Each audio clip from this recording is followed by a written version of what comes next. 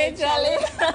I got her today to say it. So guys, I'm currently at Blaze. So the last time I spoke to Anna, the Champion family, she did mention that there are few places that kids could have fun. But I came here yesterday and I was really impressed, knowing that it's Ghanaian owned. Yes. Tell us a little bit about Blaze and everything everyone watching this video should know. Okay, so Blaze Family Entertainment is an indoor gaming center. It has 2 sessions. That's the bowling alley and then a trampoline arena made up of 15 different games. Yeah. From slides to wall climbing, zip line. MPRA, Takrofi, and I think NIC, Justice Ofori is here. So this has been a real team effort to get us to where we are this morning. So good morning to you all. As I announced in the evening of yesterday, Sunday, 4th December 2022, we are gathered here today to invite holders of domestic debt to voluntarily exchange approximately 137 billion Ghana cedis of the domestic notes and bonds of the Republic, including Estla and Dache bonds, for a package of new bonds to be issued by the Republic. The debt sustainability analysis demonstrated unequivocally that Ghana's public debt is unsustainable and that the government may not be able to fully service it down the road if no action is taken now. Indeed, debt servicing is now absorbing more than half of total government revenues and almost 70% of tax revenues, while our total public debt stock, including that of state-owned enterprises and all, exceeds 100% of our GDP. This is why we are today announcing the debt exchange, which will help in restoring our capacity to service debt. This is the path towards resetting the economy to a more stable one capable of addressing the development challenges of the country. The reasons are quite clear. COVID-19 pandemic, rising global food prices, rising crude oil and energy prices, and the Russia-Ukraine war adversely affected Ghana's macroeconomy with spillovers to the financial sector. The combination of adverse external shocks have exposed Ghana to a surge in inflation, a large exchange rate depreciation, and stress on the financing of the budget, which taken together have put our public debt on an unsustainable path. To address the ongoing economic crisis, the government has requested financial support from the International Monetary Fund. We expect to reach a staff-level agreement soon on an IMF program aimed at restoring macroeconomic stability and protecting the most vulnerable.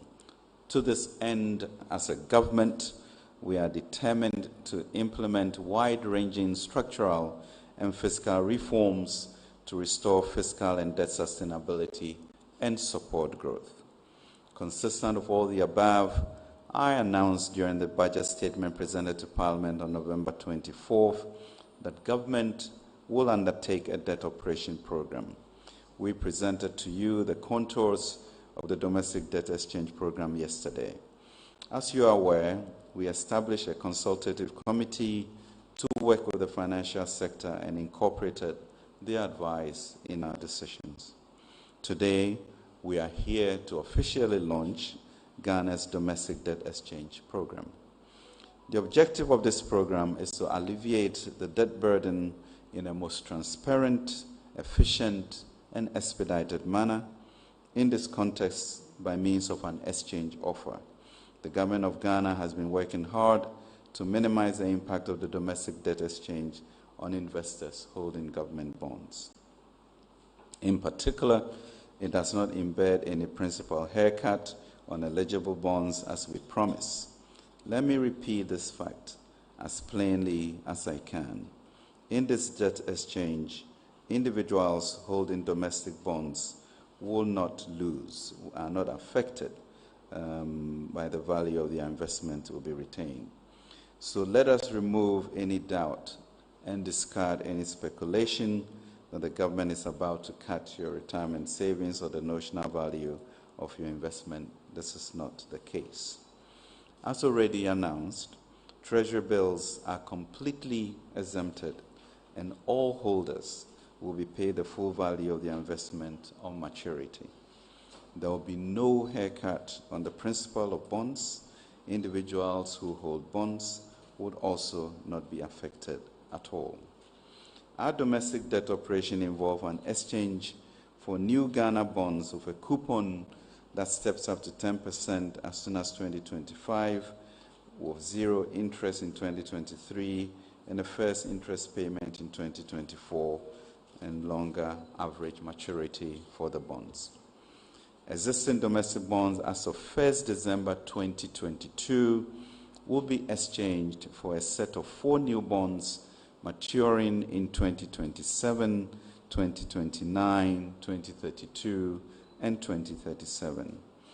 Predetermined allocation ratios are as follows: 17% for the short bonds, 17% for the intermediate bonds, 25% for the medium-term bonds, and 41% for the long-term bonds. The annual coupon on all these new bonds will be set, as I mentioned, at 0% in 2023, 5% in 2024, and 10% from 2025 until maturity. Coupon payments will be semi-annual. For emphasis, this domestic debt exchange program will not affect individual bondholders. This domestic debt exchange is part of a more comprehensive agenda to restore debt and financial sustainability. We are also working towards a restructuring of our external indebtedness, which we will announce in due course. This is a key requirement to allow Ghana's economy to recover as fast as possible from this crisis. This is also a key requirement to secure an IMF support. We are confident that of the measures we are putting in place, including those outlined in the 2023 budget statement and underpinned by a successful IMF program, Ghana will witness a stable and thriving economy from 2023. We accordingly anticipate that inflation will be returned to single digits, ensuring that real return on these new bonds will be protected. As His Excellency the President declared in his address to the nation on 30th August, 30th October 2020, and I quote, "To restore and sustain debt sustainability, we plan to reduce our total public debt to GDP ratio to some 55% in present value terms by 2028. This can only be achieved through the active participation of all key economic actors. In that perspective, we call upon all domestic debt holders to take their share in ensuring that public debt sustainability is quickly restored by participating in this exchange program. Our pledge to you all is that government will take all appropriate measures to safeguard the solvency of the financial institutions involved in the exchange.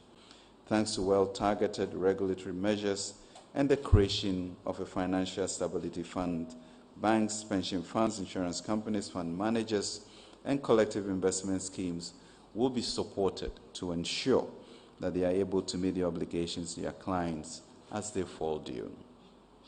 For this reason, the Governor of the Bank of Ghana will follow suit with details of the necessary assistance in due course. We have also dialogued extensively with regulators across the financial sector, including the Securities and Exchange Commission, National Insurance Commission, and the National Pensions Regulatory Authority, to agree that regulatory forbearance will be provided to all entities whose financial position is adversely affected by virtue of participating in this exchange. This debt exchange provides an orderly way to put our economy back on track. These efforts will be complemented by fiscal measures to protect the neediest and most vulnerable in society. The government expects overwhelming support to this exchange, and in truth, the success of this necessary endeavor depends, of course, upon the public's cooperation. That would also mean the media being helpful in disseminating the right information to economic actors. We are all in this together, and we intend to get out of this together. The alternative will be a far worse economic crisis with protracted closure from international markets, including imported goods and services, and further domestic economic instability, both for the real economy and the financial sector. It would also mean depleted fiscal resources to support the neediest. Ghana is not the first nation to undertake such domestic debt operation. To illustrate the point, let me cite examples of just 2 countries among many others in the last decade. Jamaica resorted to such operations in the past, notably in 2010 and 2013. In both cases, it shows the sense of responsibility of the American people and proceeded through a voluntary approach. The approach was highly successful, as more than 99% of holders of domestic bonds participated in the exchange. On the contrary, in the case of Greece, the authorities chose to undertake a coercive approach, whereby a law was passed to force people into participating. We intend to avoid as much as possible the Greek approach as we strive to reach a consensual solution with our bondholders, which really is the Ghanaian way. In any case, the good news is that the domestic debt exchange has yielded positive results both in Greece and Jamaica and many others, and will certainly put our economy on a much stronger footing. Greece, as you know, has now recovered full market access. We certainly anticipate a similar success story in Ghana. I want to assure you about the government's commitment to do what is necessary to ensure that we succeed. Ladies and gentlemen, today's announcement is a major policy step that the government is taking over the short period to restore macroeconomic stability, achieve debt sustainability, and get the economy fully back on track in order to create and protect jobs, provide and enhance incomes, foster strong and inclusive growth led by exports, and restore hope to the Ghanaian people. In all humility, I wish to remind each and every one of us that Ghana is the only home we have. Its progress and prosperity are our collective duty. We have overcome many challenges and risen to the occasion many times before. We are a resilient society. Thankfully, today our development is in a far more advanced stage than before when other challenges confronted us. We have made big progress over the years, and the progress before us is even greater. This is another challenge which we must surely overcome, and overcome we must for our sake and for the sake of our children. Together, we can beat this. Our ultimate goal, when all is done, is to put our nation into a sustainable development path, one of fiscal responsibility and rectitude, economic stability and growth that will truly translate into improving the lives of the people and all of the nation's economic actors, including investors. Your support, fellow Ghanaians, can help us realize this ambition. I say this because I know that together we shall triumph, and as in the days of Nehemiah, let us all rise up, family by family, and rebuild together. Let us make our income budget a reality. Thank you, and may God bless our homeland, Ghana. Thank you.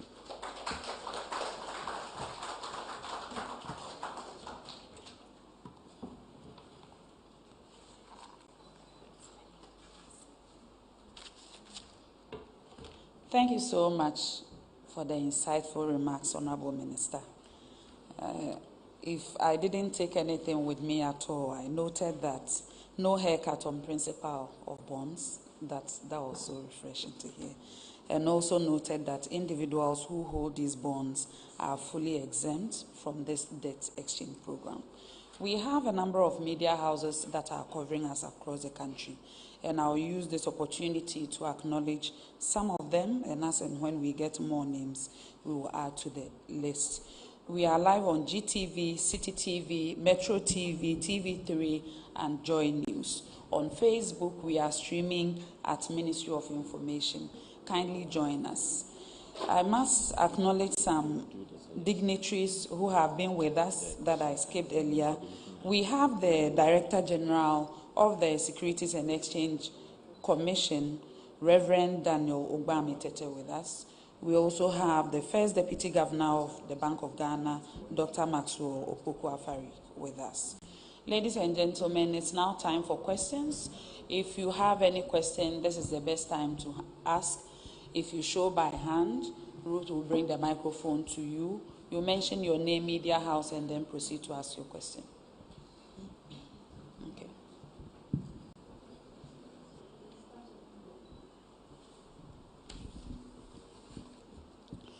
Kindly keep the questions brief so that we can take more questions. All right. Thank you very much. My name is Stella G. Sogli. I work with GhanaWeb. So I heard the Honorable Minister say that individual bondholders will not be affected. So can you give us a vivid breakdown of the particular people whose debt instruments will be affected? Because there's been reports in the media that some EcoBank, Data Bank, and other people are losing part of their investment. So we would like to kindly know which people are going to be affected. Thank you for the question, please.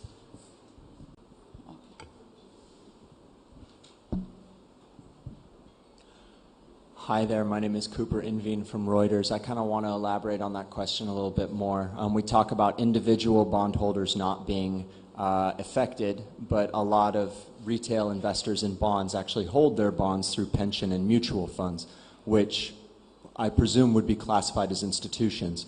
So how would individuals who hold their bonds through pension and mutual funds be protected? Thanks. Thank you for the question.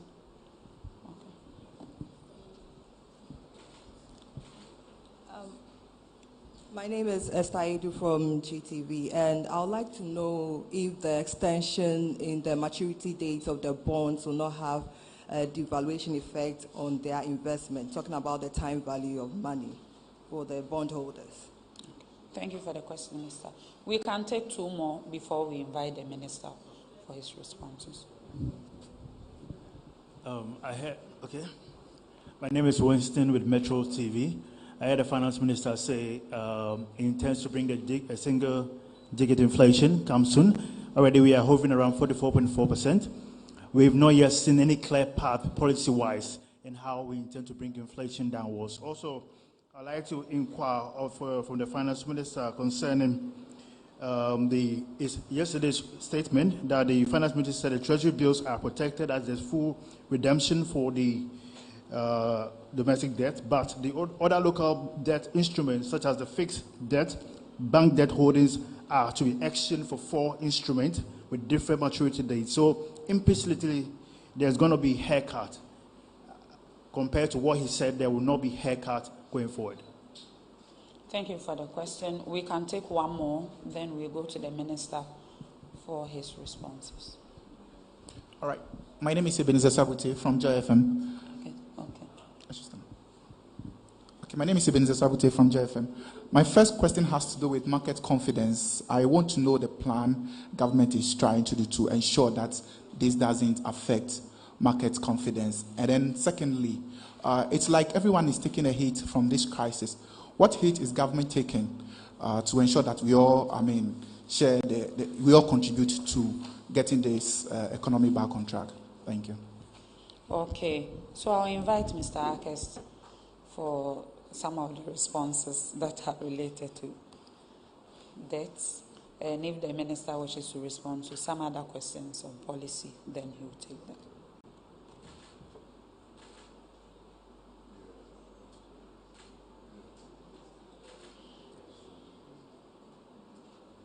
Okay. Oh, yes, please.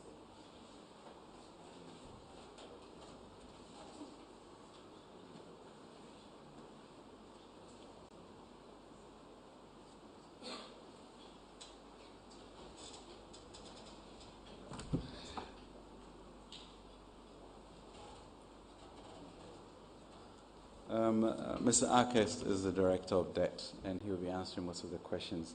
But you know, the last question was interesting for me, the issue of market confidence. And the challenge really for us as a nation is that we are where we are. The question really is, what direction do we take? Do we take an orderly approach to it with cynicism, or a disorderly approach to allow things to just go? And I think that's deeply the question that we should ask ourselves. Where do we want our nation to go where we are at this present time? And therefore, how are we going to evangelize this message in a way that says that this is the orderly approach? You know, we did assume an IMF program, which we successfully went through. So we should be hopeful that when we commit to this program, we also are going to successfully go through. And I think that has to be sort of the overriding sense of determination to get through this. If not, then we can't, as a people, walk through this. So it's important that we all take our personal responsibilities towards rebuilding this broken wall. Then you talked about the issue of what is government doing. It's a very interesting question, because if you look at the budget, you know, we agreed to a 3.7%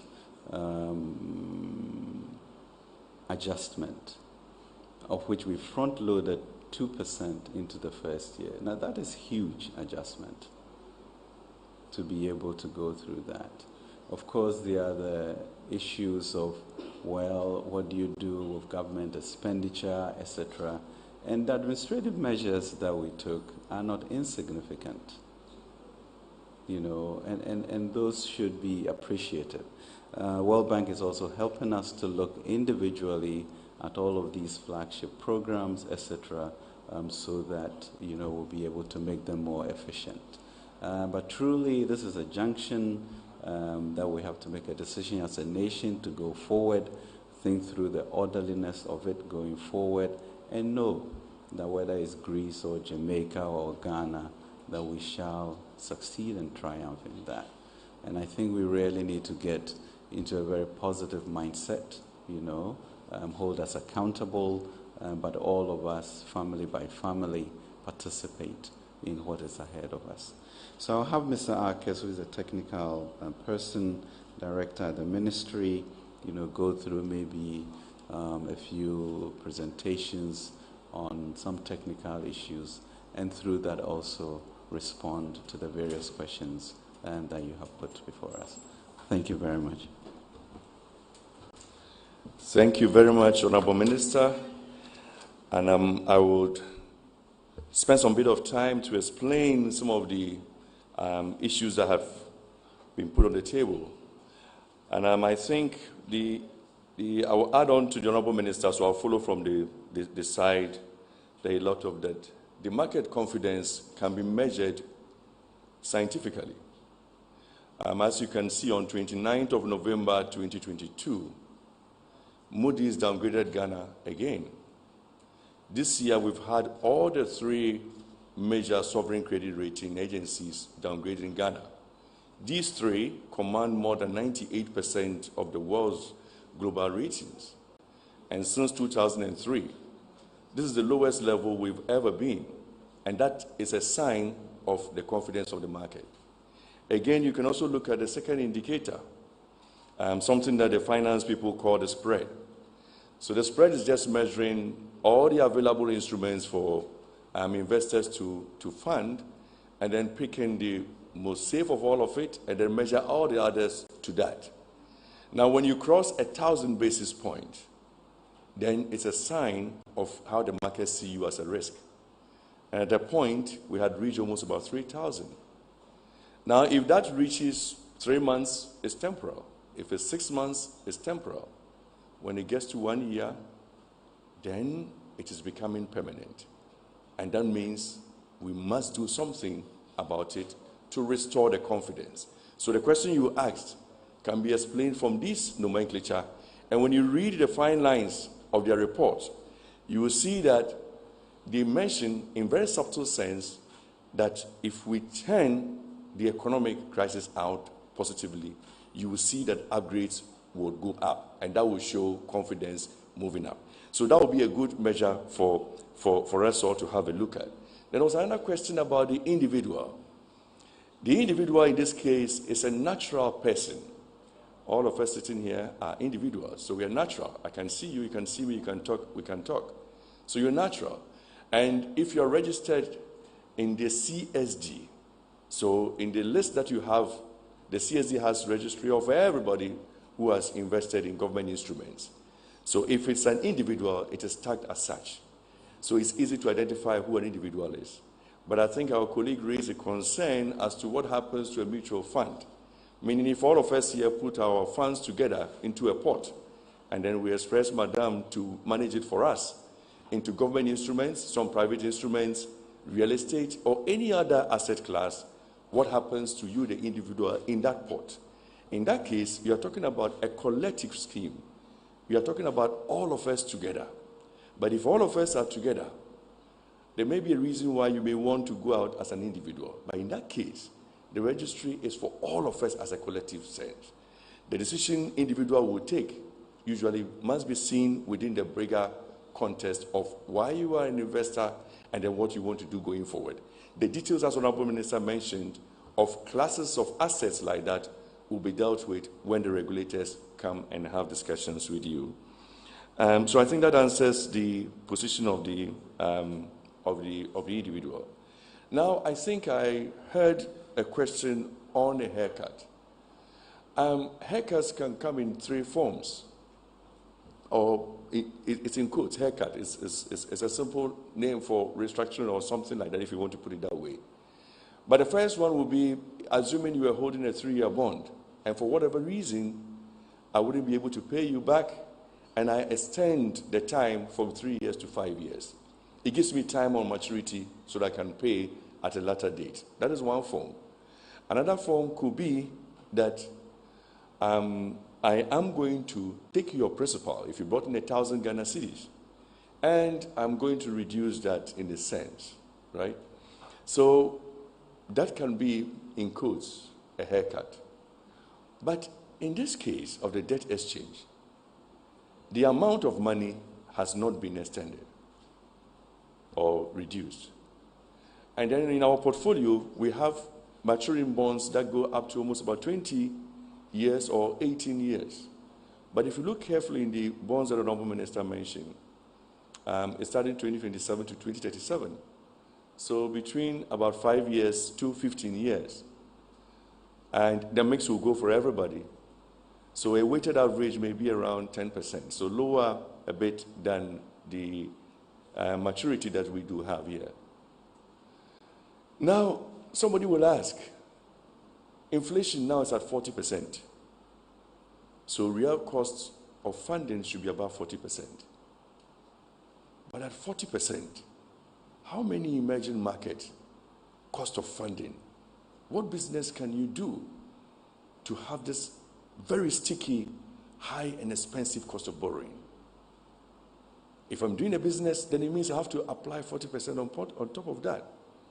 Would a sovereign be able to honor that if I give you a 10-year bond and it's at 40 fixed income, 40% every 2 years, almost the principal is paid out as interest costs? Within the life cycle of 10 years, the principal will have paid about 4 times, not the principal. All of us sitting here, if you were owning our companies with that kind of cost structure, how would you fare? So on one side, you are benefiting from the interest, but it's also a cost for us.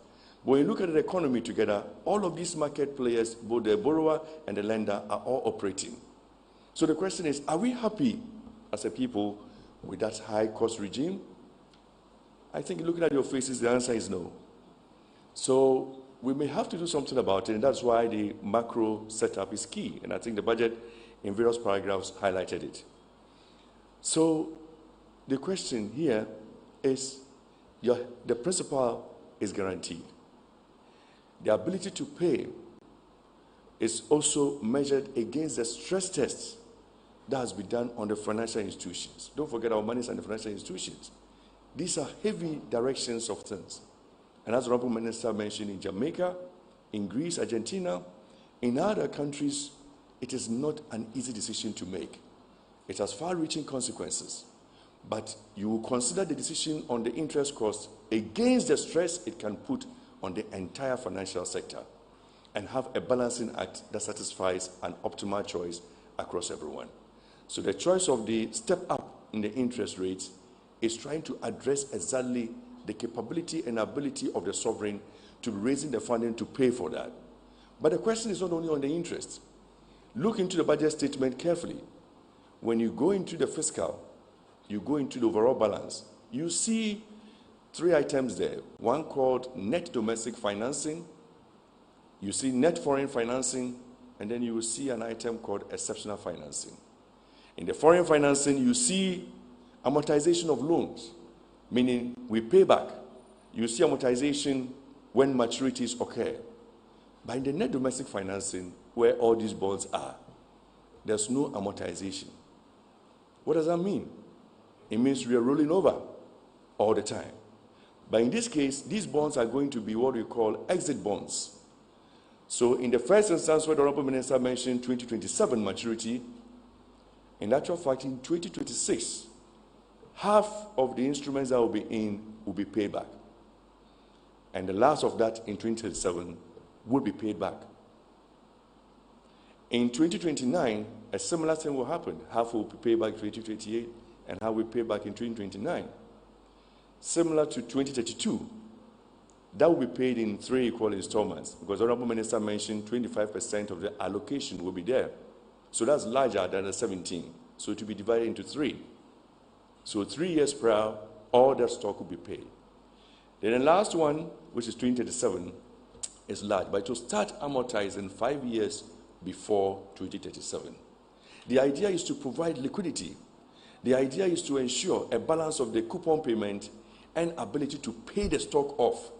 Otherwise, the way we're going, it will have been difficult to manage that. So that is a plus. When you do a net present value term, that adds and reduces the risk involved in. So I think, Honourable Minister, I believe I've taken a bit of time to explain. It's a bit technical, but I think I've tried to give the, in simple terms, the answers to that. Thank you very much.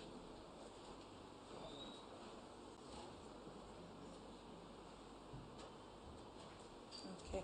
So we'll take the last set of questions. So if you have any question, show by hand. They will bring the microphone to you.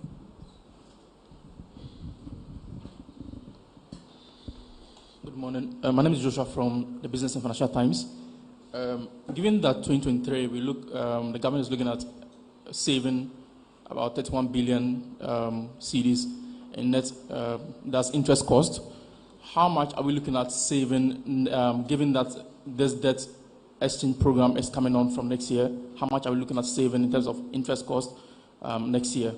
And also, yesterday, the minister also mentioned that the fund which is being set up will be government-led. But I just want to find out also that would it be, to just for clarity, would it be an IMF-led sort of fund whereby it will give some sort of confidence to any bilateral or multilateral partners that will come in? All right, thank you. Thank you for the question. Thank you so much. My name is Sani Abdurrahman. I work with the Media General, Ghana. First of all, I want to know, the conversation has largely centered on the domestic. Of course, we are here to launch that program. The international community, the international lenders, the external lenders are also anxious, wanting to know what the engagement would be like in terms of the bonds they are holding. So if Honourable Minister can share some details on that. Also, in the 2023 budget, we've seen that the deficit or the shortfall is around 61 billion Ghana cedis. If you do simple mathematics, even 15 cedi to $1, that is like $4 billion. A lot of people are worried that that's not an indication that the government is committed to some sort of fiscal discipline, because in difficult time like this, we expect the government to slow down on expenditure to signal the international community that there is commitment to fiscal consolidation. We haven't seen that. If there is any explanation that they can offer, I'll be glad. And please, you've asked 2 questions. Let's leave it at that so that your colleagues will also get the opportunity to ask their questions. Okay, I'm Natalie Neti from City TV. I would like to know, can the individual bondholders sell their bonds to banks after the exercise? And if so, will government pay the banks the original coupon?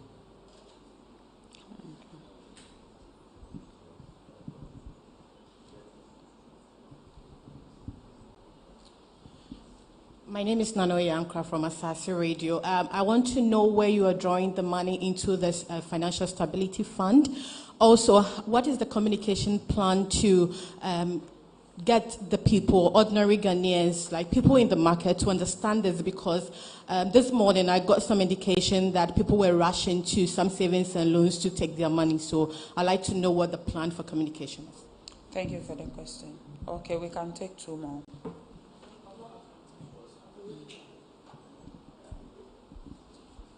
Okay. My name is Winston of Metro TV. My question is, the finance minister said that this bond exchange program is a pre-requirement to secure IMF support. What other requirements are we not aware of? Can he give us more insight? Also, he said that the collaboration with the Security and Exchange Commission, initially the Security and Exchange Commission gave support in the initial financial sector cleanup. Are we to anticipate more economic challenges? Because in the report released yesterday, he said that they are to use every appropriate approach or measures to ensure the impact does not affect individual bondholders. So are they open to use any economic or financial method to their advantage without any control from the finance ministry? Thank you. Okay. The final question. Okay.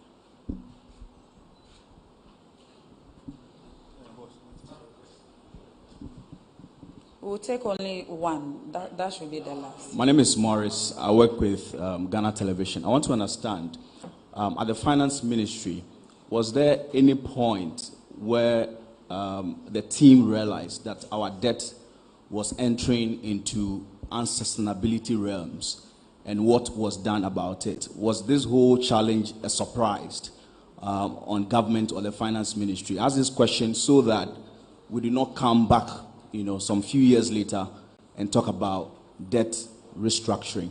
And also with the media, I want to understand, how do we communicate this whole thing to assist government to boost the confidence? Because it is what it is. Okay, thank you. I take that to be the last question. Unfortunately, we cannot take everybody's question, so please. Okay, so I'll invite Mr. Akes for some responses. Okay.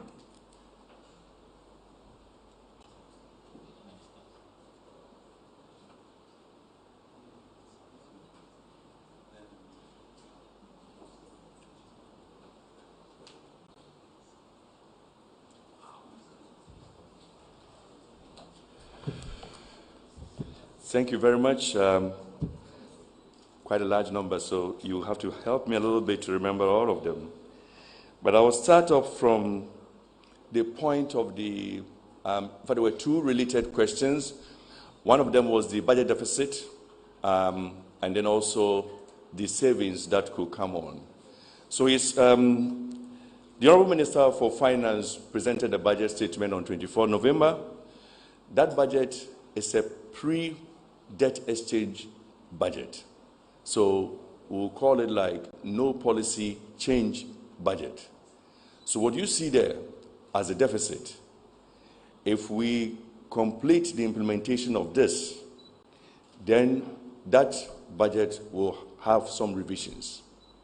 So most definitely that deficit you see there will decline. Again, when you look into that budget, you would have seen a domestic debt service amount, and I'm sure that's what our colleague was asking. Now, that will be, if we do nothing, then that is the amount we need to pay via coupon transactions, and not on the stock that we are holding. So that also will be flexed down. But let's not forget that it's not total. The idea is there will be exceptions, like the individuals are out. That also has treasury bills coupon payments, so the treasury bills component will also be out. Will be in the existing instruments as they are. Then the new one would kick in with the terms for 2023, as the Honorable Minister has mentioned. So one of the key outcomes from this is that those numbers you are seeing would have to have a natural flex. So that, I think, provides clarity on those two sides.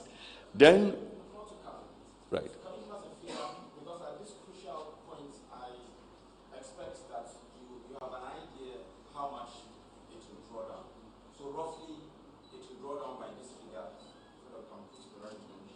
Yeah, you are taking me, you said you put the right information out, but you're taking me into the realm of guesstimate, because the issue the Honorable Minister mentioned is that it's a voluntary exchange.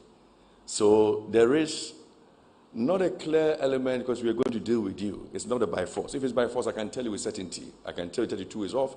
I can tell you that the holdouts from individuals is about 8 billion. I can give you all of that with certainty. But once it has an element of voluntary, let's be careful. The right information has to be done rightly. So I'll beg you to just hang on to that. And not that we are not able to, we can guess what range it is, but we'll give you the right information as the time goes on. Then there was a question about the IMF and then the multilaterals. Yes, the IMF program that we are envisaging to reach a service level agreement as early as practical in the next few weeks with your support. But also the IMF serves as a very good catalytic institution to kick in a lot of multilateral or bilateral support. So you're right, we can get a number of support mechanisms that will come in to ensure that the financing of the budget is complemented by those resources. Then you made a reference also to the element of fiscal discipline.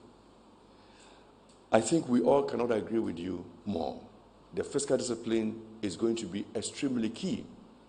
Going forward with an IMF program, with our own laws and structural reforms, where most of them have been highlighted in the budget statement, and I would go that you take a look at that, will be extremely key going forward in terms of fiscal discipline.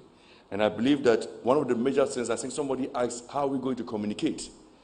Under a debt treatment of this nature, communication will be extremely important. So you will notice that we would have regular communication with you. There will be regular flyers, there will be regular reportage, there will be regular engagement. The issues are technical, the issues can be difficult, and the issues may be unprecedented. So it is important that we inform you, we be with you as we go through the journey. So please rest assured that for most of you in the communication elements, there will be a lot of discussions with key actors who are here from the government side to ensure that is done. The other question that I saw was the sources of funding for the Financial Stability Fund. Here, it's a combination of sources, both multilateral and then from ourselves. A lot of discussions. I think the details in there will be rolled out later on by the regulator and the central bank. But then most of the sources will be from domestic itself and external. And that is a very important intervention to ensure that there's a backstop that would provide liquidity for institutions to meet any demands that you would have. I think I overheard reportage that people are going to savings and loans to pick. I think in banking, when we have a run, we can run into a deeper crisis. I will call that these measures are to provide comfort for us. So let us exercise restraint and let us not cause unintended effect by this very, very important message that we have today. Now, on the element of, I think, Madam, I believe I've finished every question, or is there any outstanding? Right. Sure.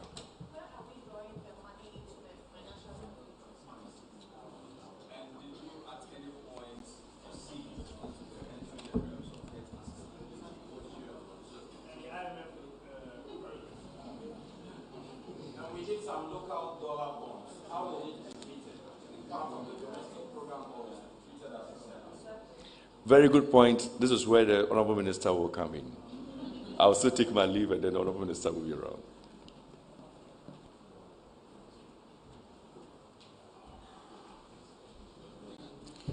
I will now invite the Honorable Minister for his concluding remarks, but kindly note that there will be further technical engagement with the media beyond this live stream so that we get to, explain further some of the issues that you may not understand. Thank you very much indeed. And I think you will be interacting with Ms. Ruth Botio. Could you get up so that they see you? And she would be the nexus for your discussions. But as you can see, some ARCAs and a number of our ministry directors, Aglico and Co., will be available for consistent interaction on the technical aspect of it. But I think the key thing really, when it's all said and done, is our own mindset as to where we are going and what type of trust and what type of accountability that government would also bring to bear. But we cannot afford a disorderly approach to this because we know the crisis is upon us. I think the question was therefore, I guess implicit in the question was, did we know that this was coming and we did not do anything about it? It just strikes me as odd for us to have this sort of two apocalyptic events in world history, and for somehow all of us to have been able to see it when you look at trillions of dollars that those of reserve currencies have been able to put into their system. So it's not an issue of a smirk or whatever. And if you look at the way in which we really invested in our people over this period, you expect a certain return over a certain period. If that is, cut short by events that you cannot expect, the returns to you do not come as they should. So yes, certain efficiencies could have been done, but let's be very clear that these years, 6 years, have been ones of unprecedented social interventions, which really is about building our human capital and turning the way forward. So we are here, and how best do we use these moments to build a stronger economy? That's what. So we really are looking for the media to truly participate with us, and rally people, because the extent to which our interest charges consume some 70% and sometimes 100% of our revenues is something that is not sustainable. And it's really a recalibration, therefore, of the whole interest rate regime so that we move into a sustainable orbit that we'll tend to continue with. But yes, let me truly thank you for your presence. We will engage. I think our deputy ministers have been on radio and TV this morning. That will continue. Ruth will set up a system that ensures that there is enough information out there for everyone. And the truth of the matter is that this may be one of the most effective collaboration of the regulators, the issue of liquidity, so there's no need to rush for your money because certain forbearances will also be given to these institutions to help. So in a sense, this is an opportunity to have a pretty orderly exit through this and use that period to also build up on the issue of an export-driven economy, get our macro statistics in order, put our nose to the grinder, and make sure that we come out of this a much, much stronger economy than we have. So we ask for your support in this, and we as government also committed to fiscal rectitude and ensuring that next year, even though it's going to be difficult, is a year in which we'll cross a Rubicon. So thank you very much, Minister, for this opportunity, and thanks for coming.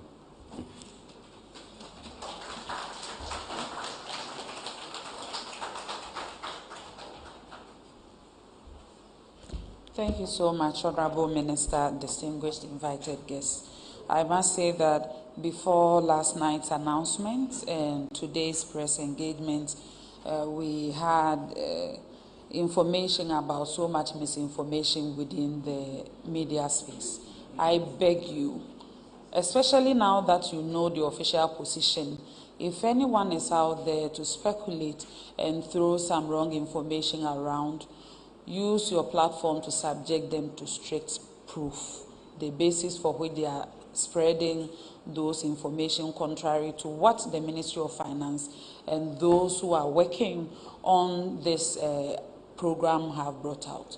So we really count on your continuous collaboration and support so that we can engage in a lot more public education, as this topic is quite technical and so many people may not understand at first hand. I thank you so much for making time this morning and hope to meet you again some other time. Good morning.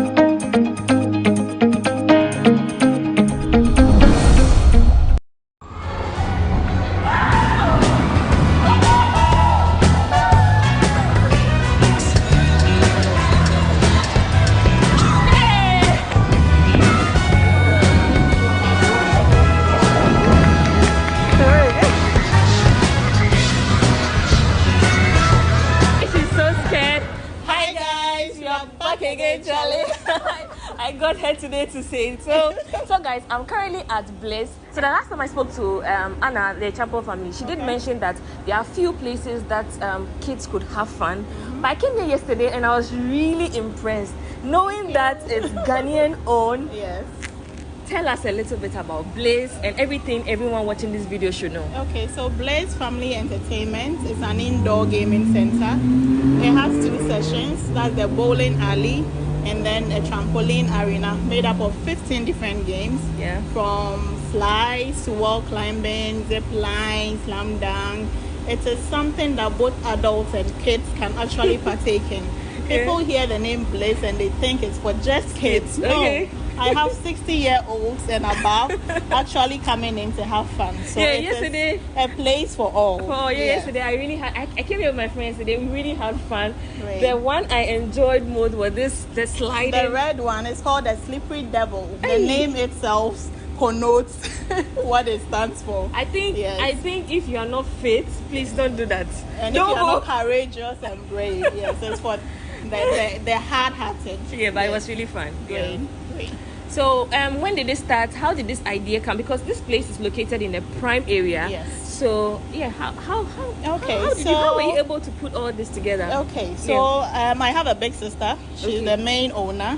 Okay. One time we were sitting in the hall. She travels a lot and I don't. Okay. And we saw a YouTube video showing an indoor recreational center like that. And then we asked ourselves, why do you have to travel outside to experience something like this? So that's why we got the idea to try and bring something like that to Ghana, so that the Ghanaians who don't have the privilege to travel outside can also partake and experience in this wonderful adventure. So that's the goal behind Bliss. I can relate, because the first time I tried bowling was when I went to Singapore. Okay. And I was like, but this is something we can have in Ghana. So I'm really happy. We actually had one. That was some years back at in Labadi. Yes. Yeah, the last time I went was not or something like that. Yeah. So. Oh, okay. This place. So who owns the place? My big sister owns the place. And is she Ghanaian? She's Ghanaian, 100% Ghanaian, owned by a woman. Wow. Okay, this is why you need to support Ghanaian-owned businesses. Yes. If you are in Ghana, if you are in even in the neighboring part of Ghana, come to Bliss, come and have fun with you and your kids. In fact, as she said, it's not only... And our rates are affordable. Usually when you mention 110 for an hour for kids, people think that it's just jumping. But you can attest to the fact that when you got into the arena, there were so many different activities to partake in. In fact, the 1 hour wasn't enough. Yes, so you have so many things. The 1 hour... The 110 for 1 hour is worth it, actually. Okay, how much is the bowling experience? For the bowling, it's 120 Ghana cedis per head per game. Okay. If you come in a group of 5 to 9, you get a 5% discount each. Okay. 10 and above, 10% discount each. Okay. Same applies for the trampoline as well. Okay. So apart from the indoor games, what other activities do you have? What do you have here apart from the? Okay, so we have an indoor seating area. We have a bar, a restaurant, and an outdoor seating area with a snooker for my boys who like to chill and have fun. Yes, Friday nights, yes. And we are planning on bringing in some karaoke activities and trivia nights and all that. So we have a lot in the line. We're just working on it. It will pop up soon. Okay. So I'm sure everyone will be interested. I mean, it is in Accra, but not everybody in Ghana is in Accra. Okay. So what's the plan for Bliss? What's the plan for other people in the north? Yes. Other people, because I really put them at heart. A few years to come, we only don't want to have Accra's happiest place. We want to have Kumasi's happiest place, Bolgatanga's happiest place, Tamale's happiest place, Takrade's happiest place. So the goal is to expand across Ghana and in fact beyond. Okay. Yes. Okay, so you heard it from her. She's Lauren. Oh, I didn't even introduce you. Can you imagine? Guys, forgive me. I was too excited yesterday when I came. Because it was dark yesterday, so we had to do it this morning. Yes. But then I really had fun. Okay. Yesterday was my second time here, and I really had a good time here. So come, and you forgot to mention, it comes with free water. Yes, it comes with free water. So after jumping, you deserve some free water to quench the thirst after all the adrenaline and the fatigue. So yes, that's the package. And my name is Laurentia Bobtoya. I'm the MD of Bliss Family Entertainment. Thank you. Mwah.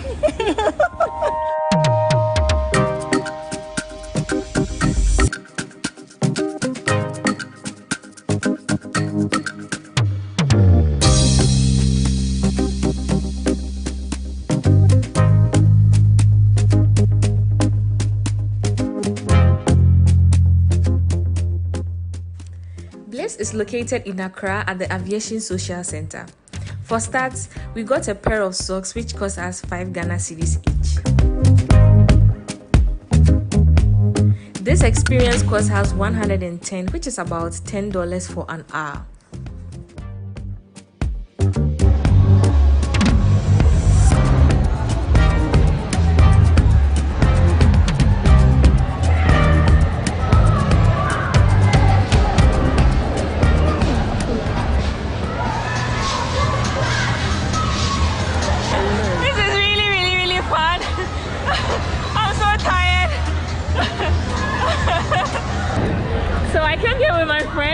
And she doesn't want to jump. She says she's so scared. So this is also the basketball.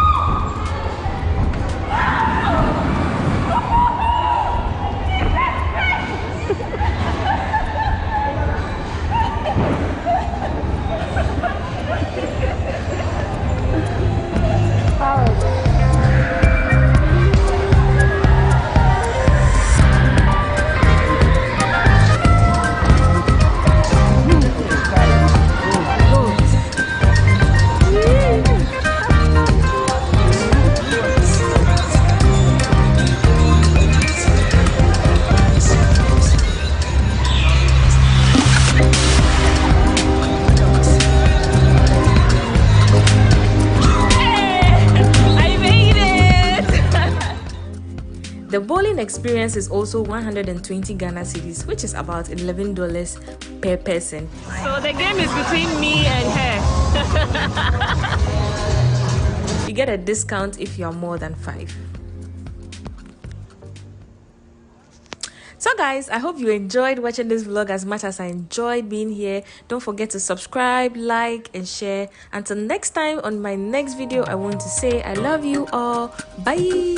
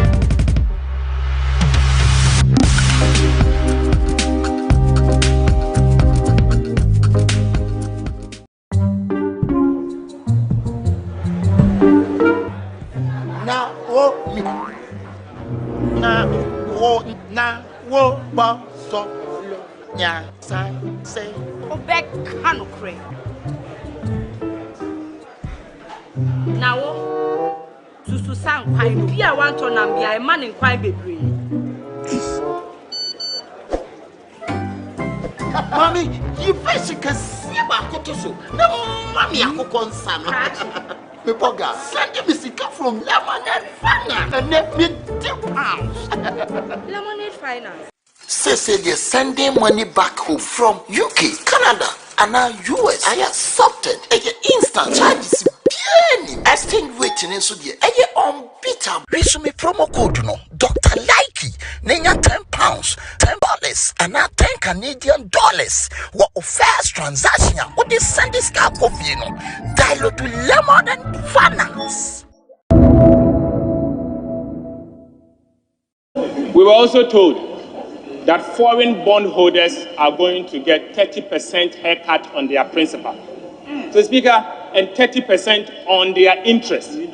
So, Speaker, I want to caution that foreign bondholders are not necessarily foreigners. They are Ghanaian banks, Ghanaian institutions, and Ghanaian businesses that have bought Ghana's Eurobond. And so, if you are treating them, treat them well. And be mindful that whatever happens in terms of the haircut you want to give to them is going to affect the economy also going forward. So, Speaker, banks will struggle under this arrangement. Businesses are going to go down, so, Speaker, and the repercussion, if care is not taken, is going to affect all of us. So, Speaker, I can see an economic tsunami. Coming. So, Speaker, the year 2023, this budget has failed to address the concerns of the ordinary Ghanaian. So, Speaker, 2023 will be disastrous.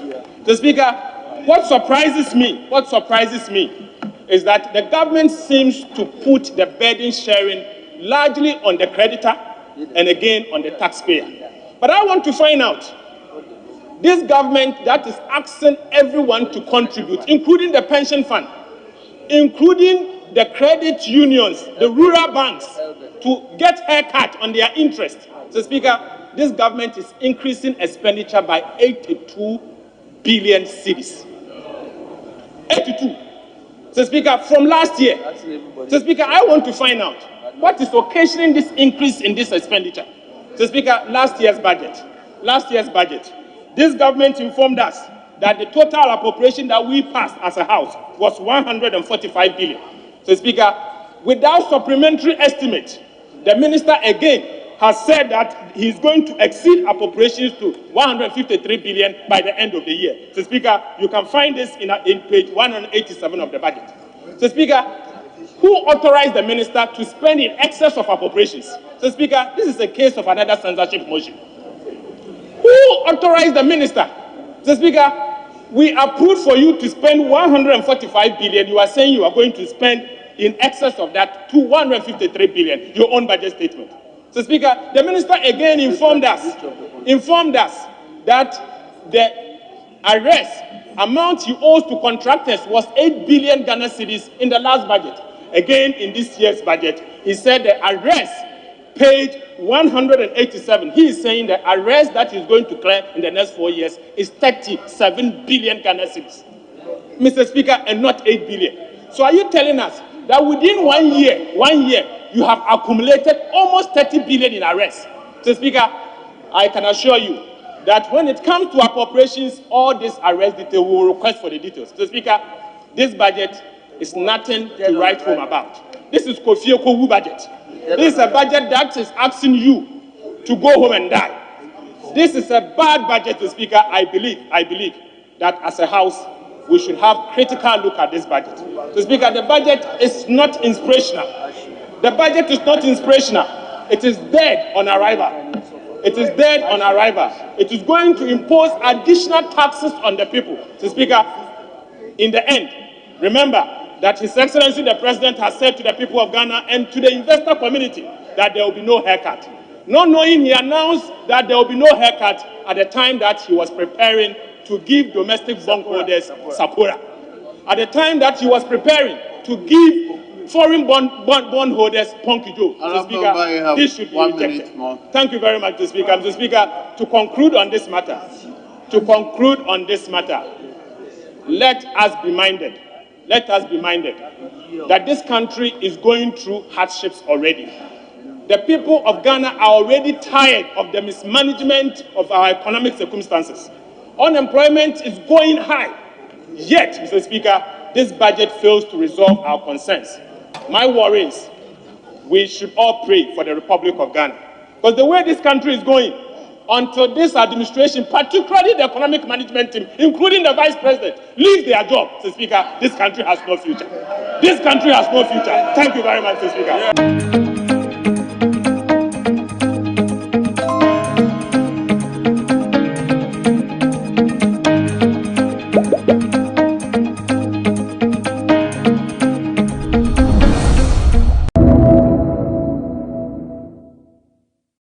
Mr. Speaker, the Bank of Ghana monetary policy rate, yesterday they announced it at 27%.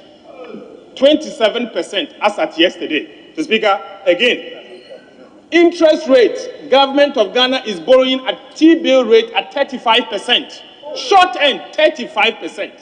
Mr. Speaker, it will surprise you to note that if you go to some banks to borrow today, I had an offer from a bank, 47.7% before you can get a loan from a bank. Mr. Speaker, 47.7%. Mr. Speaker, that is how bad the current economic situation is. Mr. Speaker, if government decide to go out there to borrow from the international bond market, the Euro bond market, we will borrow dollar at 38% today.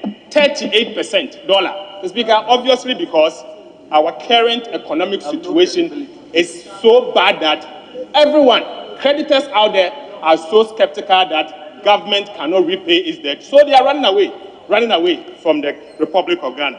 So, Speaker, unemployment, particularly youth employment, is inching close to 50%. Almost 50%. So, Speaker, yet this budget fails to address the concerns that we have. So, Speaker, unemployment is now becoming a national security crisis. So, Speaker, there's a massive cost of living crisis as we find ourselves. So, Speaker, it will surprise you to know that marriages are collapsing because of this government. Marriages are collapsing because cost of living is becoming so high. So, Speaker, that is where we found ourselves.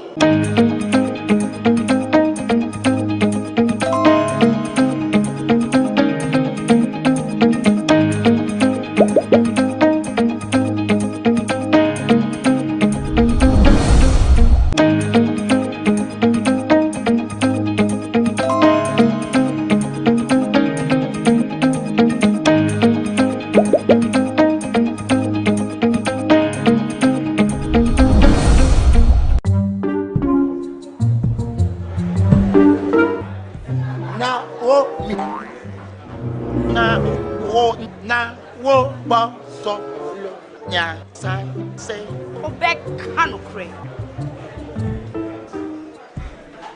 Now, Susu Sang Pine, be a want on and be a man in quite baby.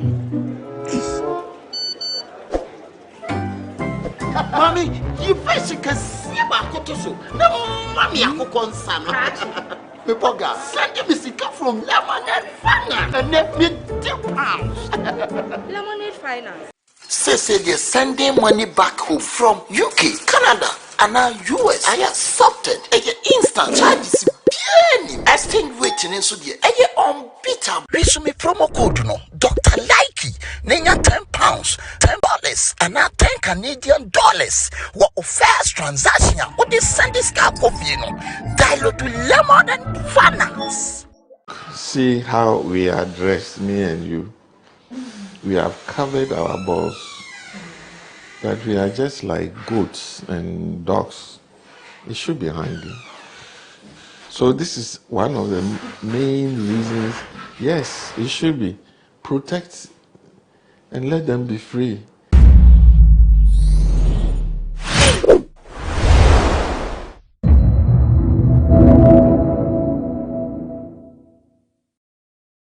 Data has shown that about 3 million babies have been born through the in vitro fertilization process, commonly known as IVF.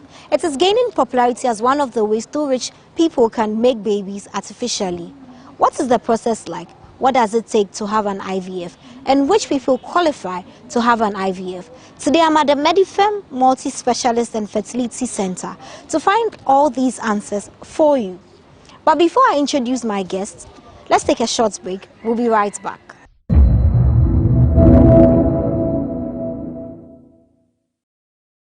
So you're welcome back from that short break, and I'm here with a principal fertility specialist at the Medifem Multi-Specialist and Fertility Center. His name is Dr. Nana Henaku Labi. Hello, Doc. Hello. So yes. Today we want to talk about IVF. I know the full name is in vitro fertilization, if I'm right. Yes. What is IVF? IVF, in vitro fertilization. I think before you understand what it really means, you must know what is the normal. And the normal is any couple who want to get a baby, there are certain 4 things which have to be satisfied. Okay. Number 1, it's the sperm of the man. 2, the egg of the woman. The egg and the sperm, they meet in the place called the fallopian tube. So egg, sperm, they meet in the tube. That's where fertilization takes place. So in normal settings, normal life, fertilization of a woman's egg is in the fallopian tubes.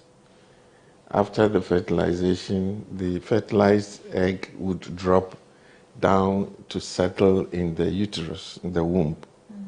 So these are the 4 things which are required for any couple to get a baby. The womb, the sperm, the egg, the fallopian tubes where fertilization takes place. And then it settles in the womb. 4 things, always. But for some reason, you cannot have the fertilization inside the womb of the woman.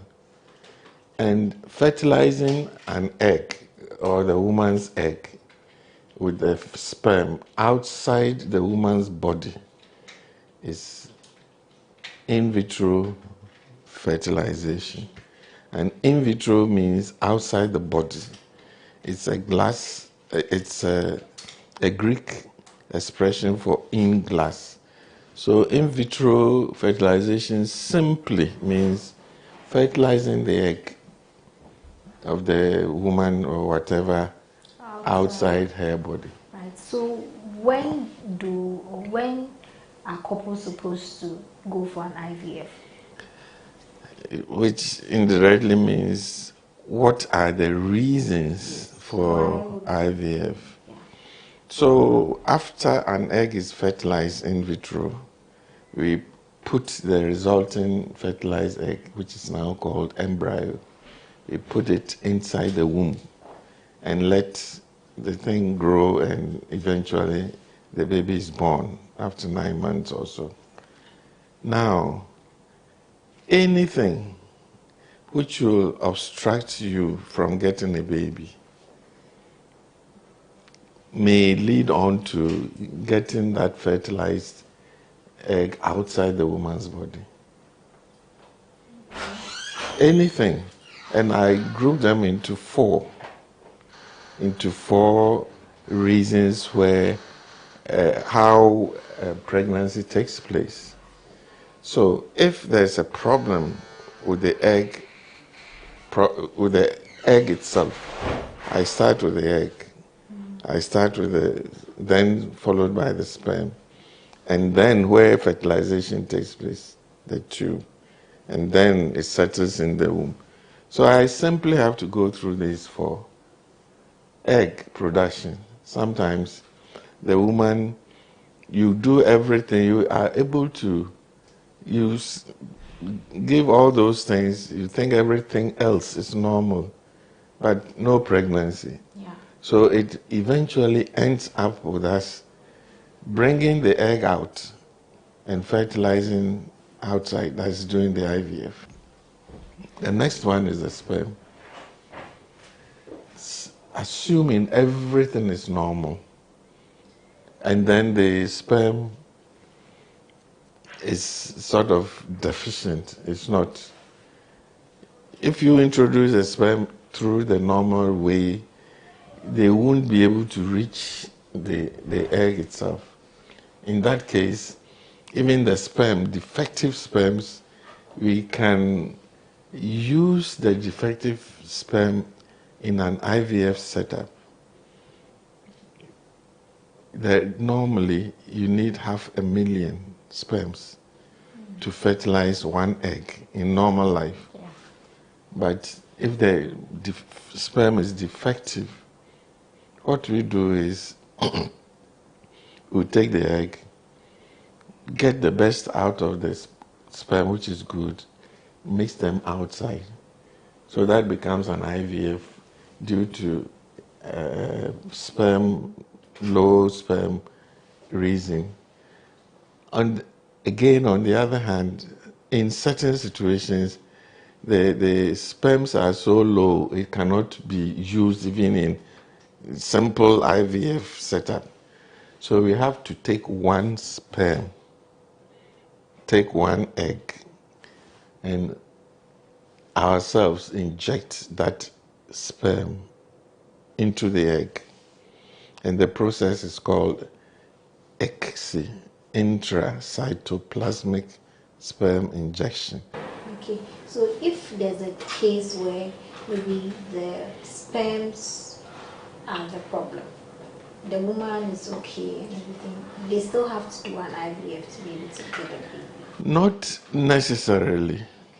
If all is well with the woman and the sperm cells are not good at all, unfortunately, we have to do an IVF. But if at some stage the sperms are not good, but they are not that bad, we can wash them, sift them, and do a process called IUI, intrauterine insemination. But even that, it means we are preparing the sperm to inject into the womb for the sperm to go and meet the egg inside the tube. But some are so weak they cannot. Look, you measure sperm quantity in millions.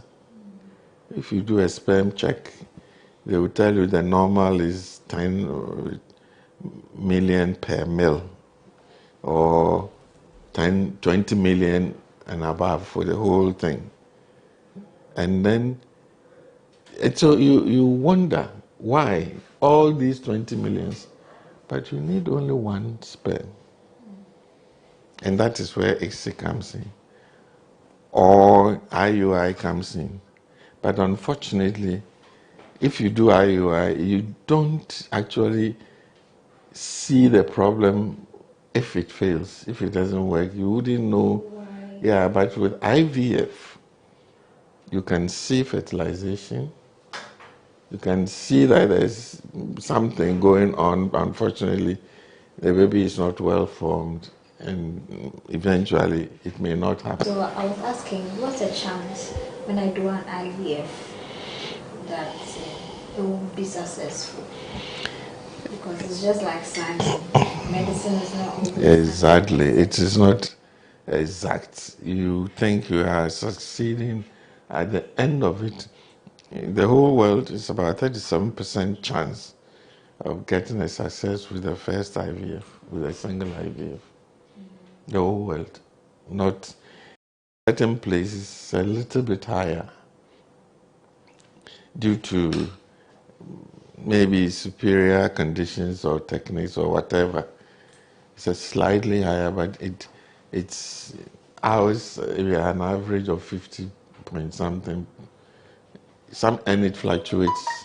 It depends on who you are dealing with.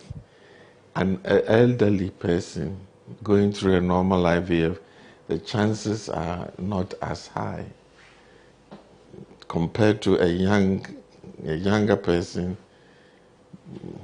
aged in the 20s and things. If other things are okay, but an IVF is required, they have a higher chance of, sometimes over 70%, 77% chance of getting pregnant. Because I was going to ask what age it is best advisable to have an IVF. The best age to have a baby in any woman is 22. Huh? 22 years is the best age to have a baby. This thing is stuck in my brain for a long, long time since I was. It's the best age. The younger you are, it's not that good for a young girl of 18, 19 to have a baby. The older you are, then it's going towards, women have an expiry date. From 35 onwards, your fertility potential drops drastically, declines. So if you are 35, so for instance, if you come to me at the age of 28 or 24, 6, and that you have an infertility problem, it will take time to go through. But if you are already 35 plus, we wouldn't give you the normal time that people expect you to get pregnant. No, we'll start investigating immediately. Because as the older you are, the less likely your fertility potential. That's very interesting, quite intriguing. 22 years is the best age for having a baby. And the longer it takes, the higher your chances. Yes. Yes. So, how is the procedure like? Is it painful? Is it stressful? Okay. Is it expensive? Let me start from the bottom. Expensive, yes, it is. But comparatively to other nations, I think we are very cheap in Ghana. Like how much? Normally, in the US, for instance, you spend more than $15,000 to go through an IVF procedure. Ghana is roughly about $5,000. Max, dollars, roughly. And it depends on various units. There are some units which we all differ a bit, but averagely, in fact, I was estimating, we were much less than the $5,000, but and because the exchange rate, that's a problem. But that's the average cost of. We don't charge in dollars; we charge in cedis.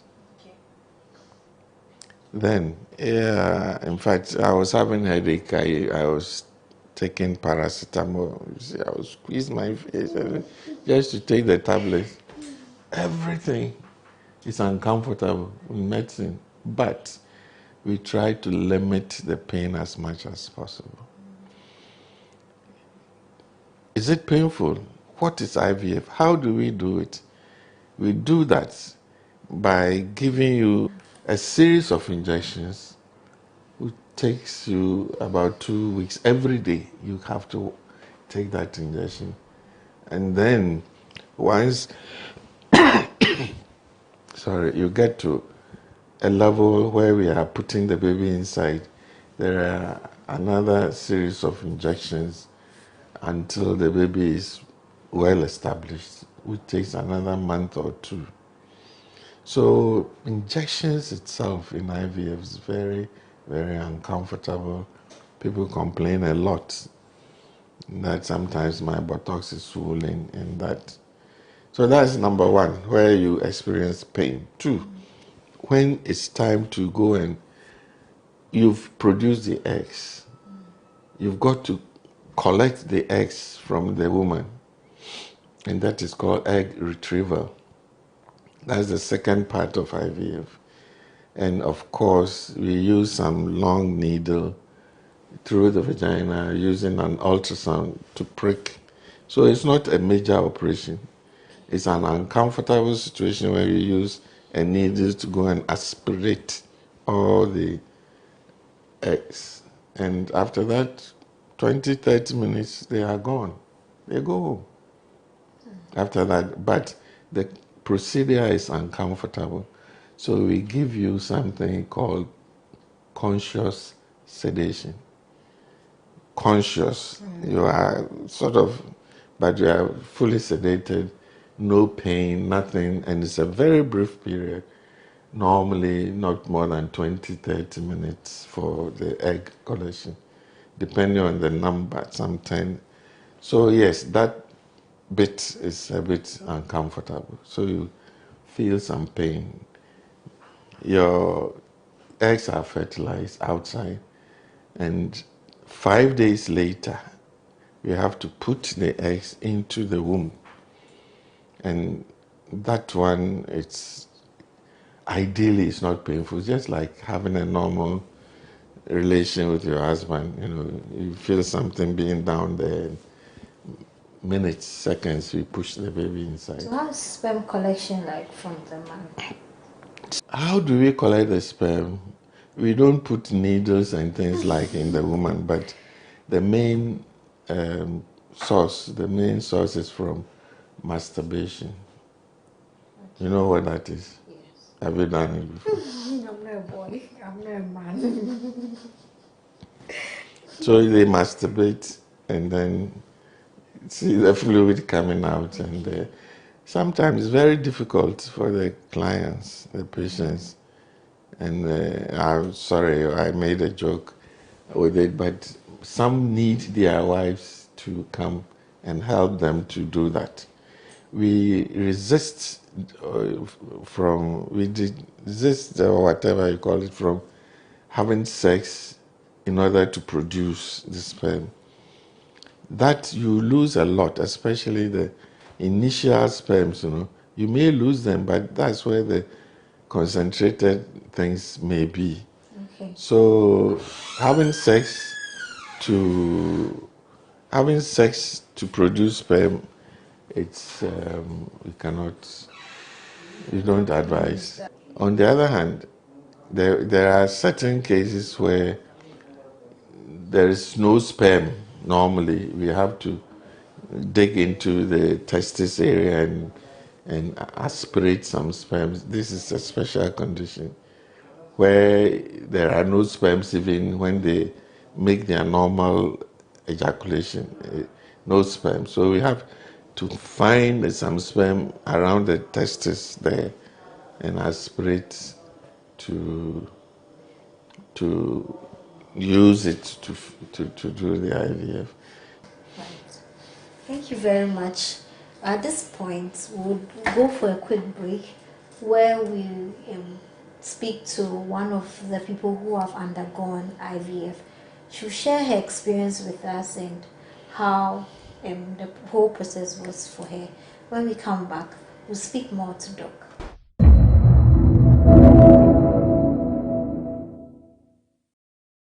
So currently I'm with Akosia. She's had an IVF procedure and she was successful.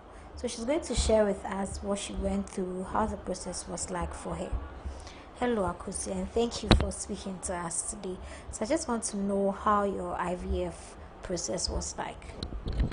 Oh, by God's grace, I would say mine has been successful all the time because I think I first came here 2014 and I'm in a distance marriage, so it's like, oh, you are okay, nothing is wrong, so let's give you medication, then you try your natural cycle. We tried it up till 2017 still. Then the doctor said, then let's go and do IVF. So we've learned a whole lot of stories. When you go do IVF, first time it's not successful. You have to do multiple times, blah, blah, blah. So it's like I was scared, but I held on to my faith. So with my first attempt, like medication, first they'll give you medication. I think they said my problem was PCOS. Okay.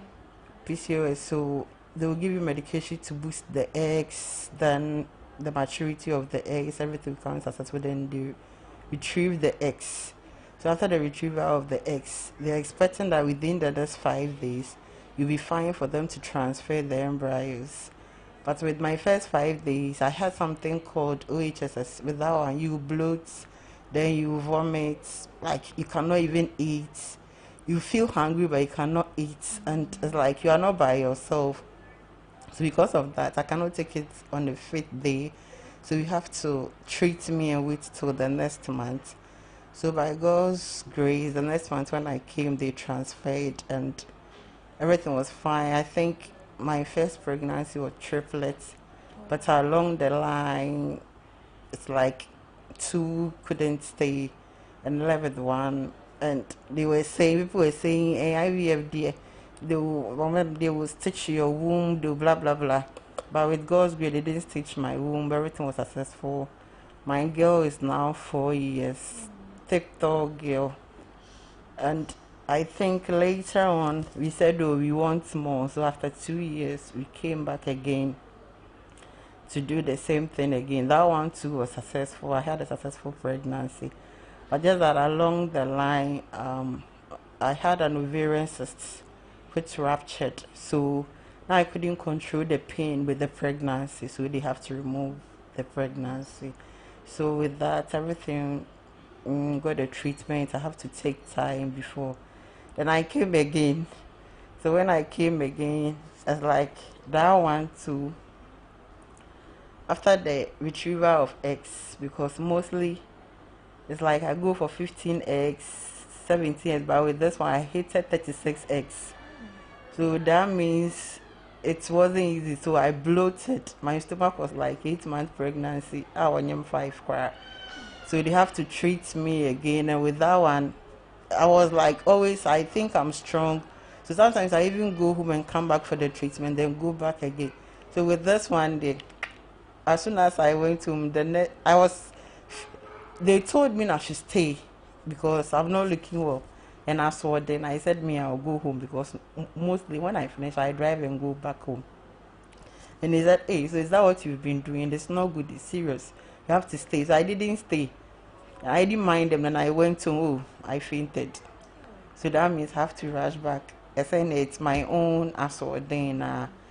But I can say when I came back, the treatment, one thing I like about them is no matter what, they have time, they have patience, they'll talk to you well, and they will call you to check on you. Even I can say I have almost all of them, they are anonymous. My husband too. In case of anything, even in the night, my husband will call them, my wife is not feeling fine. They will call you, come wherever the medication is, they will try and take the medication so you'll become fine. So with that one too, I had to wait again, then come and do the transfer again. And one good thing is mostly the semen they use is not fresh because my husband is not around, so mostly it's stored semen.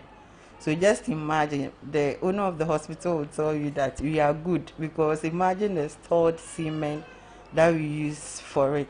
It's a stored semen, and even after that they have to store the embryos too for like 3-4 months before they transfer. Yeah, with some people, with their man will be there, the owner, they take the semen and put it in. But with my, not that way. But at the end of the day, I get successful results. Me, fine, they are doing their job. But I believe in God too. I know without God, nothing can be possible. So one last thing I want to ask is, how was the journey like emotionally? How were you feeling about it? It's not easy because last time I told one lady at the front desk, climbing this staircase up there, having hope. What pains me is you have to always come for injections. That it's not the medication alone that you take alone. The injections alone you take, especially before they will retrieve the eggs, and after the retrieval and the transfer, you have to take an injection again. That injection, the one giving you the injection is not painful. The injection, a drone, kasana, they give it to you, and after that you could say, "Otonya na, So me, if somebody is sitting somewhere and especially you come and beat my daughter there, I'll kill you." Yes, because the pain and emotionally alone. Because last year when I miscarried, it's like when I'm walking, I've been crying because after that, you have to also see the doctor, come again for that ovarian cyst that I had because of the PCOS that I have. It's likely that it will come, so it's not their fault. It's normal. The experience emotionally.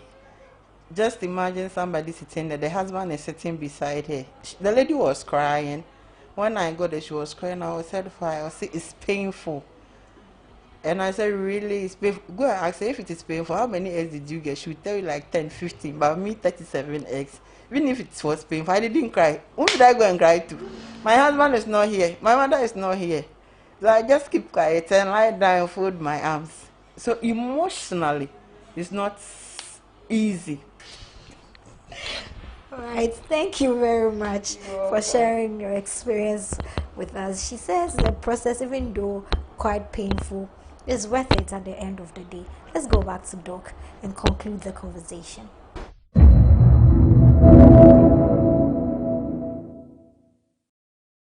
We are welcome back. So I'm seated back with Doc, and this part we're going to talk about some of the controversial things that we've heard people say about IVF. What women who go through IVF are supposed to do, some of the facts, the misconceptions, and all of those things surrounding it. Doc, welcome back, and thank you for staying with us. So, Thank you. Personally, I've heard people say that when you have an IVF, the likelihood of getting 2 or more babies is very high. I've seen someone who has given birth to 4 quadruplets, and everybody said, "Well, she did an IVF," and she also confirmed that she did an IVF. So, what's the chance of getting multiple babies from an IVF? And if that is very true, why is it the case? Yes. Normally, you've stimulated, you get a lot of eggs. You fertilize them. Sometimes you get as much as 10, 15 fertilized eggs, which are called embryos. So, actually, we discuss with the patient, how many do you want to put in? And some of them who have been, yearning for a baby for a long time, they will tell you, "Doctor, put 5, doctor, put 4. But elsewhere in the US, UK, you are not allowed to put more than 1. Ghana, we don't have a law restricting us. But I'll tell you soon we will have, because we are working on it, the government and then our association together, we are working on a draft to regulate these things. And yes, we put, for us, not more than 3. If anybody even wants 3, they have to take special permission from me before I agree. Otherwise, we normally put 1, 2, and yes, sometimes 3. It depends on the way we see your fertility potential. In a young woman, everything seems to be okay. Maybe due to something, the male side, or we try to limit as many as we can. You put 3, you may develop all 3. And that you have the triplets. Some they insist, they really give us tough time. They want, and even for that we make them sign. They want 4. You put it and they would develop quadruplets. But to be honest, with our standard, we find it a failure if somebody has more than 2. You failed. Because 3, 4, you see it you hear it in the news and all that. Really, it's not right. Because the amount of torture the woman goes through to carry these 4 babies, it's no joke. And why they normally end up having miscarriages. So the higher the order of pregnancy is, the more likely you develop a miscarriage. There are situations where some women themselves, from their family background and all that, they can't develop the higher order multiple babies, and that is not very common.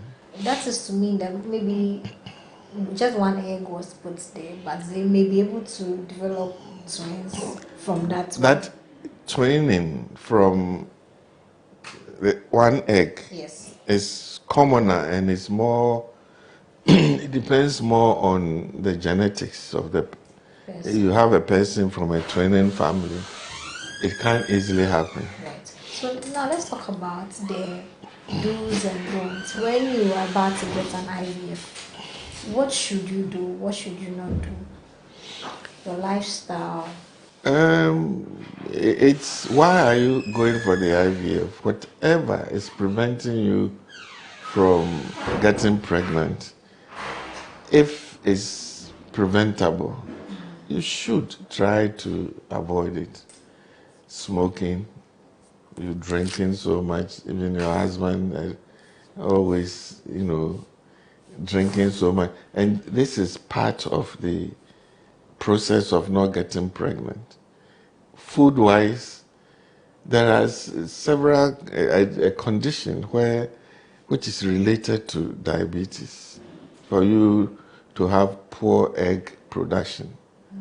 In that case, you have to try and, with the advice of the doctor, to try and sort of manage that situation where your egg production can be. It's a very popular situation called polycystic ovaries syndrome, PCOS they call it. And then in that case, you have to watch what you eat, so as to, limit whatever. Men, usually, when they are poor, low sperm, we encourage them to take honey. And look, see how we are dressed, me and you. We have covered our balls, but we are just like goats and dogs. It should be hanging. So this is one of the main reasons. Yes, it should be. Protect and let them be free. then pregnancy will take place. So avoiding, the root of the pregnancy, non-pregnancy causes could help in the situation. IVF is as simple as that. We promote eggs. So even if your eggs you can't promote it because of some of the conditions I've mentioned, we are not going to succeed, because even though we are doing it, the eggs won't come. Yes, we do get situations where no eggs are produced, and we have to cancel the whole cycle. And so anything which will make your initial doctors will tell you regarding do this or that to promote fertility, it's sort of required in general. There are no specific requirement that I'm going for IVF, therefore I should not drink tea, I should not drink coffee, and that sort of thing. I heard them talking about it, but it's not true. Okay, so there is no medical basis of it. It's just like the normal care pregnancy thing. Okay, so can you choose a gender of your child? Yes, it's possible, but unfortunately we don't do it in Ghana yet. I heard some of our colleagues, they've been trying. We call it pre-implantation genetic diagnosis. It means before the egg gets stuck in there, we manage to bring some out. You take a cell out of the developing embryo and study it for whatever you want to. Apart from sex typing, there are some medical conditions where you can diagnose this before the newly made embryo gets implanted. So they take them to the lab, remove one cell from the growing embryo and test it. Sorry. Unfortunately, sex typing, it's supposed to be common, especially with the Nigerians, but it's a very expensive way of going through doing what I just described, PGDs. Finally, I want to know some of the lifestyle choices that young people can adopt to reduce infertility rates, because sometimes our lifestyles also put us at risk of not being able to produce. Very much. Both in men and women. So before you even get to the point where you need an artificial help to be able to produce, what can you do as an individual to be able to Yes, you learned something from me. I said the best age to have a baby is. Yes. So 22 that's hours. number one. You don't wait and keep it when you are 38, 40, then you come for a baby. And seriously, it seems the infertility has gone up, infertility problem. It's mainly due to the woman's aim to have her own career, and therefore a delay. You are postponing your fertility, and it's not only fertility issues. I'm sure you've heard about something called fibroids. Yes. You've heard about endometriosis. Yes. These are all something to do with not the uterus or the system not having a baby. So fibroids take over. Endometriosis take over. My mother had me when she was 46 years. Can you imagine?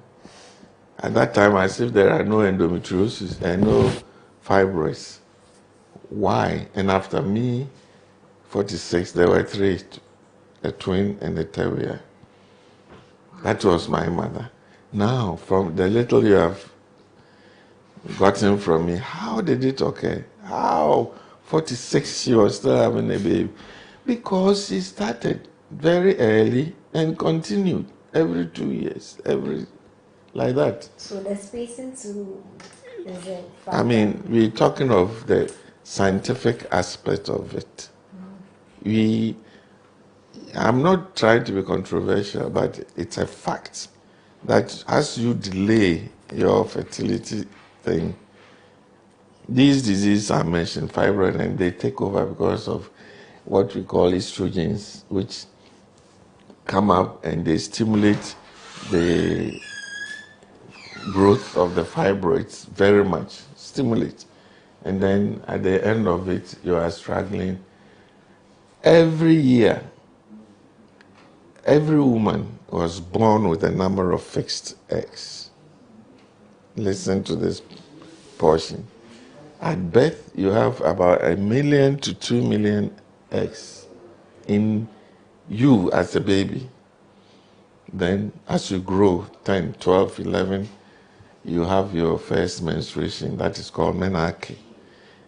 You have lost about 30% of your endowed eggs. And every month that you menstruate, about 40 to 50 eggs come out for only one to stick his neck out.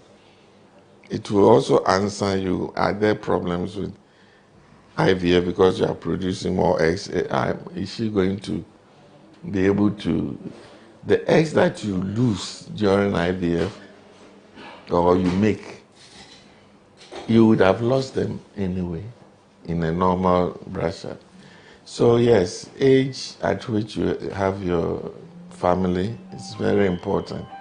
Younger girls, you should be very careful.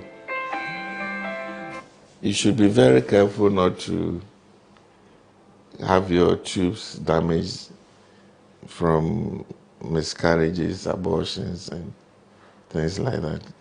That's very important for the younger ones. Inordinate sex, infections down there, tubal damage, eventually no baby. If, for both sides, male and females, if you had any issues about fertility, don't waste too much time. You go and see the doctor. They will assess you. And the other thing is men, they usually blame women for whatever their problems are, but they are equally culpable.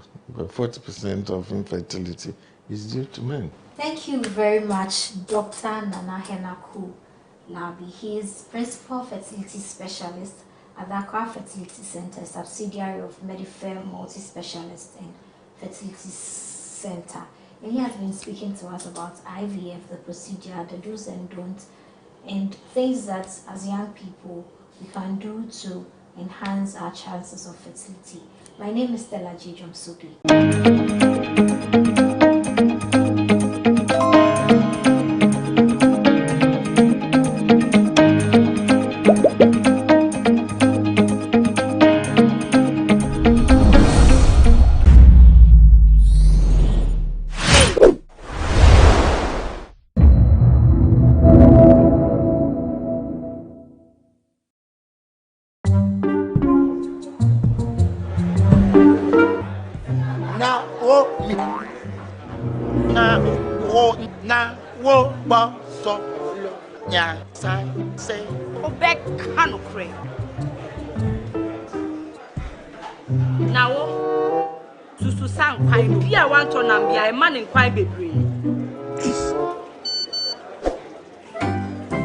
Mommy, you first can see about Kotoso. No, Mommy, I could concern.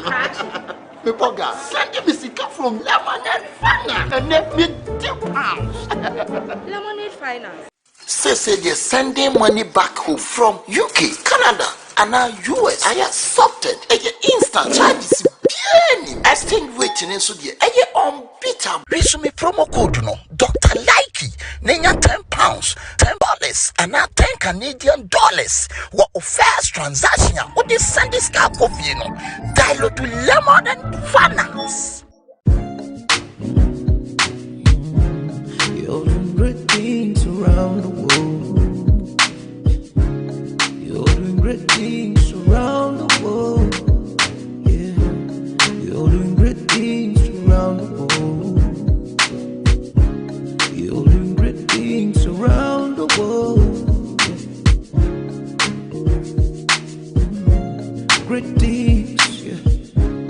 Welcome to another episode of Diaspora Link. I'm your host, Diallo Sumbri, exclusively here on GhanaWeb TV.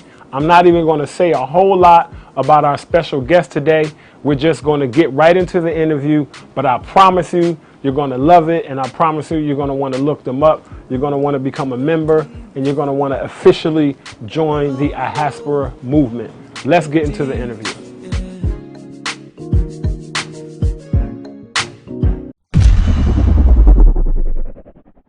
Welcome back to Diaspora Link.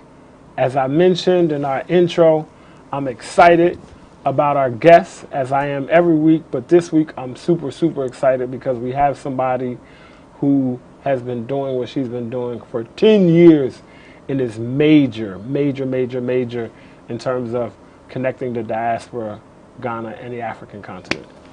So, Christabel. Yes. I got it right. You See, did I was right. worried. I Excellent. was worried. Thank okay, you. how we start, this is called choices. I'm going to give you two choices. And when I give you these two choices, you have to choose one and say why. Okay. Okay? Really simple. Sure. All right? I'll try to make the choices as difficult as possible, all right? Sounds good. Okay. So first, let's go Ohio versus New York, and why? New York. New York. I mean, is that a trick question? It's not. No, somebody might have chosen Ohio because, okay. you know. Cornfields, grass.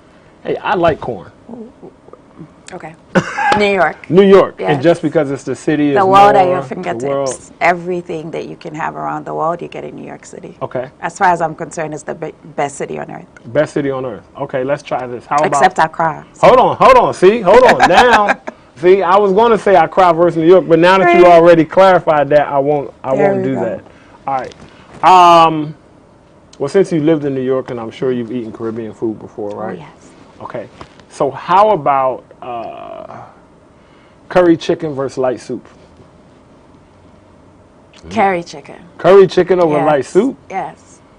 Yes. Ghanaian ancestry. I'm not a big soup person. Okay, you're not okay. And I would rather do peanut soup or groundnut soup. So that's why I would do curry chicken any day. So if I would have said groundnut soup versus curry chicken, then you I'll might be have in said trouble. groundnut soup. Then it might be. Exactly. You might have to kind of figure out which is which. Exactly. Okay. How about this? Afrobeat music versus reggae music. Afrobeats. All I'm day. not a reggae person. You're not a reggae person at all. Any kind of reggae, No. dance hall, I Bob mean, I'll Marley, dance to ska. it, but Afrobeats any day. It's in your Any blood. day. It's in your genes. It's it's in you're your... sitting and you move. Okay. That's it. Or I'll move. Okay. Yes. How about this one? A standard European women's business suit or an African wear? You would choose this all day. Because I know a little bit about you in terms of how you had to work in the places you go. I'm sure you can wear this. But, you know, there are some people who would choose the other. I have made a name for my African jackets. I like to mix it up. So I will do the Western, maybe a black dress inside, and I'll do an African jacket any day. I like color. I like color. sunshine. So no blacks, no. I joke that if I ever became a lawyer, I would just be to one day show up in court in a yellow suit. That's it. I got you. African fabric any day. All day, any day. African fabric. Okay. Mercedes-Benz versus BMW. Mercedes-Benz. Why Mercedes over BMW? Well, I think BMWs are too low. I think they're beautiful to look at, but I just feel like they're too close to the ground. I just like Mercedes. I understood.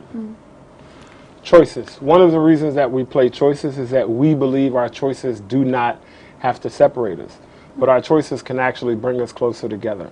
So, as we begin and continue this effort of bridging the gap in the diaspora, it's always good to find out what some of our choices are. So now we're going to move to our next called Top 5.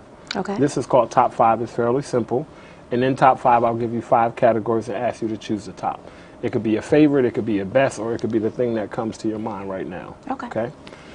Favorite book. If there's one book that you could suggest to our listening audience that's had an impact on your life or is one of your favorites, what's the name of that book? Nelson Mandela's Long Walk to Freedom. Nelson Mandela's Long Walk to Freedom. What is it about that book? It's basically Nelson Mandela's autobiography.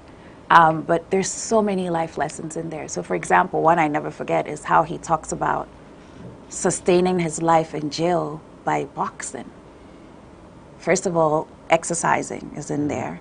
And then secondly, it was kind of just something that kept him going, finding what it is that gives you that inner peace in the middle.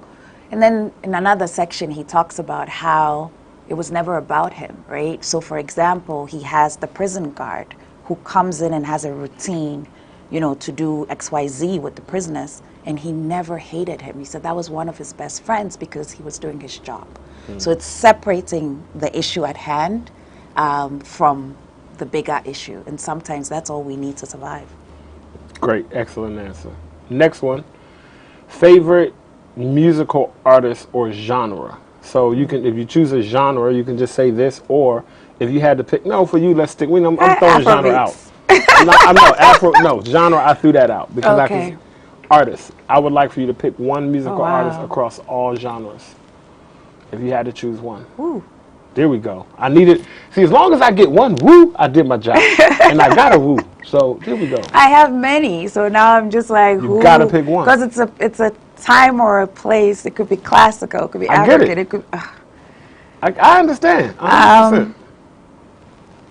You know what? I'm gonna go for something very random.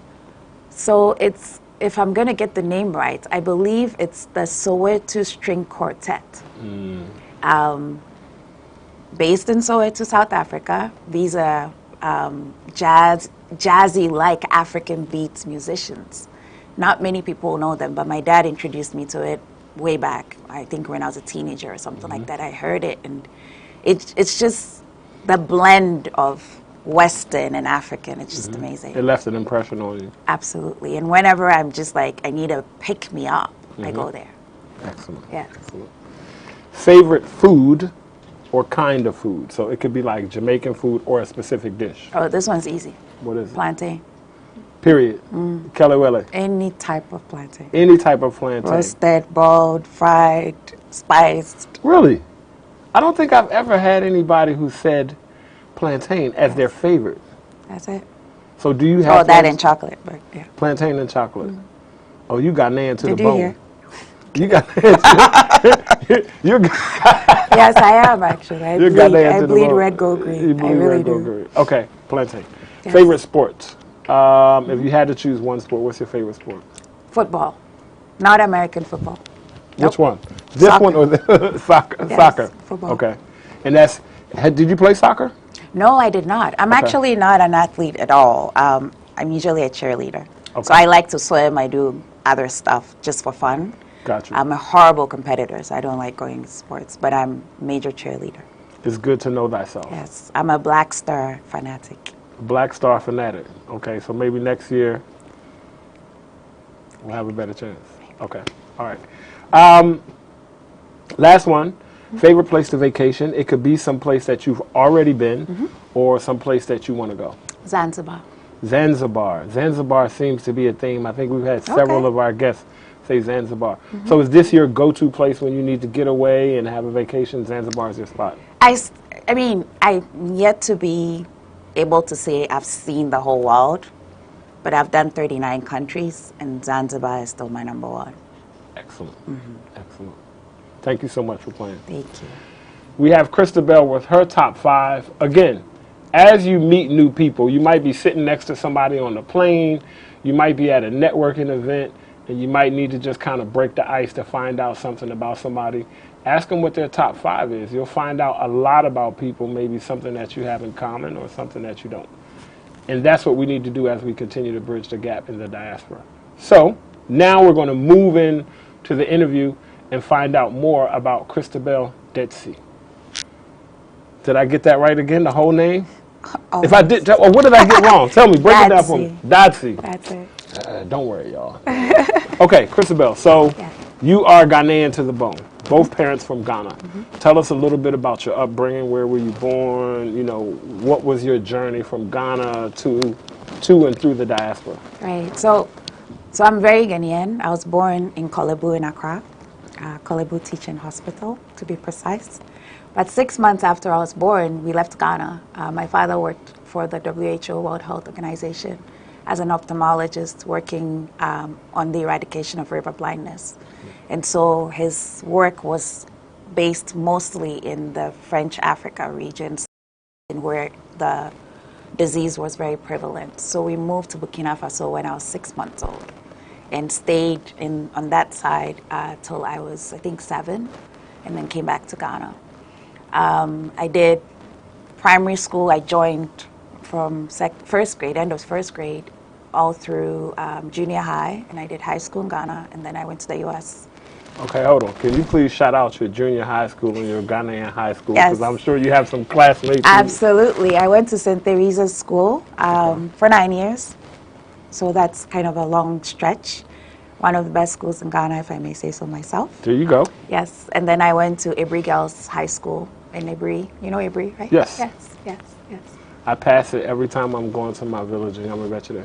Oh, exactly. When you go through the mountains. Exactly, yes, not that's far correct. from the police station. Correct, exactly. Yep. Yes. Right before Y Junction. After Mumphy. No, before. It's before Mumphy. Before. So you do Ibri, Mampong, Mumphy. Ah, okay, Yeah. yeah. I'm thinking about a different girls' school there, but anyway, I'm getting it together. You know the Ibri Gardens, right? Yes. Yes. So you're there. Just before. Okay. Got it. Okay, so go ahead. Continue. So yeah, and then I went to college in the U.S. Okay. I went to the College of Worcester in Ohio, liberal arts college, small. And then I did Columbia University School of International Affairs for graduate school. How did you find the College of Worcester, or did they find question. you? No, I found them. When I was looking to go to the U.S., so first of all, I'm the last of 4. Okay. My 2 sisters did their university education in the UK. Okay. And then my brother went to the U.S. and said, absolutely, you're going to the U.S. This is what it's looking like, tertiary education for the new world, basically, very more practical. So that was a done deal. We needed to now see where. So then when I was searching for schools, I went to, at the time, it was called the USIS. It was U.S. Service Information Center or something like that. And they have a counselor that helps you to go through colleges, decision-making, all of that. And what I did know, because my brother went to Vanderbilt, was that he went to a huge school, and I felt that I would get lost. So my one criteria was that I wanted to go to a smaller school. That's it. And then looking through, it's like 3,000 colleges. You don't even know where to start from. So the counselor helped me narrow it down and then mentioned to me the idea of the liberal arts colleges that are smaller, focused in, more practical, all of that. So that was of interest to me. And I went through the process and chose 6 schools, and then she added the College of Worcester. And then interestingly, in the application process, I got into 4 of them. But Worcester was the most friendly, so for the first time, although I was well-traveled thanks to my family, I was going to leave home. And so having a school that actually, before I left, already felt like home, did it for me. So that's how I ended up in the middle of nowhere in Ohio. How were they the most friendly? I'm here in Ghana. I'm not going to get a campus visit. They send me a video.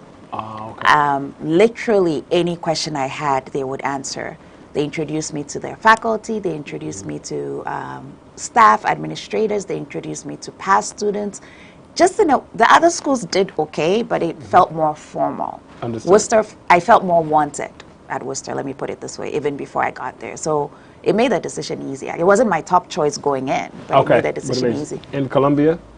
Columbia, I was already in the U.S., so it was a different ball game where I was looking for a program that fit what it was that I wanted to do, international affairs. Okay. And when I did my search, there were the Harvards and all of this, but for particularly doing economic development on Africa at the time, Columbia stood out at tops. So at the time when you went to graduate school, did you know that you would eventually be coming back to work on the African continent? Was that a focus in choosing your study, or was it something that came about as you studied? So I studied economics in Ghana, and going into Worcester, I thought I was going to do economics, which is where the U.S. education system is amazing. Okay. I was introduced to the international relations class and ended up falling in love with that. So I finished undergrad with an international relations degree that included economics, but it was political science, it was a language, it was some geography, so it was a nice mix. And then I went to grad school, so I was already intentional as I was entering graduate school. But the answer about coming back ever, I'm from a family that's patriotic as it comes. My grandfather was, on my mother's side, was the first, what they now call the special prosecutor in Ghana. At the time, it was the director of public prosecutions. He was the first African to hold that role. Wow. And taught us about, you know, his life during Nkrumah's time and all that work that he did. So we always had home as being here. You go out, you contribute, but you come back home. So nobody really told me, but it was just kind of in me that at some point I need to make the journey back. A part of the family legacy. It wasn't like, Absolutely. oh, am I going to go back home and contribute? It was just, this is what we do. This is what we do. Exactly. And you mentioned earlier that, I think you said 49, 59 countries, 39? 39. 39 countries. Yes. Are all African countries or just around Across. the world? Yeah. Okay, excellent. What we're going to do before we go to our break is something called Africa in 60. And we do this because, surprise, surprise, surprise. We do this because, I'll tell you why we do it after. So basically, we're going to give you 60 seconds, and we want you to name as many African countries as you can. Okay. Okay? All right. Countries. Timer. African Can I countries. drink water? Yes. Okay. You ready? No, not yet. Hold on. We normally don't allow people to drink water before we do Africa in 60, but for you, I'm ready. Don't worry. For you, okay, so, timer. You ready? Oh, so I need to see them really, really fast. Well, you can say them as fast or as slow as you like. You want me to do 60? We want to do as many as you can do in 60 seconds. Oh, We're going to give you 60 seconds. You ready? 3, 2, 1, go. Ghana, Burkina Faso, Cote d'Ivoire, Togo, Mali, Benin, the Gambia, Guinea-Bissau, Equatorial Guinea, Morocco, Algeria, Tunisia, Nigeria, Liberia, Sierra Leone, Senegal, Cape Verde, Mauritania, Mauritius, I said Mali already, Niger, I should be able to do more. Go east. East, Kenya, Uganda, Tanzania, Central, Cameroon. I just watched the Africa color. Comoros, maybe Ghana. Go south. Algeria, South Africa, Zimbabwe, Namibia, Zambia. Stop. See, other people might say that but I didn't really help you. I've just given you in terms of direction. That was about 30. You did about 30 or a little more than 30. So that's excellent. Good job. Great job. I should be able to do 52 if you give me more time. No, I'm sure. But the point of it is most of us aren't thinking about it. But for some of our viewers, this may be their first introduction to Africa. Somebody might run across it on YouTube. And what we want to help people understand is that Africa is a very large, diverse, and a massive continent. Absolutely. That we're not monolithic. There's no such thing as the African country. That it's a continent with so many countries, so many diverse cultures, languages, etc. So thank you for playing. Thank you. Ladies and gentlemen, we're going to be right back, and we're going to dive more into this interview with Christabel and find out what happened after Colombia, where she is now, her traveling back and forth, and is actually how she's helping to change diaspora relations, business, investment, impact around the world.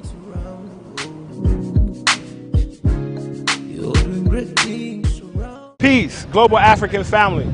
My name is Diallo Sumbri. I'm a co-architect of Ghana's Year of Return 2019, and I'm the president and CEO of the Adinkra Group. For the past 5 years, we've been bringing loads and loads of people to Ghana.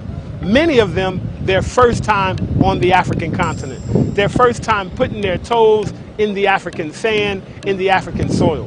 And so many people have had their life changed.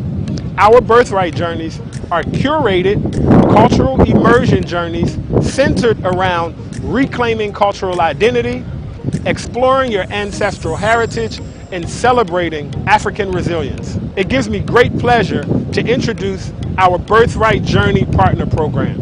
It's really simple, and you really don't have to do much, other than email us at info@theadinkragroup.com. Now, what makes a great Birthright Journey partner for our program?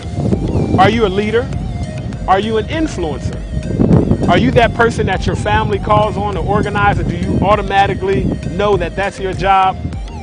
Are you somebody of status in your community? Are you a community leader? Are you that person in your church or in the school?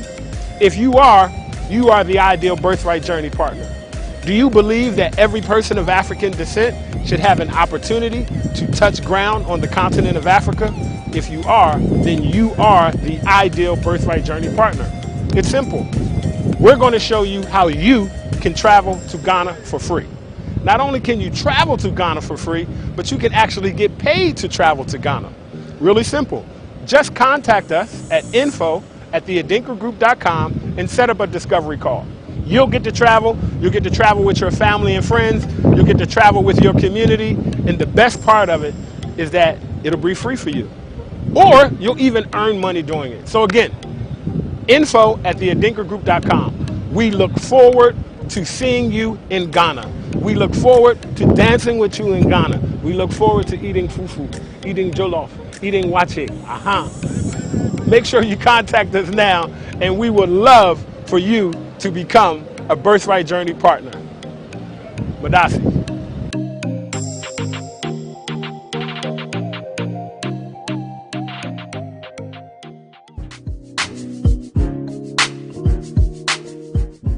Welcome back to Diaspora Link with our guest on today's show, Christabel Dotsie. When you say Well Dotsie, done. or? I said well done. Well done. FYI, when you say Dotsie, you have to say Dotsie. Just to let y'all know. Okay. All right, so you went to Columbia. Yes. You studied international relations, economics. You had this background. You come from this family where returning home was never a question of if, but when. So from Columbia in New York, you went to Washington, D.C. Yes. So talk to me about what you did in Washington, D.C., how you created a HASPERA, what a HASPERA is. So let's bring us up to current. So I graduated from Columbia with a master's in international affairs. During the economic crisis in the U.S., if you remember, in 2007. And so it was a tough time for finding jobs, basically. And so everybody was just trying to find their feet. I did have a one-year opportunity to stay in the U.S. because I was international. And I wanted to make use of the 1 year. So in my job search, I actually found a Ghanaian girl who told me about a job with a small business firm doing U.S. policy, actually. So I joined them and started learning things like Medicare and Medicaid, things I had no clue about. But very early on, I let them know that I was interested in international affairs and this is my background, but I'm here to learn because the technical aspect of the job is the same. And so I went into that organization, and then we started applying for USAID contracts. Fast forward to 2010, I decided for several personal reasons that that was the time to head home. So my New Year's resolution that year was that by December 31st, I would be in Ghana. Transitioned out. By June 1st, I was on my way out. I got a job. I'm not one to do the risk-taking and just get up and pick myself up. I needed a job. So I got a job with an international NGO and headed home. And that international NGO was? U.S. International NGO actually came and opened their Ghana office. Okay. Yes. So essentially, HASPERA was born from a literal dream. Okay. So June 1, I'm on the plane, Delta Airlines, and I think I fell asleep, but it's 10 years ago, so 11 years ago, so maybe I didn't fall asleep. But I basically had this whole idea looking around the flight, how lovely would it be if everybody on that plane was doing what I was doing, which at the time I thought was a one-way trip home because I did have a one-way ticket. But then I didn't know anybody doing it. So I started thinking through, what can we do to get more people to come home? So I actually get home and I start writing my stories. At the time it was called Facebook Notes. And I would write what I called the good, the bad, the ugly about my everyday life in Accra. So it was things like, after a few months of my stay, I would realize that I felt lazy. And I was asking myself, what's going on? So in the US, I would easily put in 12-hour days and I'm okay, I'm still upbeat. Couldn't do it in Ghana. Meanwhile, I'm working with a US entity. So there's some explaining to do as to why I'm not so energetic and things moving. So then I do a lot of introspection and I realized there was two simple things, traffic and heat. It's as simple as Hold on. that. Say the first one again. Traffic. Hey, listen. We you know what? Now we about to dive. Now we about to get in. Let's go. Yes. So once I realized those two things, and I'm lucky because at the time I was living at my mom's house in Tesano, which is in the city. But I know colleagues now who live in Dawinga and drive to Rich. It takes them 2.5 hours in a day. Every day. So just put yourself in that colleague's shoe. Nope, I will not. I absolutely will not. But I know. But I hear you get it, right? So they come to work 2.5 hours. They go home 2.5 hours. That's 5 hours in the day, Yes. and you can make up the 24 hours, right?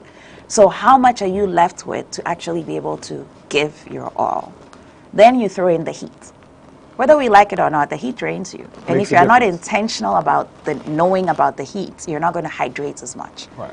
These sound really tiny issues, right? But for somebody who's thinking about coming home or has just come, when I write about that true story, they're like, oh my God, you're so right. I'd also been thinking about it. So very quickly, I started almost naturally getting a community of people who would react to these posts. Now, here's the catch. Those who really liked the post were returnees like myself or people who would go in and out. Those who had stayed home really did not like my post. You know, why are you talking evil of Ghana? You know, we've been here, you guys go, you come back, you're not open-minded, and, you know. So that's not just me. No. Because I've always felt like you can't really say anything, even constructive criticism about Ghana for people who are here. It's like, well, if you don't like it, go home. Yes. And then you might be thinking, but you want it to change too. Right. Go ahead, I'm sorry. No, but that's exactly it. So I started that, and then the two other points. The one was also the fact that naturally I was hanging out with people who had come home. At this time, a lot of young people had come home because of the economic crisis that I mentioned in the U.S. Folks working on Wall Street were laid off. If you have an H-1B visa, you need to come back home because it's tied to your work, and the work no longer exists. But interestingly, a lot of them came home within the private sector and started running the show in a way that we've never seen before in Ghana. My brother had come maybe about, at this point, 6 years earlier and opened a technology software firm. And he always told me that his biggest struggle was they would go do these proposals, presentations, and they were the best by far. But because they were older, they wouldn't give them the job. So we have this thing in our culture where elderly means wiser, you know. But fast forward to 2007, 2008, well, actually I came in 10, you have all these young peoples all of a sudden in high places in the telcos and the banks. So something was changing. So I'm observing all of this, right? And I'm hanging out with these guys and we're complaining a lot. Then the last piece was, like I mentioned, my brother came home earlier, set up a software company, has his struggles, but doing really well. My sister comes from the UK, stays for a couple of years and just can't do it and leaves. So I'm doing all of this assessment and saying, if I want to stay, what do I need? So I selfishly created this group, you know, because for me, it was a win for me to find, I realized the solution was having a support network. However it is, it could be church, it could be Rotary, it could be, you know, in this case, a network around people who have come home looking to make a difference and like-minded individuals. So I called 11 friends over to my mom's house over lunch, and I always tell people food works.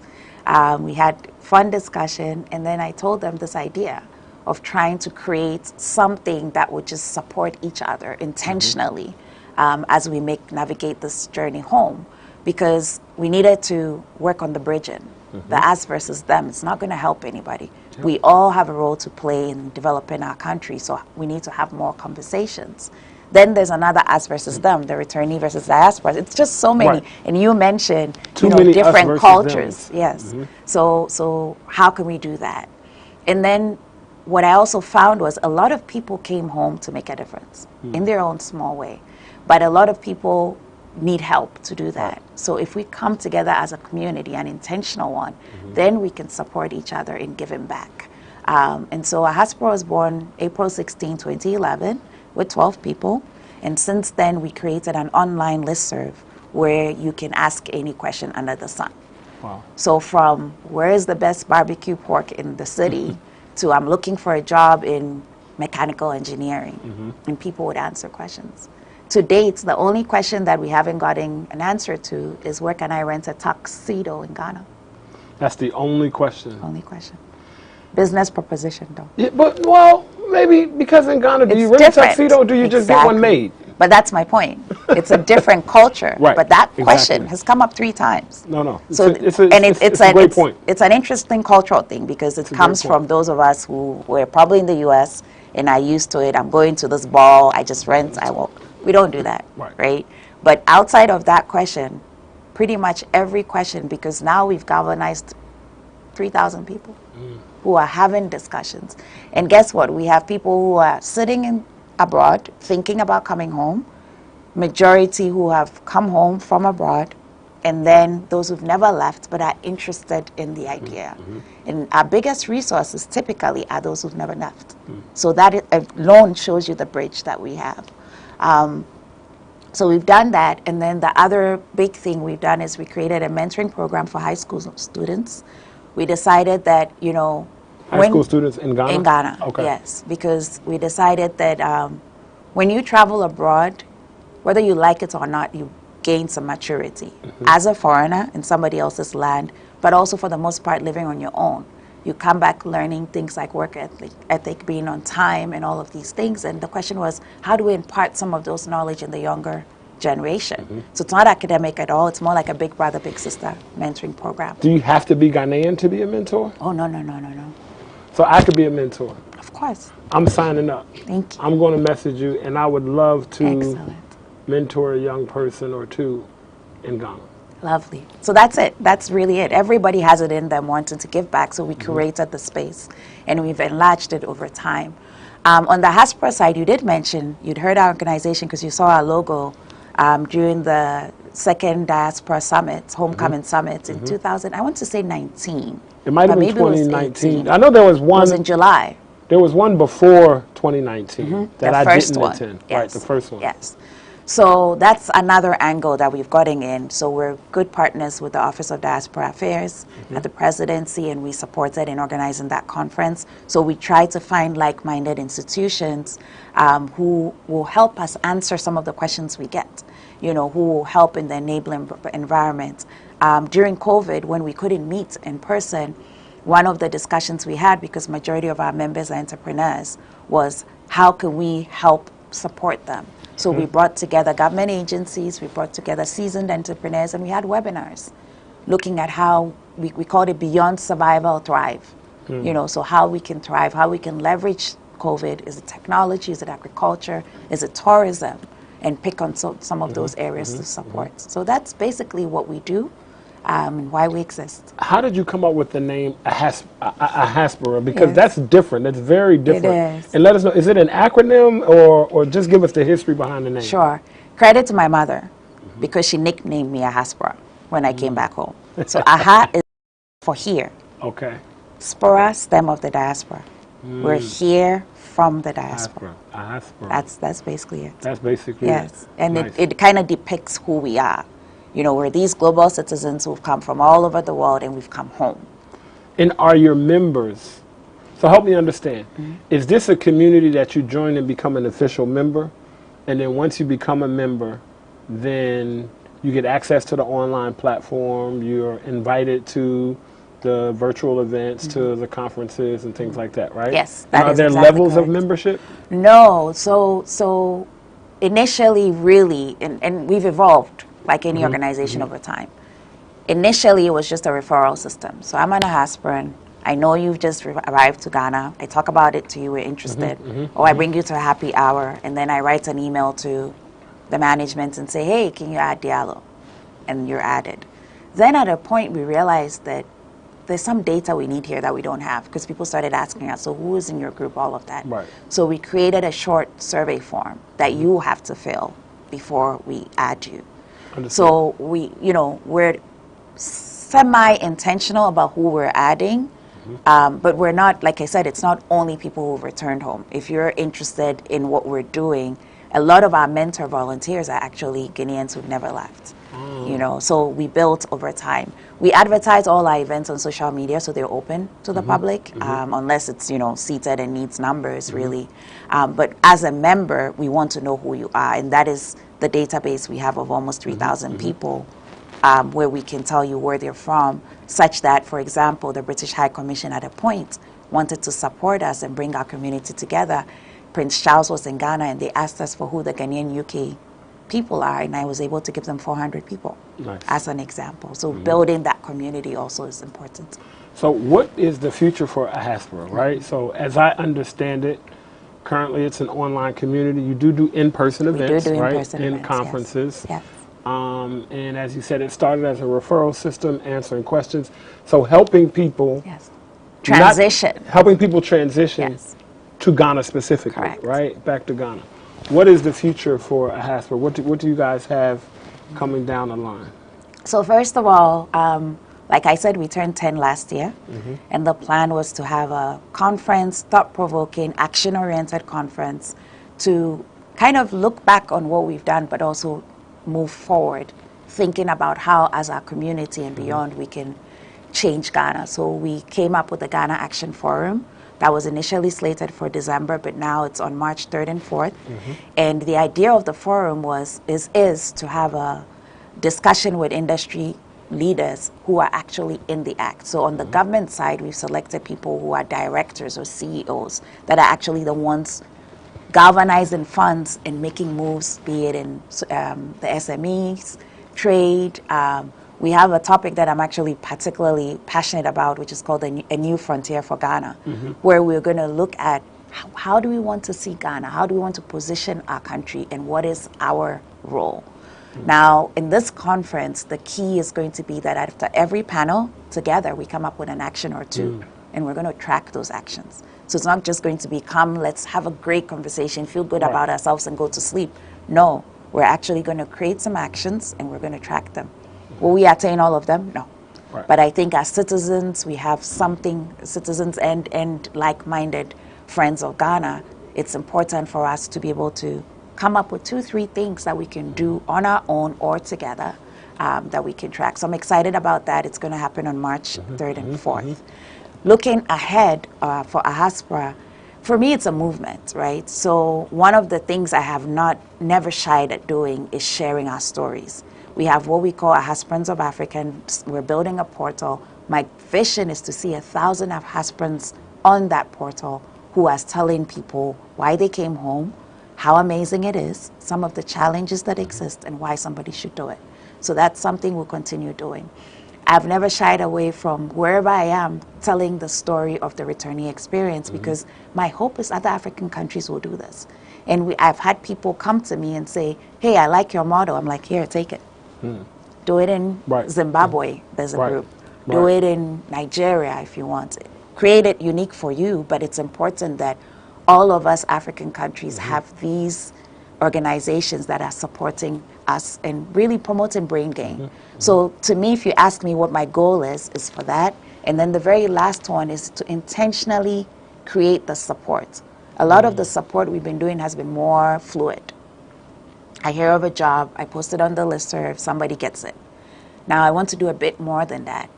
How can I connect entrepreneurs to, say, openings for opportunities within government or within the private sector in a more streamlined manner? We're looking at starting a buddy system where if you are in the US and you sign on and say you're coming, you actually are connected to Diallo, who's already been here, maybe doing what you do. Connect with me. It's long days and long nights. Exactly. We work hard and we play hard. That's so get ready. So we tell you the story, we help you hold your hand, but in turn, what I want to do with that is then when you come, you need to be a mentor to somebody else. So then slowly but surely, organically, we're creating this movement, really. So it's not about AHASPRA, it's about the bigger movement. What's really important about what you're saying and that I love is one of the things that I found, and one of the reasons why I wrote my book, A Smart Ghana Repatriation Guide, is the amount of misinformation, right? Or just tainted information that I found as I started coming back and forth from people say, oh yeah, you can get citizenship. All you got to do is buy a piece of land and you're a citizen. Just the number of things. And I'm just like, yo, why would you do that? Like, why would you give misinformation knowing that you really don't know? you. You know, why would you do that? You know, our time is running short, and I really wish I could have you here longer to learn a little bit more. But before we go, what I would like you to do, this is something you do all of the time, but I need to figure out a way for you to make this special for us here at Diaspora Link. And, you know, give us your top 3, right? Your top 3 things that you would suggest diasporans who are looking towards moving to Ghana do. Like what frame of mind, your top 3. Number 1, make the journey because you want to. It has to be a personal decision. Don't do it because you heard it's the new thing. Don't do it because we had a blast during your return. You know, do it because you want to. And if you do that, when the going gets tough, there's a bigger reason for why you'll stay and keep going. It could be a give back. It could be hiring people in the entrepreneurial journey, or whatever it is. It could be family. Make sure it's about you, because it's not easy. Like any new place, it's going to have its challenges. So that's 1. 2, come with an open mind. I tell everybody I meet that don't come in December and then think you know Ghana. Don't Hold on, say that one more time. Don't come in December and think you figured it out. Don't come to Accra and think you figured it out. Accra is not Ghana. No, it's not. Come in August, in March, when life is usual. Maybe in August, July, when it's raining. See it properly. See it for its best and its worst.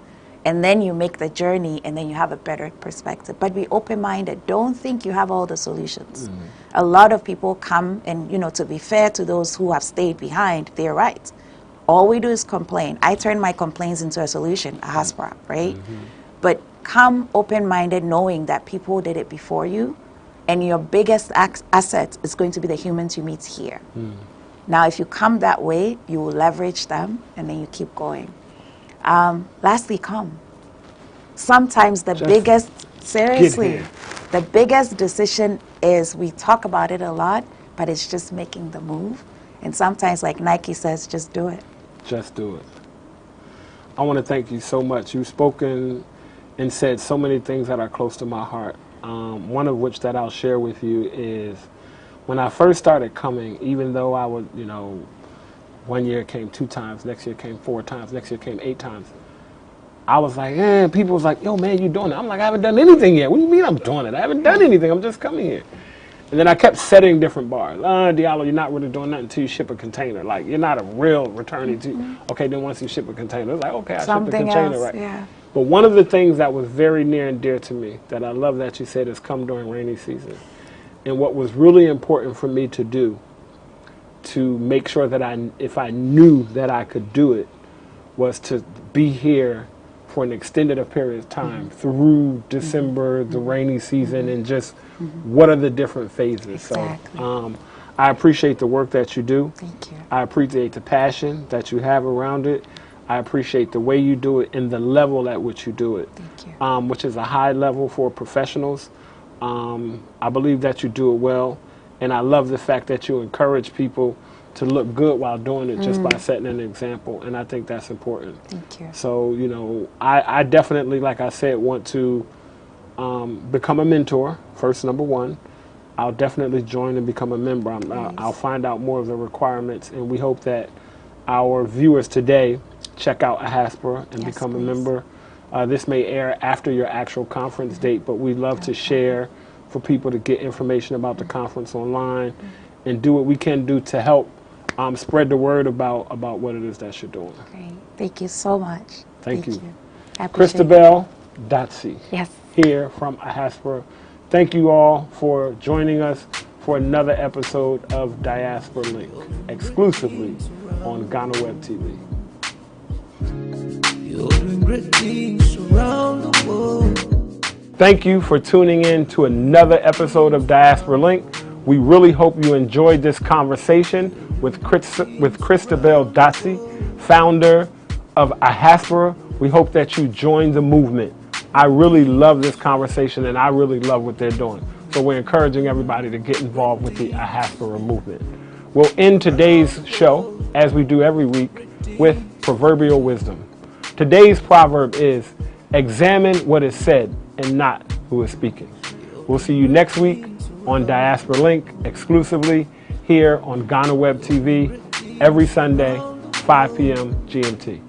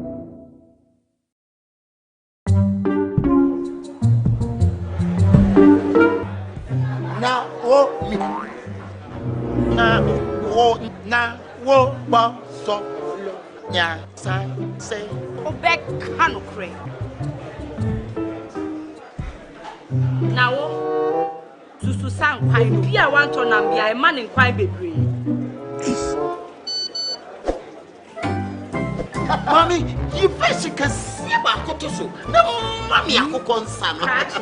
Pepoga, send me sick from Lemonade Finance and let me £2. Lemonade Finance. Say they're sending money back home from UK, Canada, and now US. I accepted a instant charges. Exchange waiting in Sudia. A unbeatable. Resume promo code no. Dr. Likey. Nenya £10, $10, and now $10 Canadian. What first transaction? What is send this car coffee? No. Dialogue to Lemon and Finance.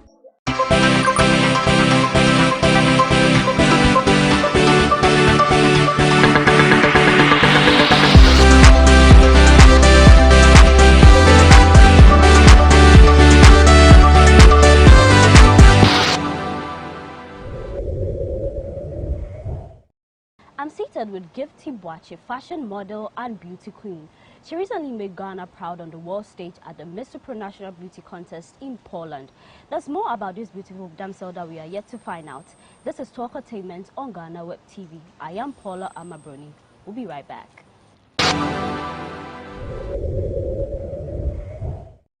Welcome back. You're watching Talkatainment on GhanaWeb TV.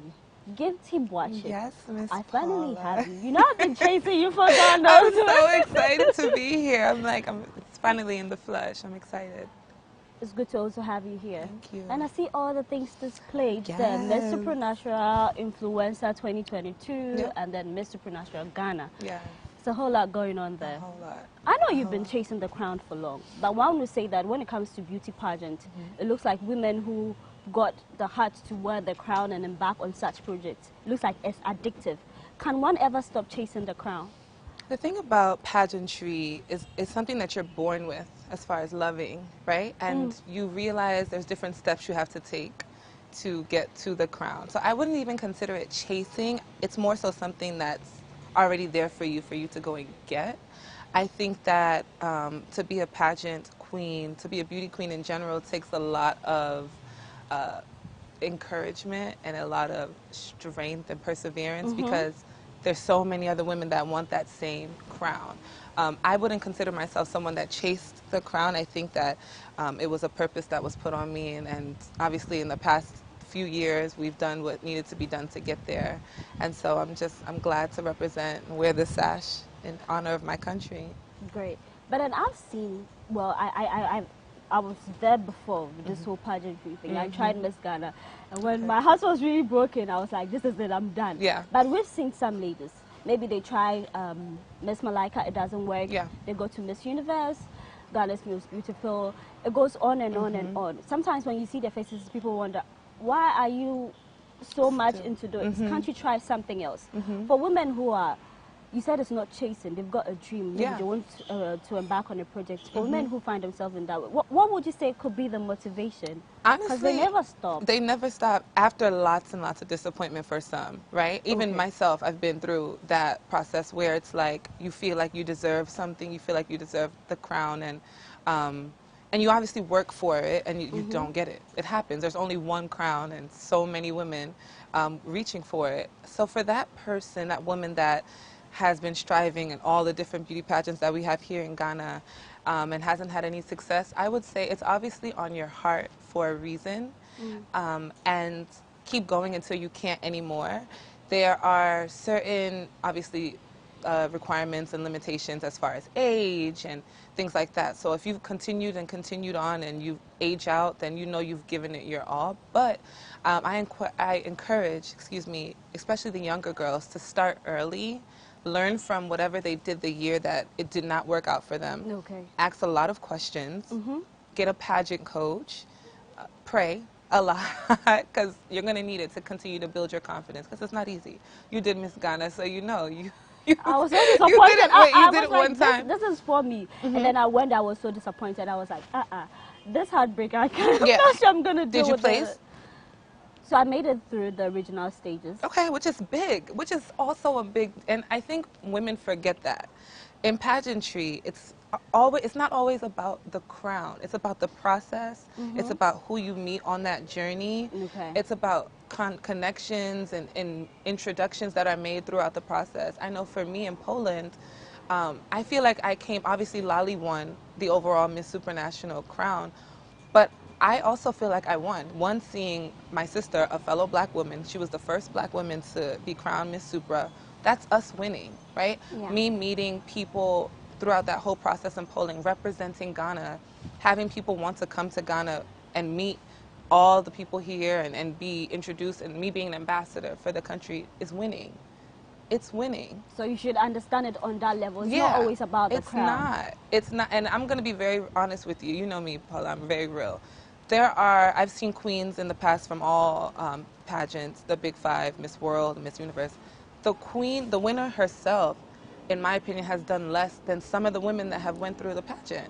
Like, it's very much how you take the journey and what you do with it. When you look at it like that, it's not as painful. You understand? It's not as painful as, I didn't get the crown, my life is over. No. Great. It's the impact. I appreciate that too. Yeah. Now, walk us through memory lane from your very first to the current beauty pageant, if you can remember. Oh, yeah.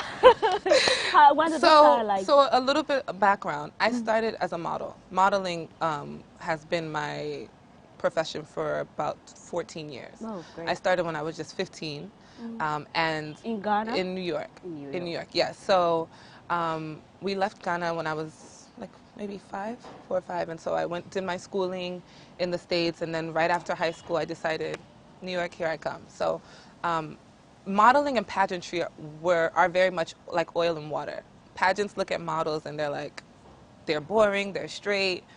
Models look at pageants like they're superficial, they're, robots, whatever. So when I transitioned and decided to do both, my first pageant was Miss Virginia to go for Miss USA, and then further Miss Universe. So that was my first pageant. Girl, I did not know anything Did you about have a coach pageantry. at that time? I didn't have a coach. I didn't even know you needed a coach. All I knew was that I wanted to try this thing, right? I had just, I think, finished my first degree. So I was like 21 or 22. And at this point, I'm coming back and forth between Ghana and the States. And I was like the only black woman that made it into top 12 for Miss Virginia that year. And I can remember feeling so out of place, feeling so defeated, feeling like I didn't belong. And I just felt like, that's it. When I didn't get further than that, top 12, I was like, I wanted the crown, that same mindset. The feeling. And then I took a break. I was like, yeah, back to modeling. I took myself right back on the runway and did what made me feel comfortable.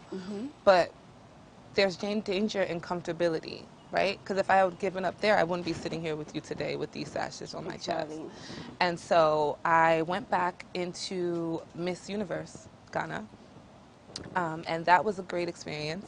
That was my first pageant in Ghana. In Ghana. Yes, and so I was Miss Upper West, and I learned so much about the Upper West. I'm actually from the Eastern region, so I'm from Akutia. So I was like, where's my Eastern region sash? They were like, no, they appoint you a sash. You learn about the region, you know, which was educational for me. So was it a challenge? Yeah. It was very much so a challenge. I was living with 16 women, so I advanced to top 16, which was a big deal. And Very so big at deal. this point, very right? Miss Universe was tight Yeah, in it Ghana. is, Yeah. very, right? So we were all lodging in Ouija at Eden Heights. And so that was my first time living with so many women, competing for the crown. Competing for the crown, right? But in that moment, I realized and learned, like, there's a sisterhood here.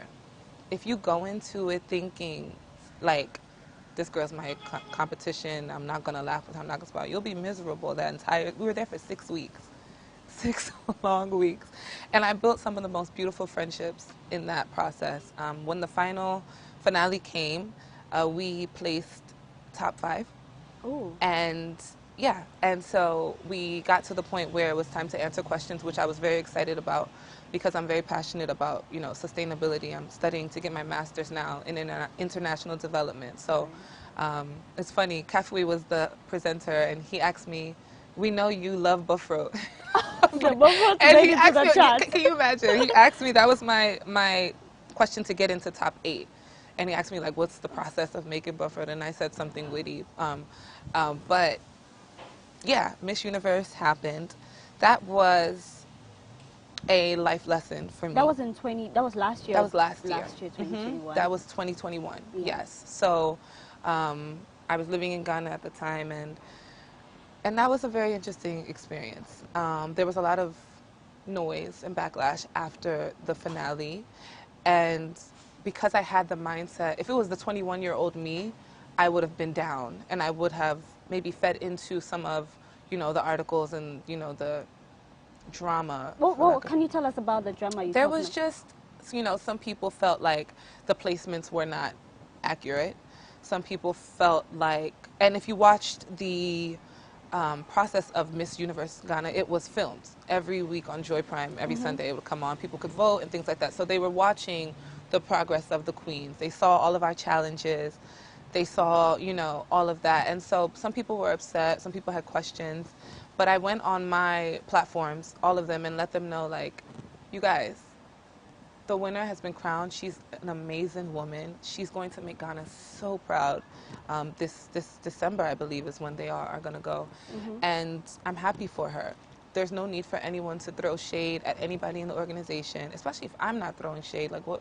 Let's. It always comes, like, sometimes in a competition, people assume that when you enter into a beauty pageant, they already have the winner. Yes, that's very it's common. Something that happens because before the day of the crown, and you even have people saying, okay, we're tipping this person because maybe it's related to a big person. It always happens. That's why sometimes some girls don't even want to bother go through the stress, because at the end of the day, if you know who you are crowning, why call all of girls to come? Yeah, but that's something that we are going to talk more about later in the conversation. But on the world stage, what was your best moment? I know you did the gown, the bikini, and then the traditional, the country where you were. What was your favorite moment? My favorite moment was when I did my introduction. So at the finals, you walk up and they announce your first and last name and the country that you represent. And if you watch the clips, I have so much energy, you know, when I'm saying Ghana. I'm just like, wow. Like I'm on this international stage with 70 other brilliant, beautiful women, and I'm the one that's representing all of Ghana, me. Like, there was so much power in that moment. I obviously had so much fun with the swimwear. There's a scene where I'm like pointing at the camera, pointing at all of you guys at home. The viewers loved that. But I think that moment when they announced me, my name in the country was very powerful for me. And top 24. And top 24. Charlie. That was, sis. That was a highlight. Because we're all hoping we were places. Because I was watching it. They'll do top this, top that. And when Yeah. you got to the top, I was like, yeah, my girl is in Yeah. there. Oh, no, yeah. We went and we worked hard. The thing about Ghana is we're not seen as like a powerhouse country when it comes to pageantry. So we're kind of overlooked. And that's just the honest truth. Yeah. My mission was to go in there and make them see us. All in being myself and everything that I am that comes from Ghana, right? So when they called my name and they called Ghana for top 24, I like said thank you to God, and I went up there and I smiled and I was like, we did it. To me, it was the equivalent of winning because we made history. Exactly. We pushed open a door for future pageant queens to come. What more can you ask for? We're proud of you. Thank you. We're proud of you. Then back to this, you make mention of the fact that Ghana is not like one of the biggest when it comes to the countries that produces beauty queens. What do you think have contributed to the Philippines being known as the powerhouse of beauty pageants? And when you come to Africa, South Africa, Nigeria, and Egypt, what do you think they are doing right? Okay. So, again, Paula, you know I'm very real. And I think that one thing that countries like the Philippines, Thailand, South Africa are doing is they're collectively pushing their queens. There's no obvious separation from the girl who wins Miss Intercontinental South Africa, Miss Supranational South Africa, Miss Universe South Africa.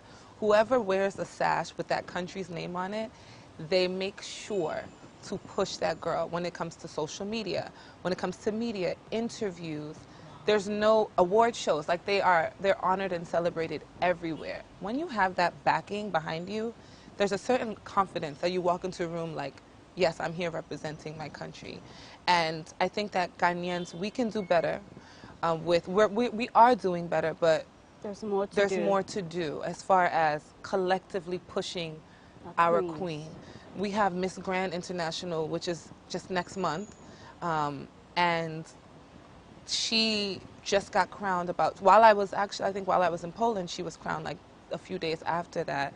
It's now time for the same people that rallied around me when we were representing at Supra to rally around her. When Ingracia goes to Miss Universe in December, we all need to rally around her collectively so that we're a force.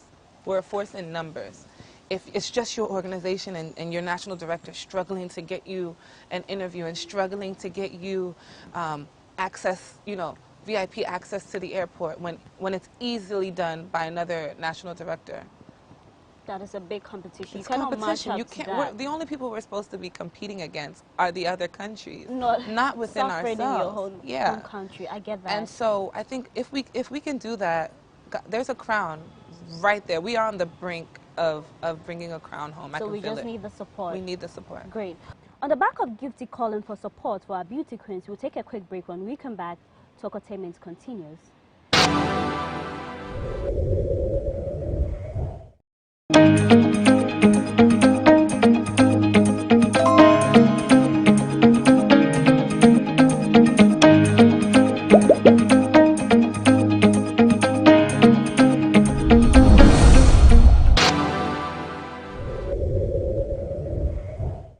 Welcome back. I'm seated with Gifty Boache, Miss Supranational Ghana 2022. She also made Ghana proud recently in Poland when she placed top 24 at the Miss Supranational Beauty Contest in Poland. Yes, I already stated. Now, Gifty, we've heard a lot about beauty queens, pimping.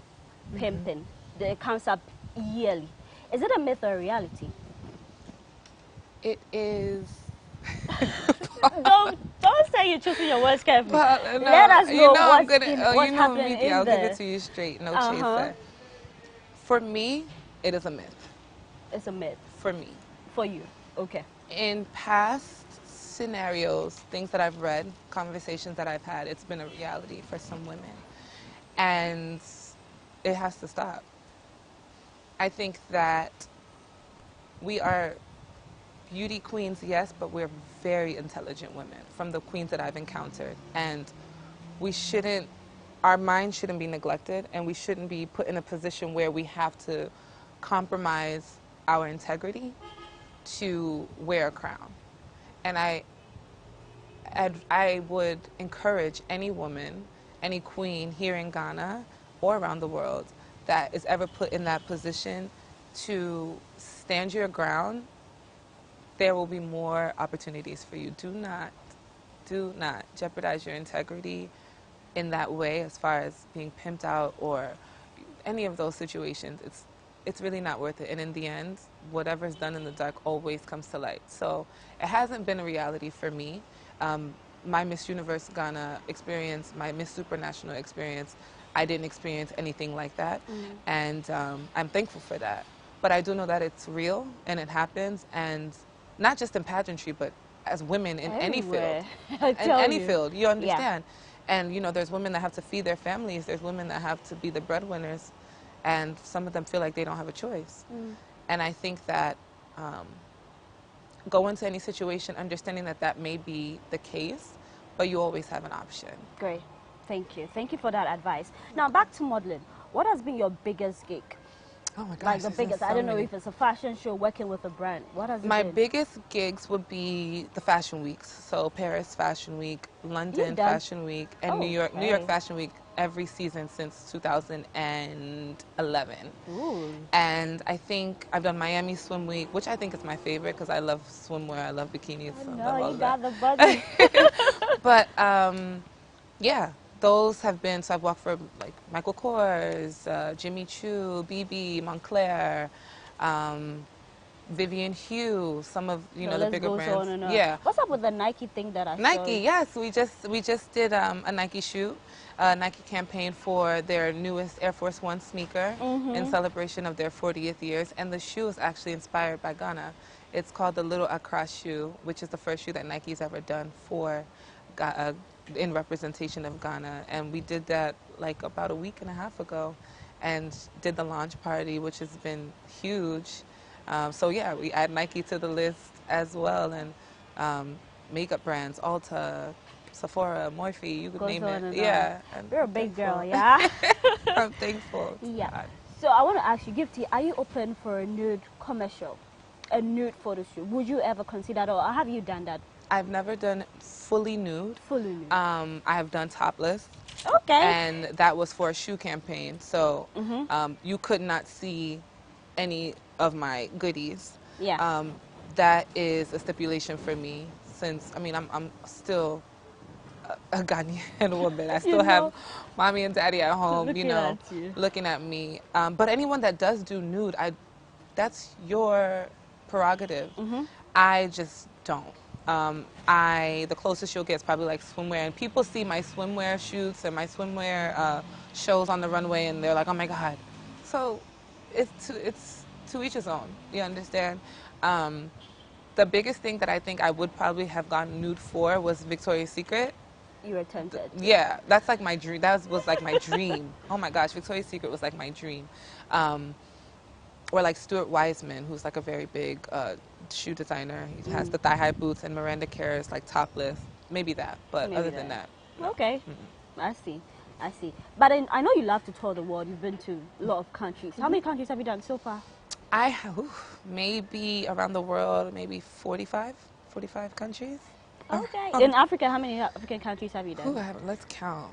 You've lost count. I've lost count. I've done most of West Africa. I've actually never been to Nigeria, which is interesting. Oh. Yeah. Every time my flight is, I'm ready to go. I was supposed to go for Arise Fashion Week with Maya Tafu, who makes all of my red carpet gowns. Oh, okay. Something happens, but I've done a lot of East Africa, Morocco, Ghana, Togo, Cote d'Ivoire, Tanzania, Kenya. The list goes on. The list goes on. Wait, I'm missing some. I'm missing a few. Maybe you'll come. Egypt. Oh, Ethiopia. Egypt. Rwanda? Yeah. You done? Never done Rwanda. Oh, okay. Never done Rwanda. I will be doing Zambia soon. Me and Miss Zambia are gonna do some. I see. Some girls trips. And yeah, I'm okay. excited. All right. Now the big question: are you still an Arsenal fan? Oh God. Yeah, I'll put you on the spot. You know how we do it. So when I said I was going to have gift everybody popping up about, oh, Paula, you should throw that one question in there. You see, I asked you before we started. Yeah. Am I an Arsenal fan? Yeah. Arsenal's a great team. Okay. Arsenal's a great team. Okay. That's your answer. Yeah. Wait. But you have a lot of fans here in Ghana, worldwide. Yes. And one thing that we're really rooting for was your relationship with our Ghanaian footballer, Black Stars player, Thomas Partey. It was something that we were all rooting for. Then we just saw in the news that that ship had sunk. What happened? It was something, I was also rooting for it. I just don't know why. If you just love to share something small. What are you asking? You're asking me what happened. How did that ship sink? Like, we didn't see it coming. So I'm going to be very frank. Okay. And Paula, you're my girl, so I'm going to entertain this conversation because for years I tried to keep my personal life out of my interviews. Thomas and I's relationship was very public and against my wishes. I wish that, it started with that whole AFCON scandal, which is just the worst, way to... So with that scandal, before you even go ahead, was it through that you came into the dress and then because your presence caused chaos? It's a whole lot of stories. So if you want to just debunk that rumor, yeah, tell us what that really was very happened. much a rumor. I don't have the time to sneak or be smuggled into any camp. That's not something that I would ever do for anyone. I was invited there, and everyone knew I was there. There were no issues with me being there. It was his birthday, and that was why I was there. So some journalist decided to take it upon himself to write those rumors about me when I was in Dubai at the camp and in Egypt at the actual games. But those were rumors that we kind of put an end to when we got back to Ghana, because it was very much like, who's this secret lady that, we were dating, very much in a committed, monogamous relationship. I would not be smuggled anywhere. So those were rumors, yes. And as far as the way the ship, why do you guys say the ship sunk? The ship. People break up. It's okay. I think it took so much time for, obviously him and myself to kind of separate ourselves from the Ghanaian perception of our relationship. Because there were so many people that were in the relationship with us, and so when we broke up, we kept it a secret for some time. And I think that when I had decided to move on, again, out of respect for my partner, I kept everything very low-key. I don't think that you need to flaunt the person that you are with after the previous relationship, because you loved this person at some point. You thought that, and at this, even today with everything that's going on in the media with him, I pray for him daily, and we're good. So should we expect a reunion? Is there any way that you can rekindle things? Because we don't want our boy to be, this girl's to play him around. We just want him to play football. I said that because that big, everyone was wondering why would that Moroccan guy put whatever it is, whether it's an allegation or whatever. We're not going to talk about it, but it was a heartbreak for us here. Ghana, we love our own. So if anytime someone finds themselves in trouble, we're going to go like, what's happening? So how do you said you prayed for him, Constantly. Oh, constantly. We come from the same home. He's a Krobo, I'm a Krobo as well. Yeah. And I don't ever want to see a black man, whether Ghanaian, whether American, whether British, whatever, in that position, in that situation. No matter what our differences were, I think that prayer is key in that kind of situation because it's not a good situation. You know what I mean? I do think that we all have to take our actions. You take accountability for our own actions, and as much as everyone is praying for you, you have to pray for yourself. And as much as everyone is hoping that you make the right decisions, you have to make the right decisions for yourself. And so he'll be fine. He'll be fine. He'll be fine. So should we expect to come back, or you guys have just said it's a no, you guys are done with that phase? Gifty. Oh my God. We love the gist. I see. We love the gist.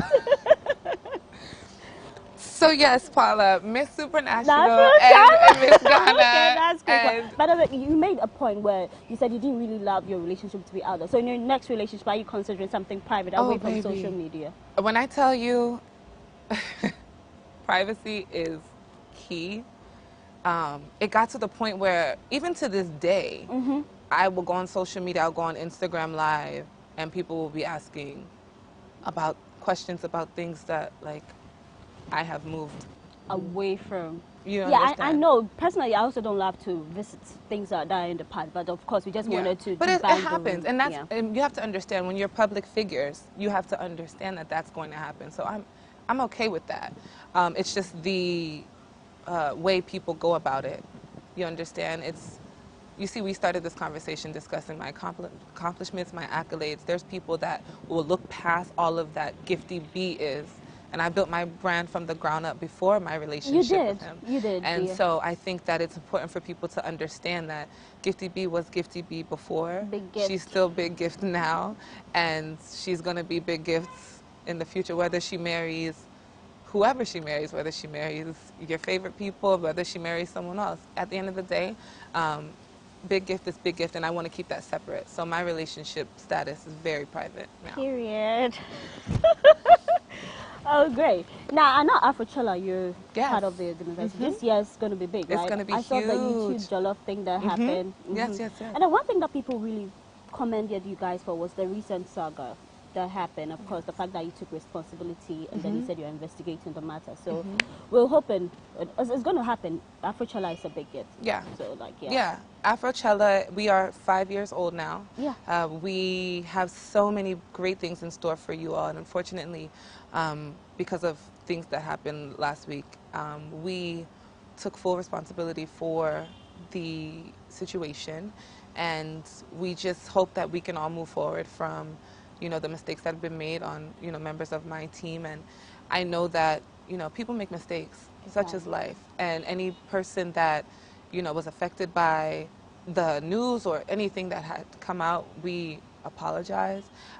We don't want to steer people away from coming to celebrate, the culture. I think Afrochella, we've done a great job at making sure that people know Ghana, all that Ghana has to offer as far as food, music, fashion, and culture. And I don't think that should stop, and it won't stop. We have 2 days this year, so the 28th and 29th of December, it's going to be a lot, great. December in Ghana is always fun. Always a vibe. Now Ghana has become that destination in Africa when like in December. Great. Now before we wrap up, what project are you working on? What do you want to tell us? Is there anything we need to know? Yes, of course. So, I mean, obviously, I'll be passing the crown to the next Miss Supranational Ghana. She'll go and represent, so you guys can look out for that. I have my store, Native. We're actually 4 years old now. I bought you a gift. Oh, boy. Yeah, so I bought you a cute gift from Native, but we are looking to expand.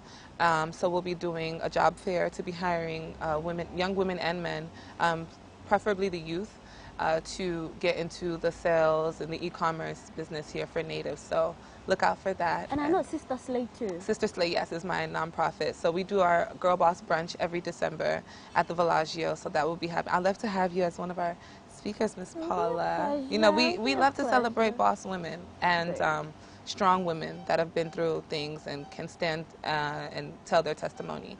So we have that going on. So all of that. Hopefully there'll be some wedding bells. Oh, okay. Soon on your path. Okay. I love that. Congratulations. I didn't say anybody's part. I said wedding bells. Soon. On your part, maybe. On your part. Maybe on your part. Please, you better invite me to your wedding. I will, definitely, when the time comes. Oh, most definitely. Okay. It was nice having you, Gifty. Thank you for having me. You are doing amazing. I love that you're changing the narrative. You're selling Ghana to the world.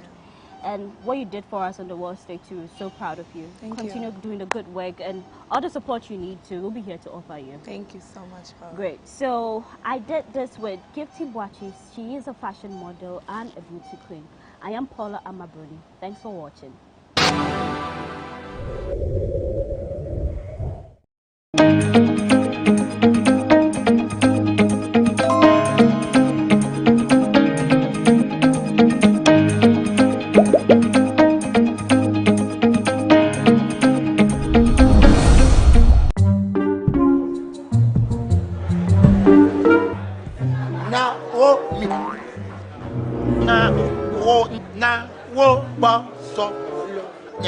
time, say.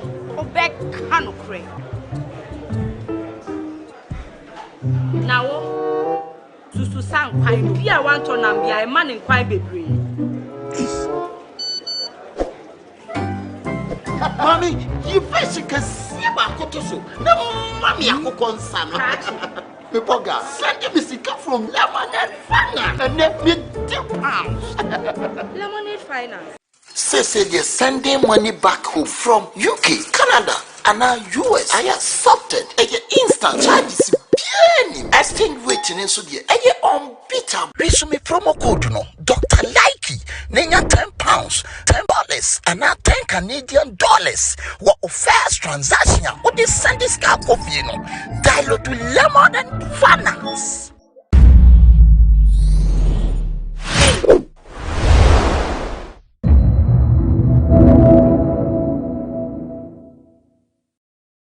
Business Moments is the brainchild of the late Echo Blankson, who passed away on October 3, 2022. He recorded 2 episodes before his demise. He hosted the show with his usual fun, style, and finesse. GhanaWeb TV is releasing these episodes in his memory.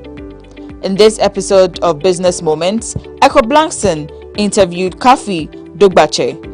Kafi Dogbache, whose love for traveling and adventure inspired him to start a travel and tour company.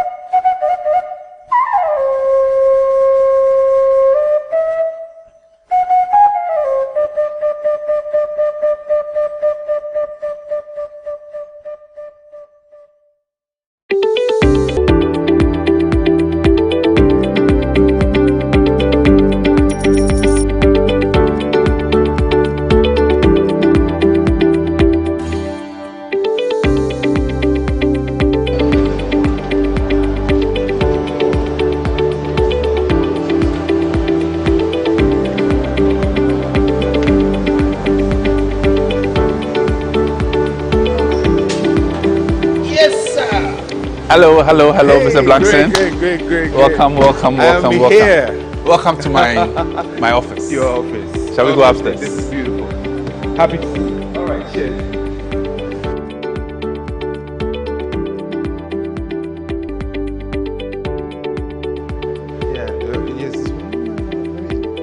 Your office is upstairs? Yeah. Great. Oh, okay. Wonderful place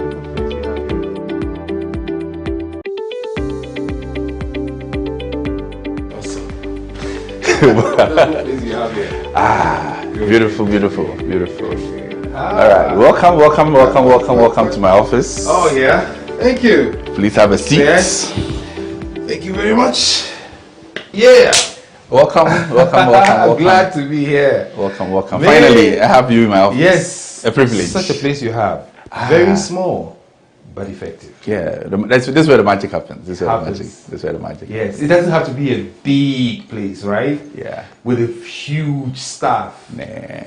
All you need is your desk, your laptop, your phone. Everything's on point. Awesome. So we're definitely going to learn a lot from you today. Looking forward to it. All right. I'd like to welcome you all to Business Moments on GhanaWeb TV. My name is Echo Blankson. On this platform, actually, we talk to business people, CEOs for that matter, and they tell us all about their business and how they're getting into the business and how it's going until the end and what impact they're making on society. We've been talking to lots of CEOs and they have taught us a lot. You take your pen and your paper and jot down a few points because this will definitely help you, because who are we talking about? A wonderful guy, somebody I've known for some time now, from our days, school days. So I can say quite a lot of easy things to him. His name is Kafi Dogbache. He's come from different places and he will tell us about it, but we are talking travel and tour today on GhanaWeb TV. Stay tuned.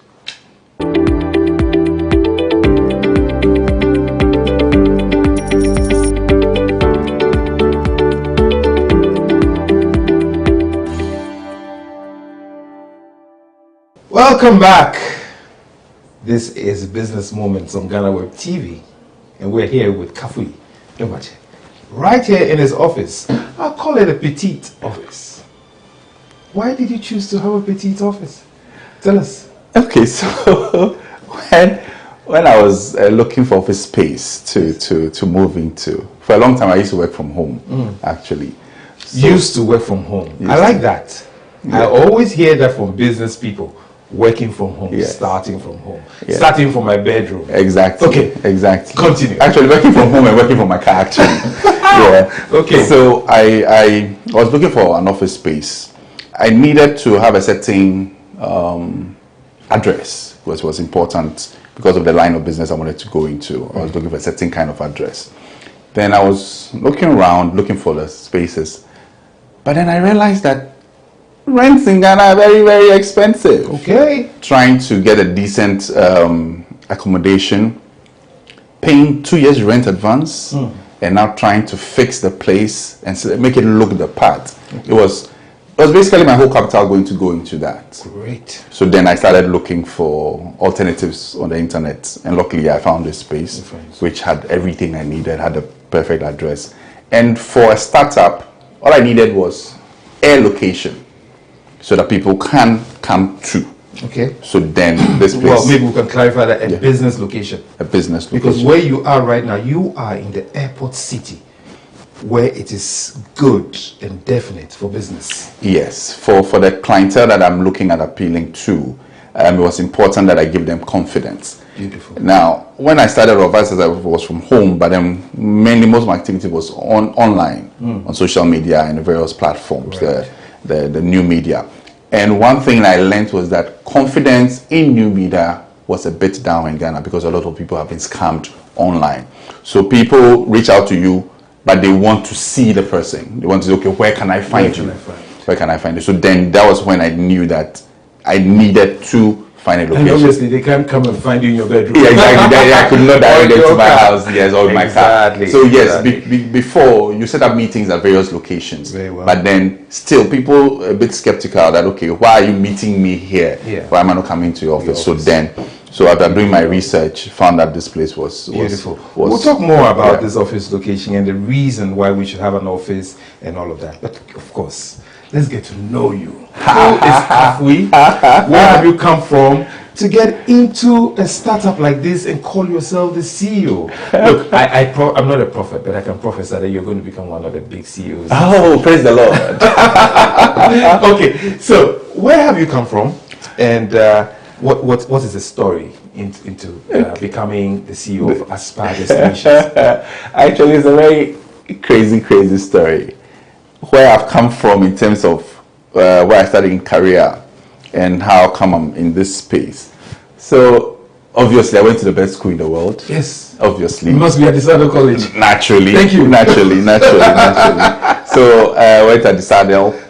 Now in DeSadel, then I wanted to become an accountant. Okay. So I did accounting at DeSadel. From DeSadel went to IPS and did accounting as CA Ghana. So I did that, and somewhere along the line, whilst I was there, I told myself that ultimately I would like to go into academia. Right. So then I said, okay, fine. How do I do this? I said, okay, I might as well just go have a degree in education. So right from IPS, 3 years in IPS, I went straight to UCC. So I did 6 years back-to-back tertiary education. So then I went to UCC to take a degree in education. So then I left and I came into my main profession then was an accountant. So I started work at Stratcom as finance and admin manager. I was there for a bit. Then I left Stratcom, went to another company called Sevcom as finance and admin.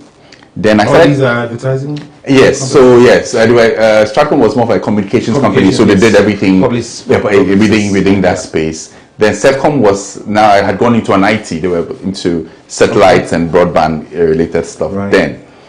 So then I doubled into sales a bit, though I was finance and admin. Yeah. I was supporting the sales function too as well. But then, truth be told, I woke up one day and I told myself that I don't think I'll be the best accountant Ghana ever created. And so there was no point staying in that space because I wasn't getting fulfilled in that space. Beautiful. Take a halt.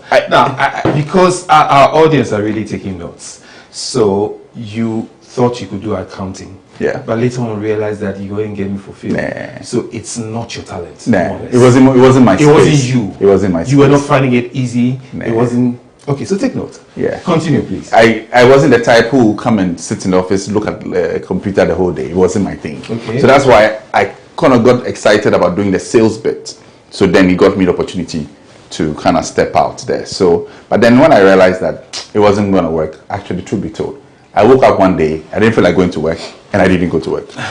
The following day, so happened. Then the third day, I did an email to my boss that, Charlie, boss, I'm done. He couldn't understand. But truth be told, as at that time, I had no idea what I wanted to do. I had no prospect. I just knew I didn't want to go to that job. I didn't want to be in accounting space again. So then I left. Awesome. That was in 2007, thereabouts. Yeah.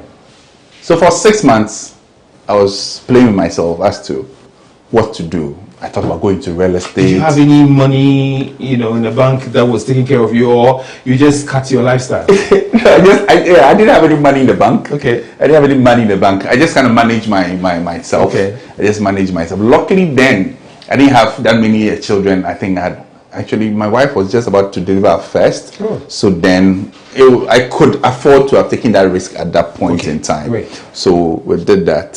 So for 6 months I was trying to figure out. Until then I met a friend who came up with this. We are looking at setting up an events company in our company, with the events department. I think you can do it. I'm like, okay. That was an angel, I guess. Business angel. Yeah. Actually, it's one of my oldest friends. Actually, Okay. One of my oldest friends from Addis Ababa. Yes. So then he invited me. I went to see his boss. We sat down, and then within an hour or two, I was offered a job as an events and communications manager for City FM. Oh, great. Back then. So then that brought me to the space of events and communications. Long story short, by the time I was leaving City, I was sales manager. Beautiful. I left City 2010. And you were getting fulfilled in that way. Yes, that was a space I realized that I flourished more. Okay. Because I'm a people person. I am able to communicate comfortably, and I was able to now sell whatever I was selling. Right, So right. then I knew that was a space I wanted to play in. Okay. So then I was into sales and marketing. Then that was when I realized that, okay, now I needed some education to be able to be noticed and appreciated in that space. So that's when I decided to do an MBA in marketing. Oh, great. So then I ventured into GIMPA and did my executive MBA in marketing. Yeah. So that was finished in 2012. Okay. And I played in the media space at sales and marketing. All this while till last year. Very well. Yeah. Okay. So great. So if you've been listening to Kafui, he's been telling us about his story, and the story is he thought he could do something. Yep. You thought you could do something, but you were not fulfilled in what you were doing. And one day you just got up, the thing just told you, don't go to work. Not go to work. I didn't feel like going. And then you didn't go to work, and then you just decided that, okay, fine. You sat around, and then through links. Oh, yeah. Yes, this is the power of relationships. Oh, yeah. You knew somebody who knew Know somebody you, who knew my somebody. ability, and then, yeah. Great. Yeah. So we need to develop our relationships. And that person introduced you to the boss. Yeah. And you found yourself in that space, Yeah. correct? Exactly. And then when you found that you were fulfilled in that area, you knew this was it for you. Yeah. And you pursued it with an education. Yeah. Into executive MBA. Yeah. Wonderful. Did you take notes? This is Kafui Dobache. We will be right back on Business Moments. My name is Jacob Nancy.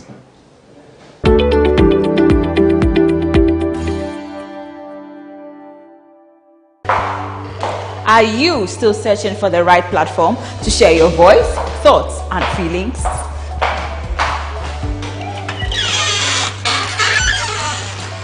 Then, the GhanaWeb Reporter on the GhanaWeb app is the perfect app for you. It is Ghana's only citizen journalism and infotainment platform. Wherever you are, whatever you are doing, GhanaWeb Reporter links you up to the world. The Reporter also gives you the opportunity to blog or become a citizen journalist, so you share stories with the rest of the world about cities, music genres, pop culture, tech, politics, etc. Download the GhanaWeb app from the Google Play Store or App Store on your smartphone and open it. Tap on the member button at the bottom of your screen and follow the easy steps to register with your phone number or email, and you are ready to become a reporter. GhanaWeb Reporter, democratizing journalism and empowering content creators.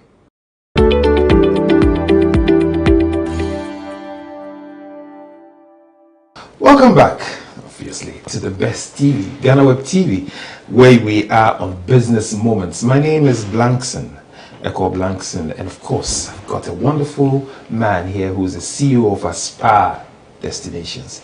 His name is Kafui Dobache.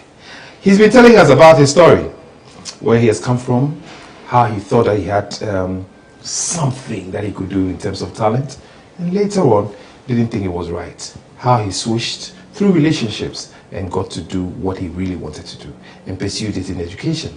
We're yet to hear a lot about what he's doing right now, and definitely he's going to tell us. Welcome. Hey, Kafui, so because of that, you got your MBA and you're fine now, and then you decided to move? Is that what happened? Yeah. Or you did something before that? Actually, the way I ended up in travel intrigues me myself sometimes. Okay, so this is what happened. So for about 10 years, I worked with Charterhouse. I was head of the production unit responsible for sales and marketing, business development, everything in that space. Very well. So because I was into sales and I deal a lot with, for example, airlines. So anybody in the company who wanted to travel will come to me and go like, Kafui, can you get me a deal from this airline? Okay. Can you get me this deal? Can we get it? So then I used to do that. So sometime in 2019, I had a lot of requests. And I'm like, okay. And this was something I was just doing for free. So one day I woke up, I'm like, okay, I'm doing this thing and I'm doing it for free. I might as well turn it into a business. There we go. Then I was like, okay.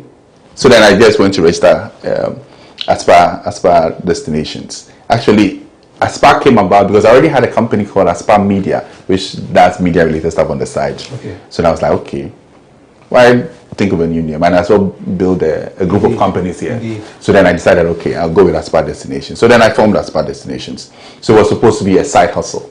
But I still worked at Charterhouse, so it was something I used to do, and I used to just resell packages for other tour companies. Okay. So I went to one company, and we spoke, and I said, okay, fine, they'll give me their packages to sell at a discount, then I could mark up. So then it was something I started in 2019, and then COVID hit. Then travel just went down. So luckily, late 2020, it looked like we were okay, so travel started again. So the 2020 November was when I did my own first solo group to Dubai. I was able to put together. You put together people who were interested in traveling or touring a destination. Yes. Okay. And actually, I was very surprised. The very first group I managed to put together, we were about 26. 26. That's quite a number. Yeah, that was I was very surprised myself. Yeah. So, and again, that's where people you know come into the space. Relationships. People you know. Business relationships. Yeah. So you go to people and go like, okay, I'm doing this thing. Oh, it is you. Oh, we know you. Then we can trust you. So then you can have that. So another thing you've just said, trust. Oh yeah. Okay. Oh yeah. Trust. So trust. So trust is very important. When you promise people a thing, especially in business, make sure you deliver it. Exactly what you said, or at least go beyond. I've heard this from another businessman who has said that make sure that you deliver above what is expected. Yeah. Although it may be for the same price or even less. Because then people can repeat purchase. Exactly. That's right. And in this line of business, one thing I've realized is key is referral.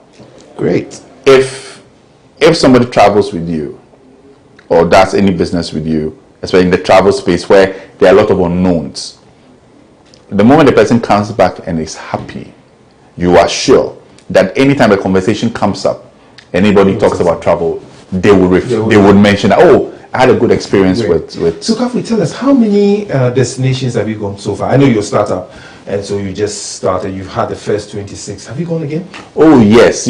So, after we did that first group in 2020, last year, I did a total of about 6 groups, mainly to Dubai. Okay. Yeah. So normally we try to give our passengers or our clients extra value in what we offer them. So, for example, it's easy to go to Dubai. So that's why most often than not you see tours to Dubai, because in terms of getting visas and things like that, it's easy. I can get a visa for you without you having to show up personally. And you don't need all those supporting documents that most of the traditional embassies do. So it's easy to do that. And it's relatively cheaper to do that. So we try to see how can we give people value beyond one destination. So then we go, most often than not, we do a twin city combo. So we're able to do fly Kenya Airways, and luckily Kenya Airways has a long layover in Nairobi. So what we try to do, instead of staying in the airport, we add a tour to it. So you arrive in the morning, you go into town, have a few tours, come back in the evening, catch your flight, and you're off to Dubai. So for the price of one, you get to visit 2 cities. Beautiful. So that's something that we have offered our clients. So depending whether you fly Rwanda Air or in Kenya, what do you call it, Ethiopia or any other airline, you try to give them the experience of two cities. So we tried. That's something. So last year I think total of 6, to Dubai mainly. We did South Africa too at some point, and this year we are in July. We've done 4 trips already to Dubai. We've done a trip to SA as well. Next month, August, we are doing a trip to Santorini, Greece.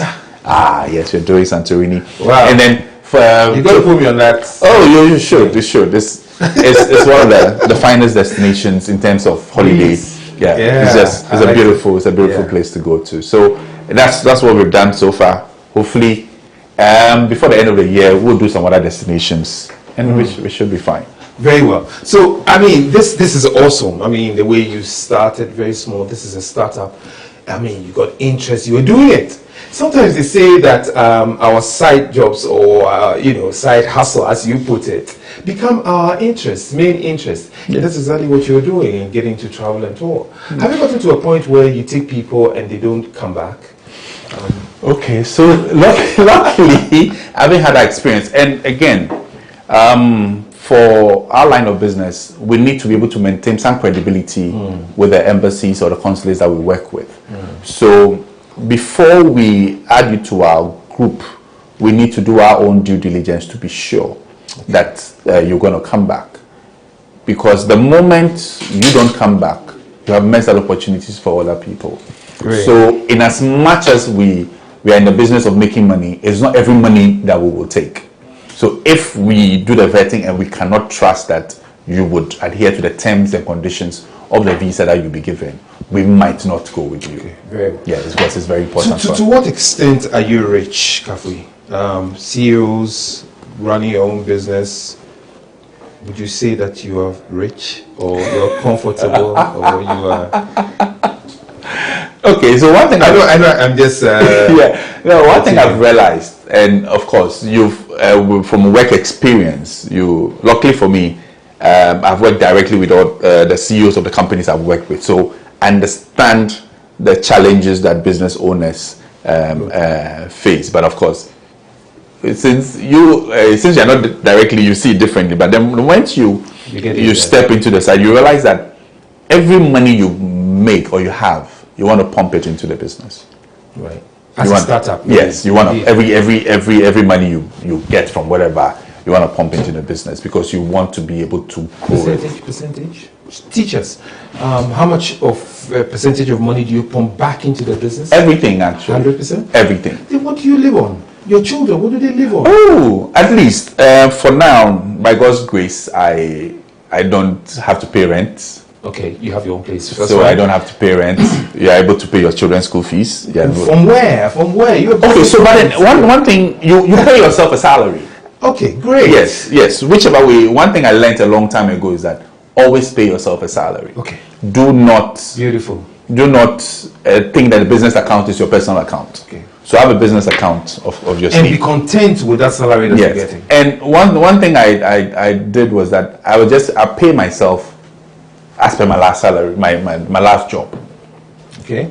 Okay, that's how much I was making at this company, which to me is my worth, my value in terms. So I pay myself that salary. Okay. That's the same salary I pay myself here. Well. So I believe that when I'm able to grow and get to the level that I think I want to get to, then probably I'll be able to pay myself CEO's salaries. On that point, where do you want to get to in terms of growth? Where are you right now? What will be that trajectory, business trajectory that you'll be going through, and where do you want to get into? Okay, so I want to be that company which sets the pace in terms of destinations in Ghana, destination holidays in Ghana. Okay, so I've identified these are the audience I speak to, or these are the clienteles I try to.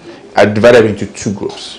Right. They are the first-time travelers, so those who haven't had the opportunity of traveling outside before, who are looking for that first experience. So I'm putting together packages to suit them. Very well. So then that's there. And then we have those who have been to everywhere conceivable. They've toured the Europes, they've toured the Americas, but are still looking for somewhere to go to. So I'm making my job to now go look for those places that they haven't yet been to. So there is some wonderful place in Jordan that most people don't know about. I've gone to discover it. So I'm going to tell you who is looking for their next destination to go to. Have you considered going to Jordan? They go like, Jordan? Yeah. And tell you that, listen, this is what you can do in how do you call it, in Jordan. Okay. Now somebody in Africa or in Ghana wants to experience snow, but then might not be able to go to Europe to experience snow. Do you know that you can experience snow in Africa? In Lesotho. Oh, okay. Most people don't know that. Sometimes it may breathe. In Lesotho, you actually see the snow. It falls. A lot of people don't know that. So I can take you to Lesotho when the snow falls for you to experience what you would have experienced if you had gone to Europe or gone to America. So that is... And it will be cheaper, right? It will be relatively cheaper, and you don't have the hustle of trying to prove whether you will come back, that kind of thing. So what we're trying to do as a company is to be able to speak to those two people, make travel as easy and as cheap as possible for the first-time traveler, and also be able to offer that frequent traveler new opportunities for them to now go and explore. Awesome. That's where we are going. Awesome indeed. I think that your growth pattern is really great, and obviously you've got good clientele. Obviously, still looking for others to do this. Okay, what has been your hustle? What hurts you? Truth be told, my biggest challenge has been the exchange rate. Unfortunately, because you're buying services out of country, you need to buy forex to be able to pay. You pay the airlines in cedi, in local currency, but then wherever destination you're going to, the hotels and tours, you have to pay in forex. So that has been the main challenge. I mean, let me shock you. So last year, around this time last year, I could sell a package to Dubai for 6,000 cedis. I'm talking tickets, accommodation, tours, visa, everything for a week.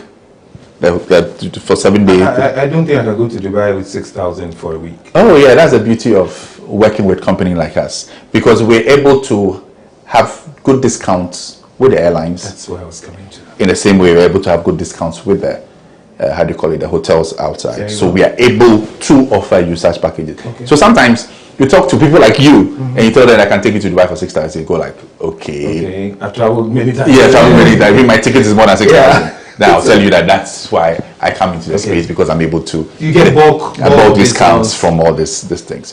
So last year I was able to sell a package to Dubai for 6,000 series. Now that same package, nothing has changed.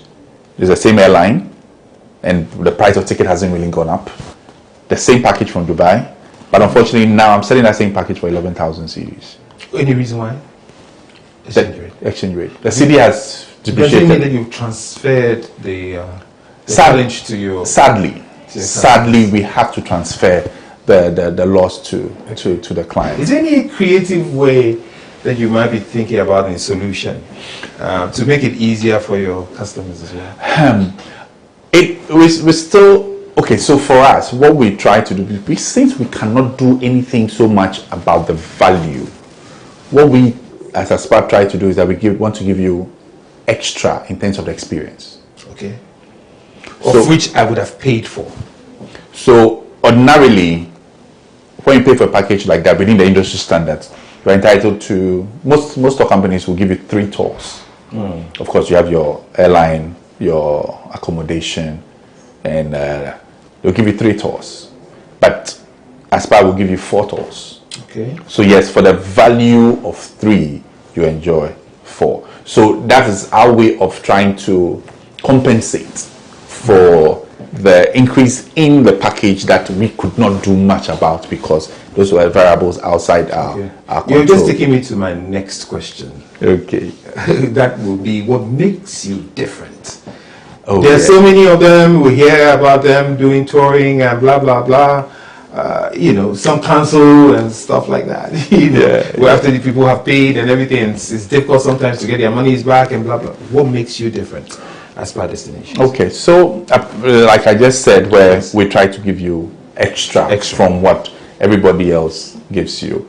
One thing that has worked for me so far, and I'm hoping I can extend it, I think that my personality has kind of helped in giving the travelers some experience on the trips that they would not get from other tours. I'm saying this from experience and feedback that I have gotten from those who have traveled. Now, of course, I cannot go on every trip. So I look at the dynamics of those in the group, and then if I can afford to go, I go, or else I make my tour people to go. So there was this particular, in April, I had 2 destinations simultaneously. I had a group to Dubai, and I had a group to, South Africa for the Easter break. Now, I had a few people who were part of my Dubai group earlier saying that they wanted to do the essay trip. So they came on the essay trip. The assumption they had was obviously I was going to be on that trip. So fortunately, I couldn't go, so I had to go. When 2 days into the trip, they called me and they were mad. They were like, they decided to come on that trip because I was on, because of the experience they had with me on an... So then, and I got that feedback too from a few. That's really positive. Yeah, so I need to find a way of managing all that, because of course, obviously, I cannot be on everything. So I need to bring my staff to that level where they're able to give the clients an experience. Because for us at Aspire, and one of my driving philosophies is that I'm helping you to create memories, and those memories should be exciting. It should be beautiful. Resplendent. Should stay. It should stay. Should linger on. Yes, because the time will come, I'm sure, where the only thing we have will be the memories we're able to create across over the years. Tell me, but if you want to, it's good to build people. It's good to build them to your level. Obviously, they can't be like you, but they would be close. Yeah. You're not afraid as a CEO that somebody might take your business? Oh, surprisingly, I've never been afraid of things like that. So don't be afraid as CEO. No. That's what you're saying. No. I mean, no matter what happens, because obviously I worked somewhere and I was able to build myself and get here. So personally, I would never feel threatened by an employee, because if an employee of mine can break out and set up, that means I've done something right. Good. Last question. So, a big setup does not bring success. I mean, so to say, or it does not mean being successful. Yeah. A small setup like yours, because how many staff do you have as permanent?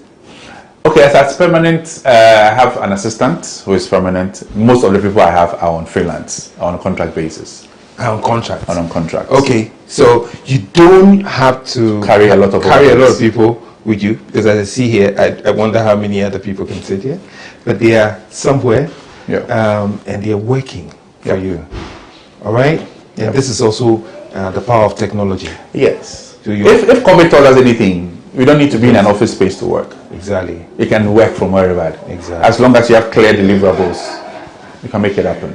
So, of course, as we grow, of course, you need to have some permanent staff because of the structure you need to build. So, but then I want to take it slowly, because I've seen businesses crash because they overexposed. Okay. Or they scaled up too quickly. So I think my 20 plus years has taught me a lot. So I want to take it one day at a time. But as many a thing I can outsource, I will outsource. Take it one day at a time, manage your scalability, yes, and ensure that you have the right people outsourced. Yes. That's very strategic. Yeah. And that's very thoughtful of you. Thank you very much for accepting us into your petite space. Has been just wonderful. I like your portrait, by the way. That's a birthday present, actually. This guy is smiling out there. Make it look like he's so rich. But he will be rich. Oh, yeah. But we'll be following you. This will not be the last. We'll come here and we'll remind you of some of the things that you have said. And we'll go back to some of the things to make sure that you have moved from the 1 to the 2 and to 3 and probably got into 10. We want to celebrate with you. GhanaWeb TV would like to celebrate your moments where you have this place and what you're doing right now. Okay, so this has been GhanaWeb TV. This has been Business Moments. We've been talking to Kafui Dobache, who is the CEO of Aspire Destinations. He's told you quite a lot about how he started, where he is now. It doesn't have to go very fast to scale up, but to make sure that he takes it one day at a time, strategically. I hope you took notes. Well, this is GhanaWeb TV, actually on GhanaWeb, where we have lots of products for you. We've got the GhanaWeb Club, of course, which is a community. You can register on GhanaWeb and be a member of GhanaWeb. And obviously, you can get some discounts. Part of those discounts you can get from Aspire Destinations, I can promise you that. He gives these discounts to his clients, but you, as a member of GhanaWeb, can even get more discounts from Aspire Destinations. And also, we've got GhanaWeb Reporter, which, of course, we're making sure that we're democratizing journalism. You can also be a reporter on GhanaWeb, have your own page, and blog out there and write anything that you want to write. Obviously, that will be checked as well. Then we've got the GhanaWeb Memorial. Hey, people have died or people will die, but obviously keep the memory of these people. Write out their stories, write out their tributes, get their pictures, even get the destination, the place of the grave, so people can remind you a year after. And that's GhanaWeb Memorial. So many things coming up on GhanaWeb, and indeed you should be there. We've also got something beautiful for the women as well. My hairdo, check it out. Just go on GhanaWeb, go to artpure.gh.com. Obviously you'll find so many things on GhanaWeb over there. Thank you very much for joining us on Business Moments. My name is Echo Blankson, and I've been with Kafui. Thank you very much, my brother. Thank you for having me so much. Thank you. Thank you. Well, catch you again next week. Another fantastic guest will be with us. Cheers.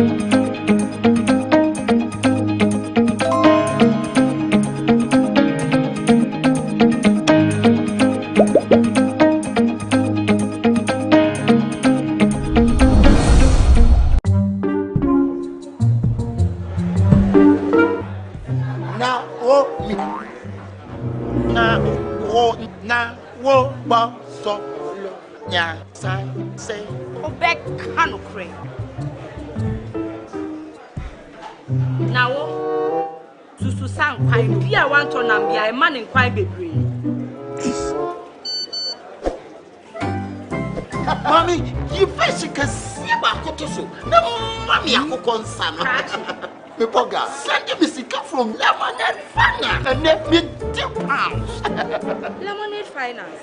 Say they're sending money back home from UK, Canada, and now US. I accepted. Instant charges. Exchange waiting in Sudia.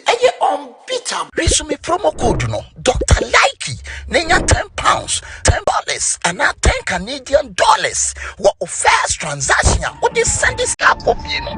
Dial to Lemonade Finance. You did it. Boys, you did it. Sorry. Baba did.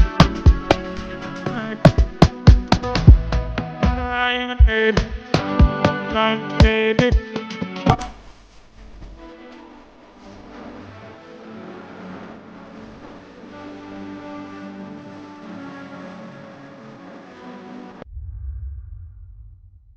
The 2022 World Cup is getting interesting. I'm sure you're enjoying yourself. The biggest upset has been Saudi Arabia beating Argentina by 2-1. That's not going to be our focus today on E-Forum. Well, Ghana is in the same group with Portugal, Uruguay, and South Korea.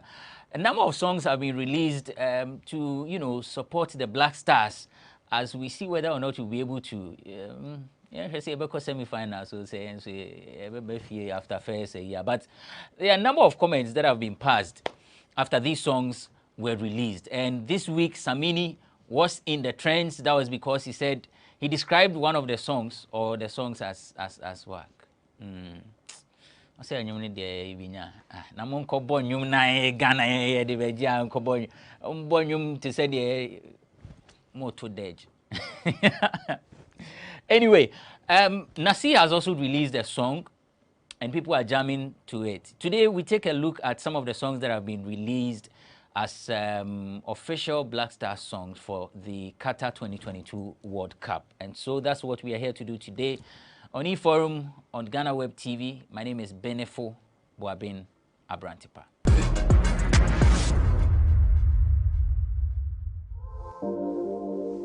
Yeah.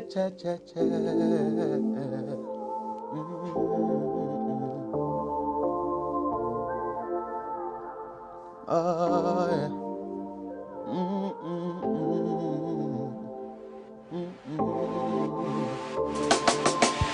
Big shouts to your mama, then your papa, them. I thank God, say them born you for me. I thank God, say them keep you for me. I thank God, say them raise you well. Big shouts to all of your exes. I thank God, say them leave you for me. I thank God, say them break your heart. I thank God, say them damn you, girl. You know the everyday way man they see the thing way. It get the value even as see they in hand so. I know be young if I see that kind of girl way. I like I no go fit to waste my time. Oh. What be the action? What be the move? Turn on your Bluetooth, make with the groove. Girl, you say what's up? Give me attention. I know the form love, but I want to spoil ya. What be the action? What be the mood? Turn on your Bluetooth, make with the groove. Girl, you say what's up? Give me attention, give me your love. Hey, you be my African goddess. Hey, me oh my goodness. I want to chop you like fun nice and I didn't crown a sunny day for Ghana. Yeah, yeah, you be my African goddess. Hey, me who are, oh my goodness. I want to chop you like fun nice and I didn't crown a sunny day for Ghana. Yeah, yeah, yeah, yeah. Girl, you got my heart on lockdown. The kind of quarantine I dey look for. Now you they make my heart see the ginger. And I feel like I'm a turtle ninja. You know the now I no go take you play. My power for each and every day. Your bills on me, no worries I go pay. I want make you slay my African queen with a good body. No be just the body, you are smart and funny. And I cannot deny this feeling. Deny this feeling. What be the action? What be the move? Turn on your Bluetooth, make with the groove. Girl, you say what's give me attention. I'm going I know the form love, but I want to spoil ya. What be the action? What be the move? Turn on your Bluetooth, make with the groove. Girl, you say what's up?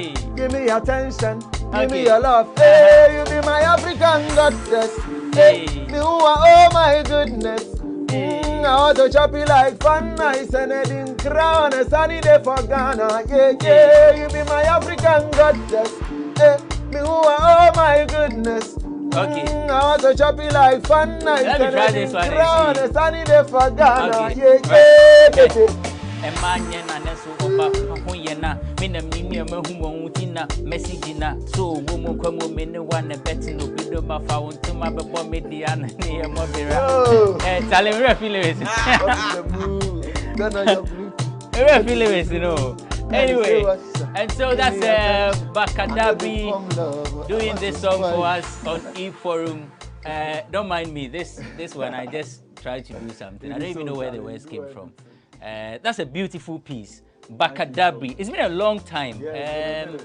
When was the last time we met? Probably sometime last year or late 2 years ago maybe. Yeah. Around that time you were working on your EP? Yeah, at the time I had the Busanga Niabrantia EP out already, which had Magajia on it. Yeah. This tune is the first single off of my upcoming EP, which is called Hear Me Out. Hear Me Out? Yes. So what's the title of this one? This is African Goddess. African Goddess. Yes, African Goddess. Did you do it for a special person? No, this, to be honest, is one of those fictional writings. You get it? I think as an artist, there are some of the songs you write from a true place, because maybe you have experienced something and you write about it. Or maybe people around you are experiencing things and you write about it. And then there is the fictional side too, where it's not really a true story, but you are just being creative as an artist. This happens to be one of them. Yeah, and I love it. I see. How far has... No, okay, let me ask this way. What has the response been so far with this particular song, The African Goddess? So far, it's been out for like a couple of weeks, if I'm right, probably 6 weeks now. And on Spotify, we have like 20,000 plus streams and counting. And so it's actually moving pretty well. And basically, in terms of numbers, this song is doing better than my previous projects. And I think it's because of the appeal it has. It sounds more, I don't know, like it has a lot of pidgin. And then also the beat is also very modern. Sonically, it sounds, you know, hip to a lot of people. So yeah, that's what's up. I see. So the EP, when is it going to be ready? Is it out yet? No, the EP is not out yet. We are hoping to release it. If I'm estimating right, then hopefully early January, the EP should be out. Yes, and if you did hear the previous project, Busanga Niabrantie, it was more intentionally written for the Ghanaian market, strictly the Ghanaian market.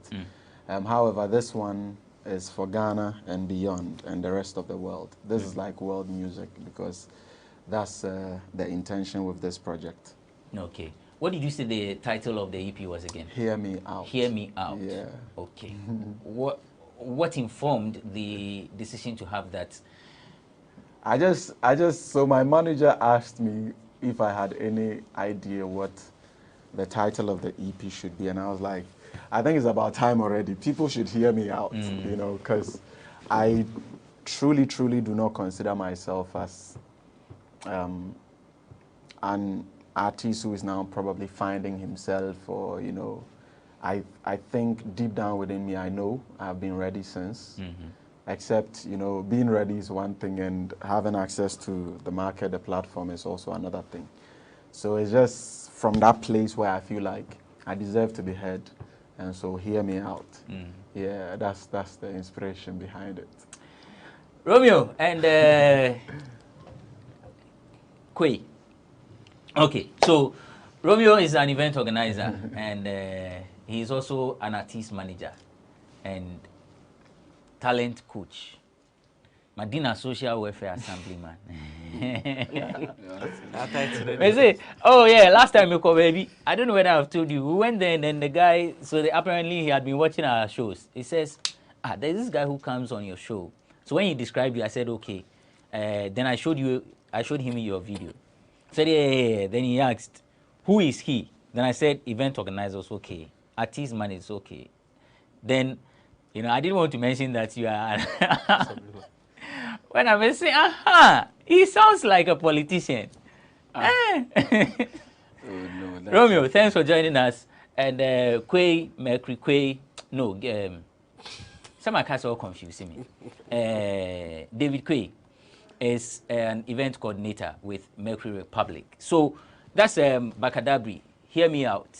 That's the EP, which is yet to be released. But so far, what you have heard, what's your impression about his artistry? I think when I entered the building, I heard the beat and I heard someone riding on it. I was nodding. You know, any good beat will move you. Yeah. And then he didn't just end there. When he entered and started doing the freestyle, I realized the uniqueness in what he's doing. It has that appeal. It's sort of a template set for anyone to love. It's not something you have to condition yourself to love, but something that will come to you naturally. You know, when it's a good vibe, you don't struggle to sell it. And I think it's something that will push him far. And, you know, when you do this song for women, you do it for success. Reason being that when the women love you, everyone will love your music. But I think what he should do is, his views are not too encouraging. Maybe he can adopt, and he's good also on the acoustic. So what I would advise is that he can hijack the weddings or the executive programs and then use the acoustic just like the likes of Abiana and co have done to be able to get some recognition, because there are very good vibes, talent with good vibes around, but the platform for them to be marketed, for them to be accepted, that has been the issue. For instance, if we had him on the rhythm on the runway, he wouldn't be a bad appearance on the show. You get it? So these are things we need to be pushing, and I applaud him for the great work he has done. The African Goddess, it's a nice tune. Thank you. Quay. Principal, I agree with Romeo's viewpoint on the song. I think it's a classic tune. And I mean, what excites me the more is the lyrics of the song. I think we all experience heartbreaks here and there, and sometimes it's like a cycle. The person may not be good for you, but may be good for the other. So when you finally get that one girl that you are like, yo, I thank God that your ex actually left you and you are now with me. Then you also thank God that your ex left you. Yes, my ex also left me so that we can meet. So I think that what is very striking for me is the lyrics, and also the instrumentation is also a vibe. You know, it just moves you. I just heard the song today while, you know, he came, and I already got part of the lyrics. I was singing along during his performance. So I think that it's a catchy groove, and anybody who hears this for the first time will just move along with it. It's a beautiful piece. Nice one. Another observation about Antipa, I think he should also do well. You know, most of these TikTok girls, when Asantua made that comment that they make some songs popular, she wasn't lying, but maybe that context wasn't acceptable.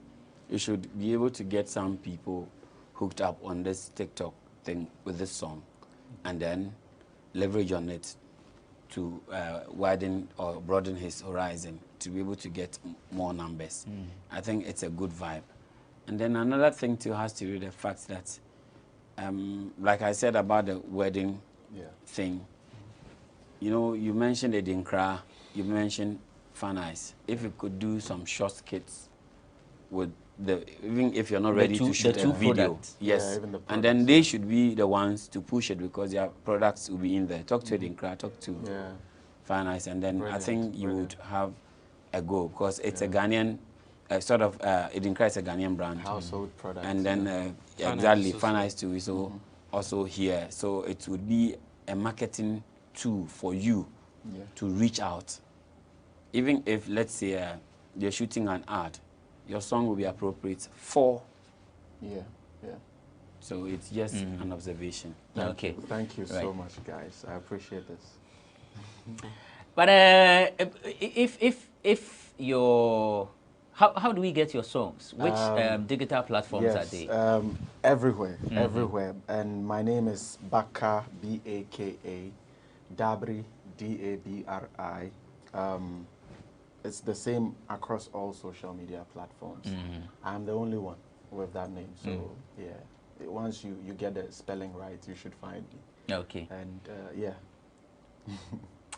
That's Baka Dabri gracing the show for us today on eForum.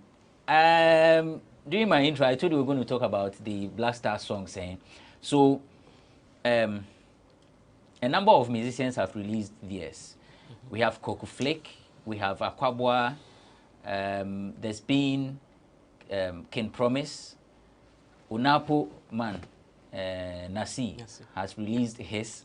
Samini has released his, but Samini's is not just the Black Stars, it's the entire African continent, the representatives. He's saying that Africa win. But before Samini released that song, he had made certain comments on Twitter, and that actually engendered conversations. People, you know, it divided opinions. Some said he erred in what he tweeted. There were others who also supported him because they thought that some of the songs that have been released were not nice. So we take a quick break. When we return, we'll talk about the songs that have been released for the Black Stars as they partake in the 2022 FIFA World Cup that is ongoing in Qatar.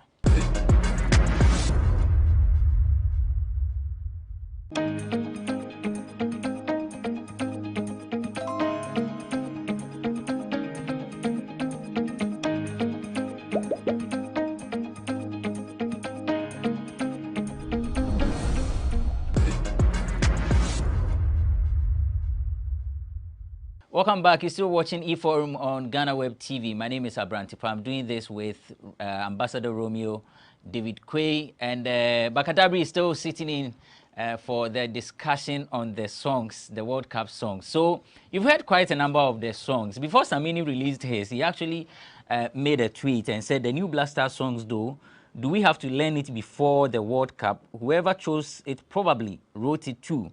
Hey, track nenye desano. A few of us could have done a better job at that, Charlie, and I'm Mebodam. It comes with laugh out loud. But Vim still there for the boys. Go Ghana. And then, you know, people started talking about his tweet. And then Samini decided to release his, which is titled Win Africa Win. And Ansani ebe show ebe start here, nana since we're releasing it there. The capono eba Ghana. First off, let's begin with Samini's tweet, whether or not there was anything wrong with what Samini put out in the first place. It's not wrong on a human face, but being an artist and being within the creative space, you should leave such criticisms to those who are used to it, those whose job it is, because you are still within the space. And it's not okay to criticize people you will end up working with. You end up featuring, or they featuring you on a project, and then you come to condemn some work done by such people. But the critique was based on the work. It's not attacking the individual. But in a professional manner, he's seen as a big brother to the cartel of young people who has brought out a song. So Okay. he had that power to call them behind the scenes and say, okay, Let me read this other tweet. He says, I did Germany 2006, performed the official song at the closing ceremony at SA 2010. 2014 was Yawa, and 2018, we know fit go. Been there, done this, forget the hype.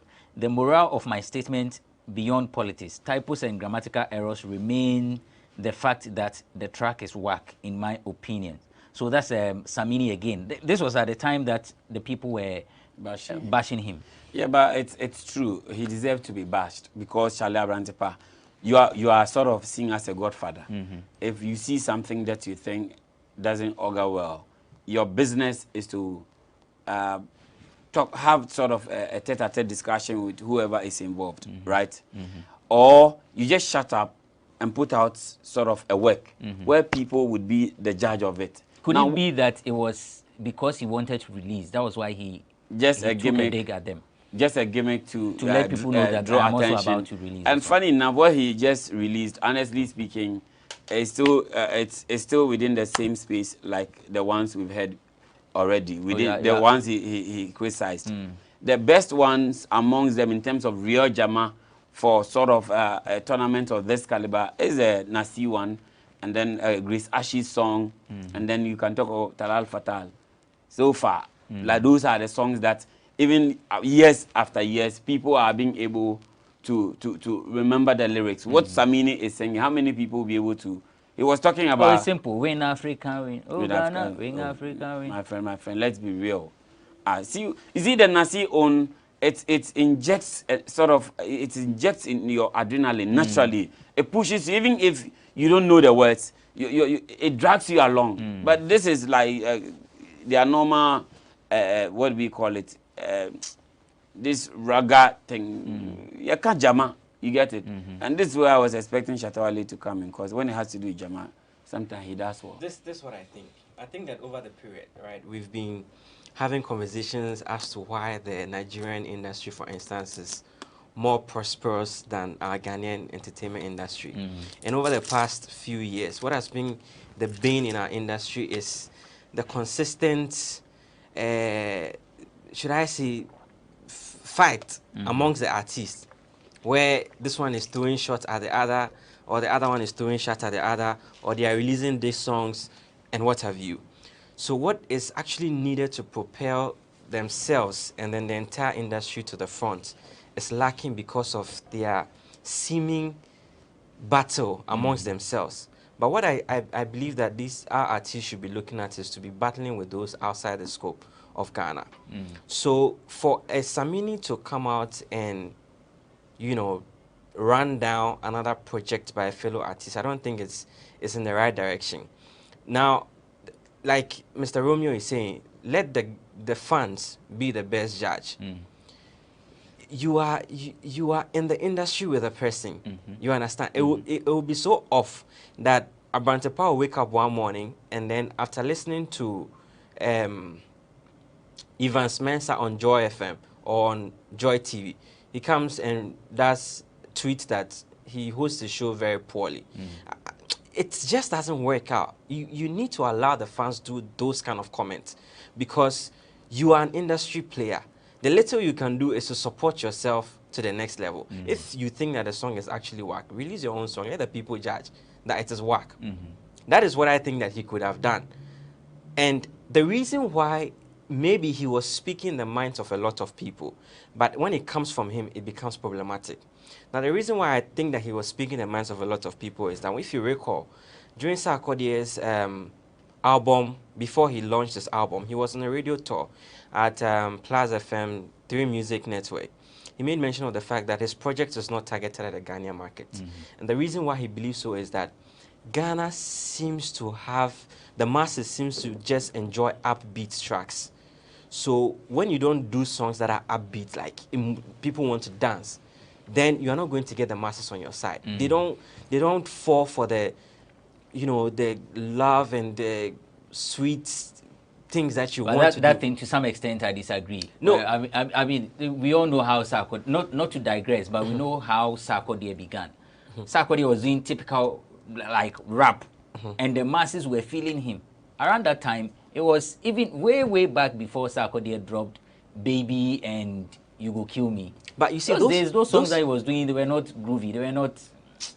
Those rap songs used to have a beat. It's not. It was not so. It was not like the Kiss My Hand and all those songs that we are having now. So to him, he feels that, and I think that has been how the Ghanaian populace accepts the songs that are used to back the Black Stars. So if you look at Grace Ashi's song in 2014, it's upbeat. Like yeah, when you hear you are moving. When you listen to the current Nasi song, it just moves you. So when the song is not on that level, then it becomes problematic for the masses because they feel like this song cannot even encourage me to even, root for the Black Stars. So that is perhaps... but you see, the tempo bit, does it really matter? Because Romeo mentioned Come On Black Stars, Ghana. That song was not a fast tempo song. But because it was early days, the early days of Jama production, the only English Jama that pushes you to be inspired. It tells our story, our Black Star story. It doesn't have so much noise in there, yes. But even with that, it was difficult for the fans to use that in the stands. It's for the elitists, you get it. But the real Jama is when you hear Obi Bakwe Faun to form, like it's full of sort of inspiration. So that's what I'm saying. That song was for a certain market.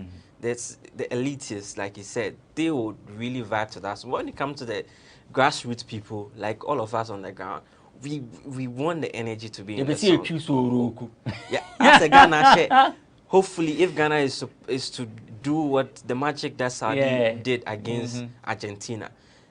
Nasi song, imagine just on the street, it makes me there. Nasi tops off. Baka, which of the songs do you gravitate towards the most? I'm in love with Nasi's own. Okay. Yes, and I think then again, I like how we visited the old tunes, right? I remember that one it wasn't as upbeat, but I remember connecting so well to that song at the time. But then also, I feel like the music taste, it evolves, right? There was a time I wanted to be a rapper so bad, you understand? But I just realized I didn't have the attitude for rap. I didn't enjoy it very much. I enjoy singing, so I stuck to singing. But then fast forward to the songs for the Black Stars, I would say definitely Nasi's own. Until I heard Nasi's own, I would have settled for Samini's. Yeah. That's how would you feel if your fellow artists describe your work as work? Oh, definitely. It'll go enter you. It go enter you well. Me, it go enter me. However, I think the manner in which I am giving the feedback would also matter.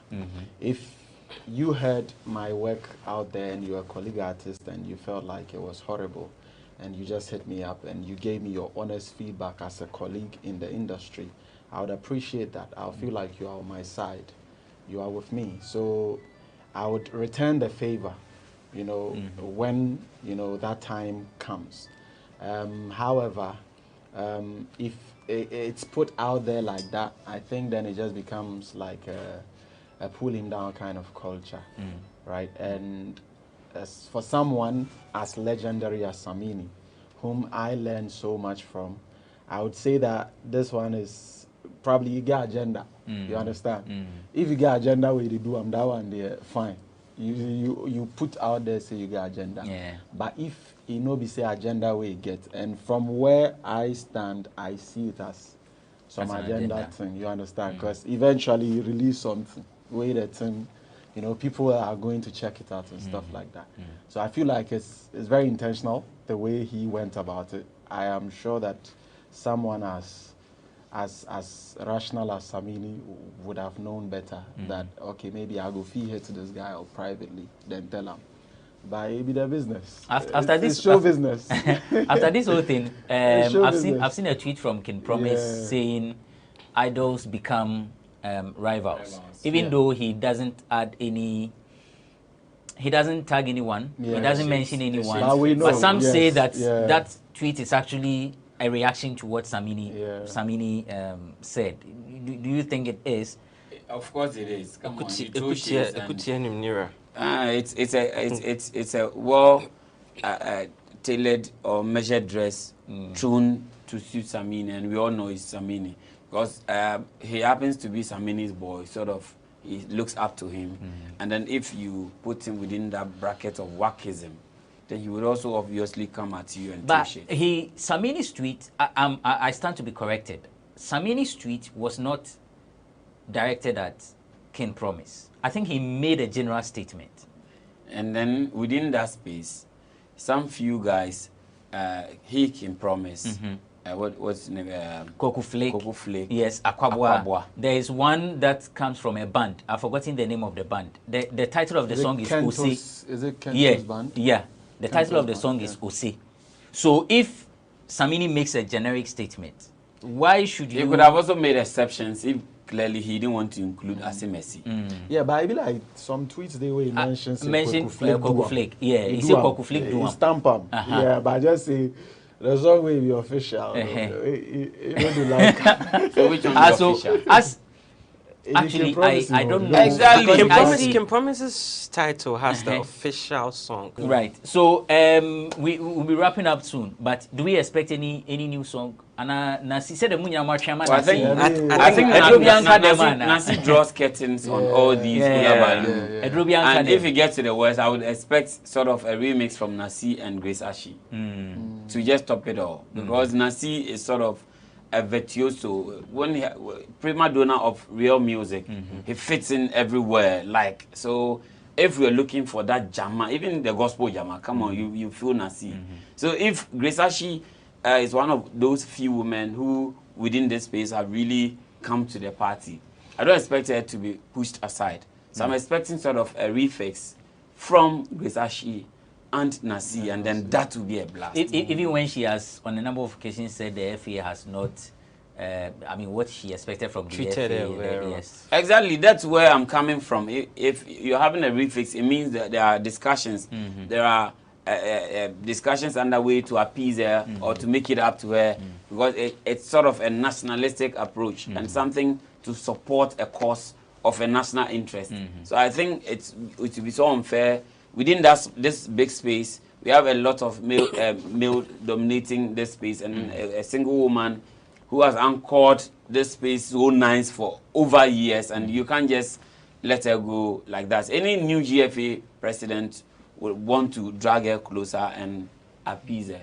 Okay, right. So we are going your final words, and then yes, I just remembered your event. You have an event this weekend. I nearly forgot. Yeah, I so forgot. maybe you should do that and tie it in with your final words. Then yes, we go. Yes. So on Saturday, 26th of November, this coming Saturday, we're having the coffee time hour session at the Vidai Cafe inside East Legon. Now, what the coffee time hour session is basically about is a networking event that is meant to provide a platform for young people to connect with pace-setters, people who have,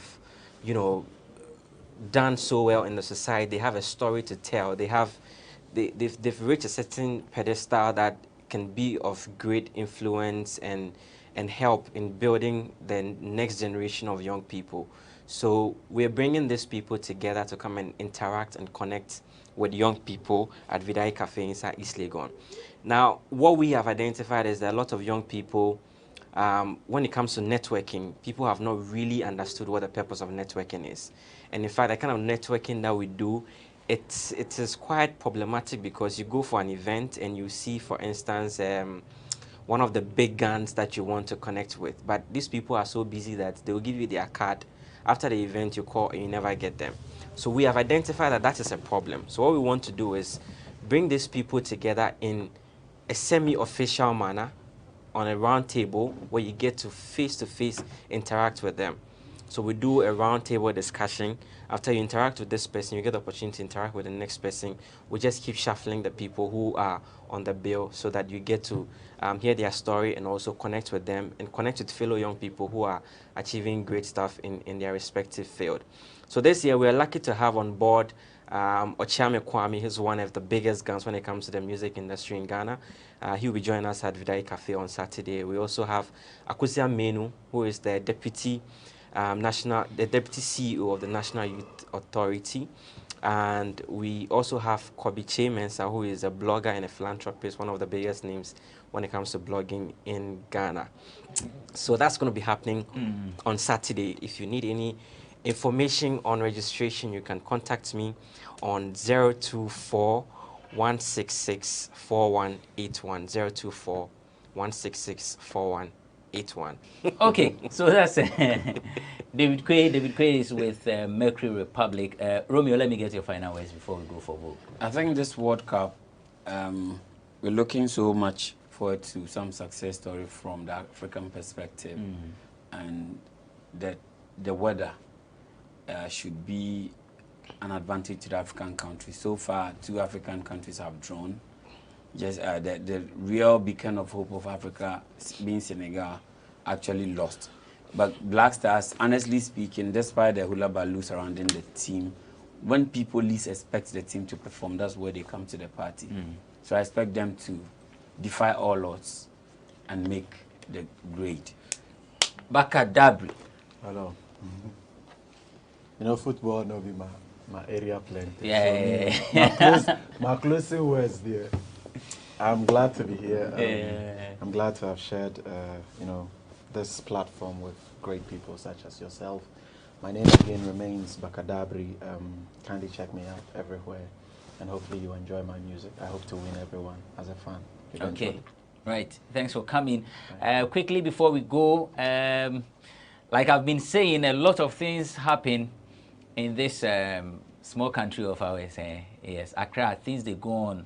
Events happening every weekend here and there, and so whenever there are events, we they go there, then we they capture things, then we go package them, then we go make you see what's up, that the things that went on, we have everything packaged in Vogue. And so let's join Doreen Abanima Abaya as she comes our way with Vogue.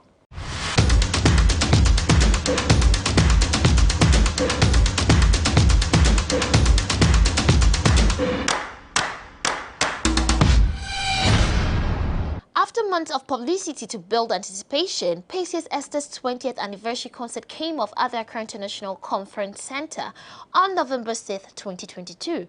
Tell you what, the auditorium was filled to capacity as lovers of music thronged the venue to witness the epic occasion. Gospel artists and Sopoku, Brother Same, Obapa Christie, Celestine Donko, Tego Sisters, Moses Oke, and Kofi Sapong, among others, mounted the stage to perform, and it was mwah!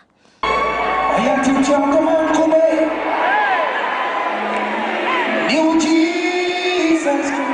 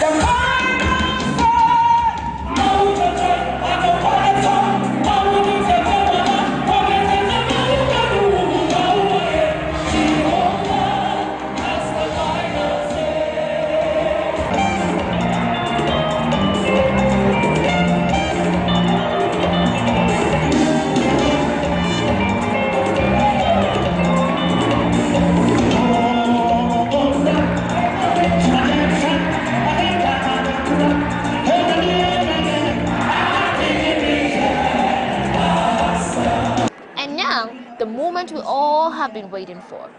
Pacey Esther would climax the show. She does so with a dramatic entry from zero to hero, and that's exactly what her latest single, Wayemi Ye, is all about.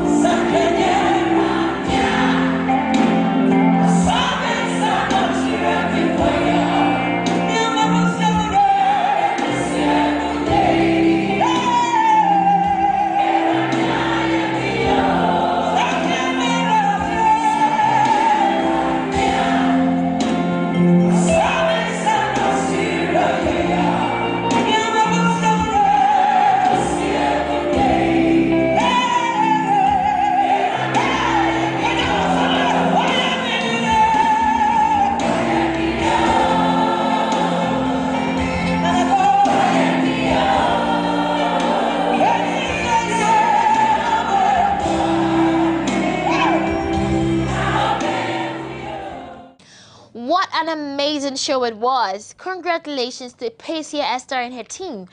Indeed, it is not easy to stay relevant in a male-dominated industry for 2 decades. We look forward to seeing more of such events. Time to say goodbye to you, my dear viewer. I am your girl, Doreen Abanama Abaya.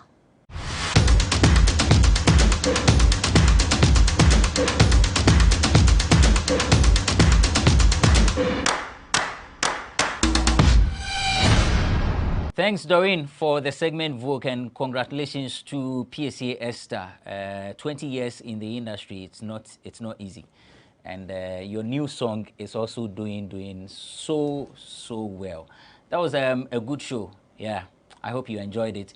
And keep on watching GhanaWeb TV. Visit our website, www.ghanaweb.com, for more stories, for more videos, programs. A reminder that the GhanaWeb Mundial is still ongoing, where we have our sports people come your way with analysis of everything that's happening in the World Cup, behind the scenes, what's happening in the camps of the Black Stars, in the camps of the Senegalese, and you know, the European countries and all the Middle East countries. And so join our team every Monday and Friday as they come your way with the GhanaWeb Mundial. Thank you for watching this episode of eForum on GhanaWeb TV. My name is Benefo Boabin.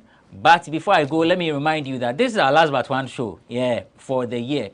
The final one will be a wrap, and so watch out for that one somewhere in December. We'll give you a wrap of the year. Until you say the yako break, na yako bobo ayehoni aba be final show, no, and then we'll go for a break, and we'll return in February. Yes, you could do Christmas ni bi na abre ni panso me. So thank you for being with us, and of course we have a lot of events, lots of programs, and then quality, relevant, compelling content for you on our website. The GhanaWeb Excellence Awards is ongoing. Voting has begun, and so visit the website and vote for your favorite nominee. Check out the list of nominees on the website. Thank you very much for watching. My name is Benefo Boabin Abrantipa.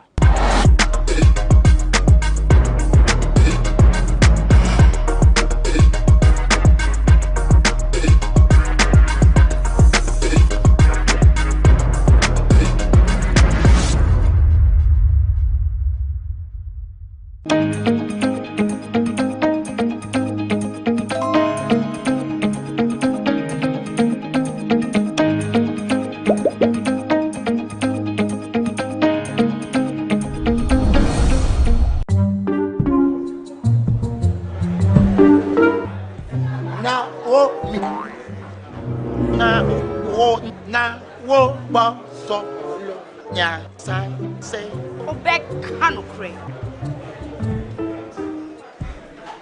Now susu sang kwai bia wan to nam bia e man in kwai bebre. Mommy, you fish can see about Kotoso. No, Mammy, I could concern. Pepoga, send me sika from Lemonade Finance and let me £10. Lemonade Finance. Say they're sending money back home from UK, Canada, and now US. I accepted a instant charges. Exchange waiting in Sudia. Unbeatable. Resume promo code no Dr. Likey. Nenya £10, $10, and now $10 What first transaction? What is send this car coffee? No, dial to Lemon and Finance.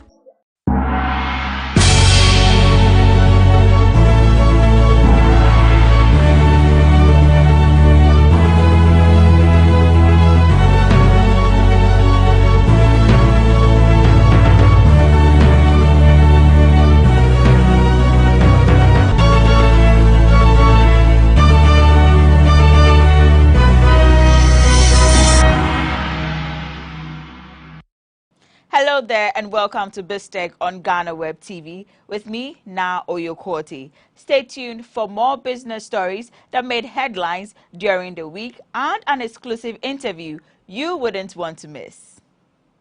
Now, crafting any form of miniature, whether painting or sculpture, takes a lot of precision. That is why over the years, the art form, which has existed for over 2,000 years, is heavily prized by collectors worldwide. In Ghana, however, miniature art is yet to have a widespread representation. But an indigenous miniature artist is changing the narrative. He is Meshach Ajete, CEO of Meshach Architecture. Catch up on the conversation with my colleague, Maoli Aholumega.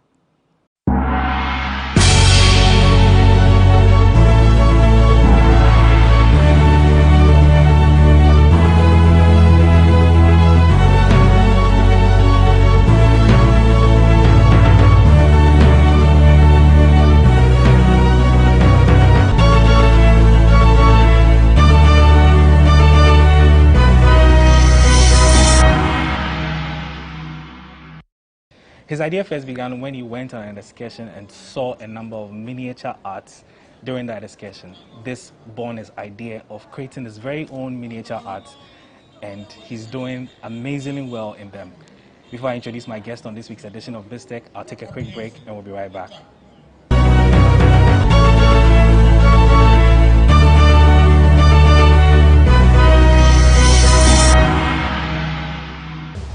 Welcome off for that break. My guest on this week's edition of BizTech is Meshach Ajete, and he is a miniature artist. And he's going to be taking us through some of the very beautiful and amazing things that he's been creating. Meshach, welcome to BizTech. How are you doing? Doing great. Yeah, yeah, very, very well. Many thanks for having us. Yeah, so you are into miniature arts. First of all, explain to us what exactly miniature art is. In my own explanation, it's just a small form of anything, anything bigger, like as in a building. Yeah, so the small form of the building. Yeah, that's my explanation. And how long have you been into miniature art? Actually, I would say 3 to 4 years now. 3 to 4 years now. Okay. And how has it been as a business for you? I wasn't more into it though, because I was working in the company. So yeah, when I get less time, then I do it. Yeah, so it's actually going on well. It's actually going on well. Okay. Yeah, so I see a number of miniature arts here. I see some houses and some trees. Now let's come to the art itself. What exactly went into the idea of you creating these things? Okay. I would say I love art and craft. Okay. Yes. So anything I see which is beautiful or I find it passionate. Yes. And I went to an excursion in a place. I saw this beautiful miniature art. Yes, just crafted a small building, and I was I was like, oh, this thing is so beautiful. I would like to do it because I have the passion for it. So I gathered staffs and try making the same thing, which is the duplicate. Okay. So yes, I started doing it. With the help of God, I made it possible. So you basically learned it on your own. Yes. You didn't go to any school, nothing of the sort. You just picked this up and just learned. But how was the first one that you created after you said you went to a place before you saw the miniature? How was it like? How was the process like? How do you mean? I mean, the first miniature that you created, after seeing the pictures that you said where you went initially, how was it like? How was the process creating that? I didn't see the person creating it. Okay. I just took the pictures of the sample. The miniature there, okay. And I used the pictures in. Okay. So you just conceptualized everything and you just started working at it. Wow. So I noticed some of your raw materials are chopsticks. Yeah, chopsticks. Any reason why you decided to go for chopsticks? Yeah, because it's easier, and it's just easier using it. Yes, as you can see, when I just take my cutter and I just cut it and just take a line here, then I'm going. Okay, wow. Yeah, so it's easier. Yeah. So and I see some little trees or flowers or something. Yeah. What is that as well? It's a decoration. Okay. Yes. All right. As you know, in many houses they do use, so that's what I also use. Yeah. So I understand you've been doing this for 3 to 4 years now. Individually and personally as a business, how has it been going for you? Like I said earlier, yes, I was working in a company, so I focus more on the company. On the company, okay. But when I get more time, that's what you do. Yeah. But it's also going on. It's also going on well. You've been able to sell some of them. Yeah. So I know money is very important. So how much does one go for? Or it depends on what you create. Yes. Okay. So like let's say this one for instance, how much is it? 300 cities. 300 cities. Yes, wow. And then this the same price? That's the same. This was the first one I did. Okay. Yeah, so wow. Yes, okay. This was the first one I did. Wow. So I just created it with my own and stuff. Okay. Then what about the bigger one as well? The bigger one. I'm sure this one took a lot more time to do because it took me 6 months. 6 months. Yeah. To create this. Yes. Wow. Why? Because I was just starting. Like that was the first. The first one. Yeah, So okay. I didn't get more of the instrument and tools to make it easier and faster. So yes. Okay. But along the way, you started getting them. Yeah. So usually, what do you use to make these things? I see some super glue and some stuff Yes, and all that. that's the super glue. This main 2 things. Okay. Yeah. All right.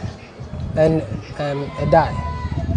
Yes. So the brown stick you are seeing, they are all dye. So you paint them as well, or it comes with the sticks that you? No, I painted them. Okay. Yeah. So you said you've been doing this for about 3 to 4 years now.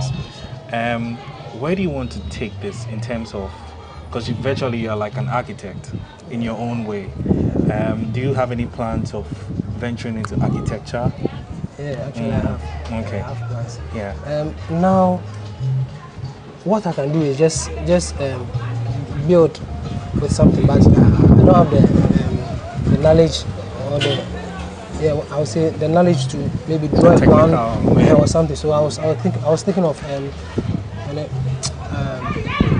going to a course then and doing a 3D. A 3D design. Yeah. Okay. Yeah. Speaking of which, this is part of our show is business and technology and stuff. And since you said you want to start learning about 3D and all of that, how best do you think that 3D can help you, conceptualize all these amazing concepts that you have and then bring it into these larger miniatures out there? Okay. The 3D will help me like go into more of the architecture. Yes. And I can this one here I can also use it like just decorating. I can do some for you. You can use it in your living room or yes. So okay. Yeah. I mean, for me, this is my first time seeing something like this. Are we going to be seeing most of these things on the market anytime soon? Yeah. How soon? How soon do you want it? I know you have your own plans. I don't know, but actually, I do my marketing most on WhatsApp. Okay. Yeah, the friends on my. So you use the social media. Yes. Okay. So I just when I do that, I send it to my friends, and they post it, and so it gets possible. Yeah. So hopefully in the future you're looking to build a proper team where this is your main focus, or maybe you have any other plans. What about you personally? Do you have any plans for future, or this is what you want to do? Yeah, this is actually what I want to do. Okay. Yeah. And how long do you want to do this? How long do you want to do this? Or how long do you see yourself doing this? I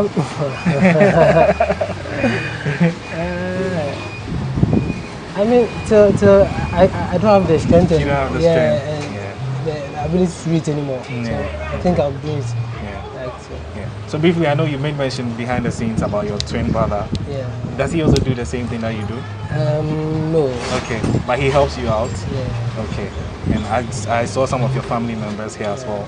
They're very supportive of what you do? Okay. All right. That's cool. Yeah, so let me take a quick break and then we'll come back and then you teach me how you start the whole process of the miniature. Yes, I was speaking with Meshach Ajete and he's my guest on this week's edition of BizTech. He's been taking me through his miniature artist work, which are very amazing. I'll take a quick break and we'll be right back. Don't go anywhere.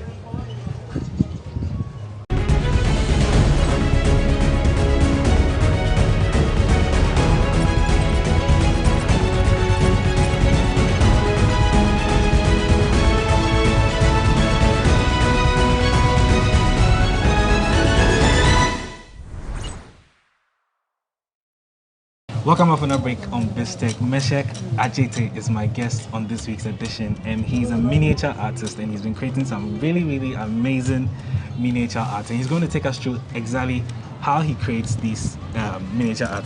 Meshach, Charlie, thank you very much. Welcome off on a break. It was a really nice conversation I was having with you, having to understand why you're doing what you're doing. Now, we want to see exactly how you undertake the whole process. So, what's step one before we see the complete miniature? Okay, so step one, I cut this board. Okay. Yeah, so from here to here is 15. Okay. From here to here is 12. So you measure everything as well. Okay. Okay.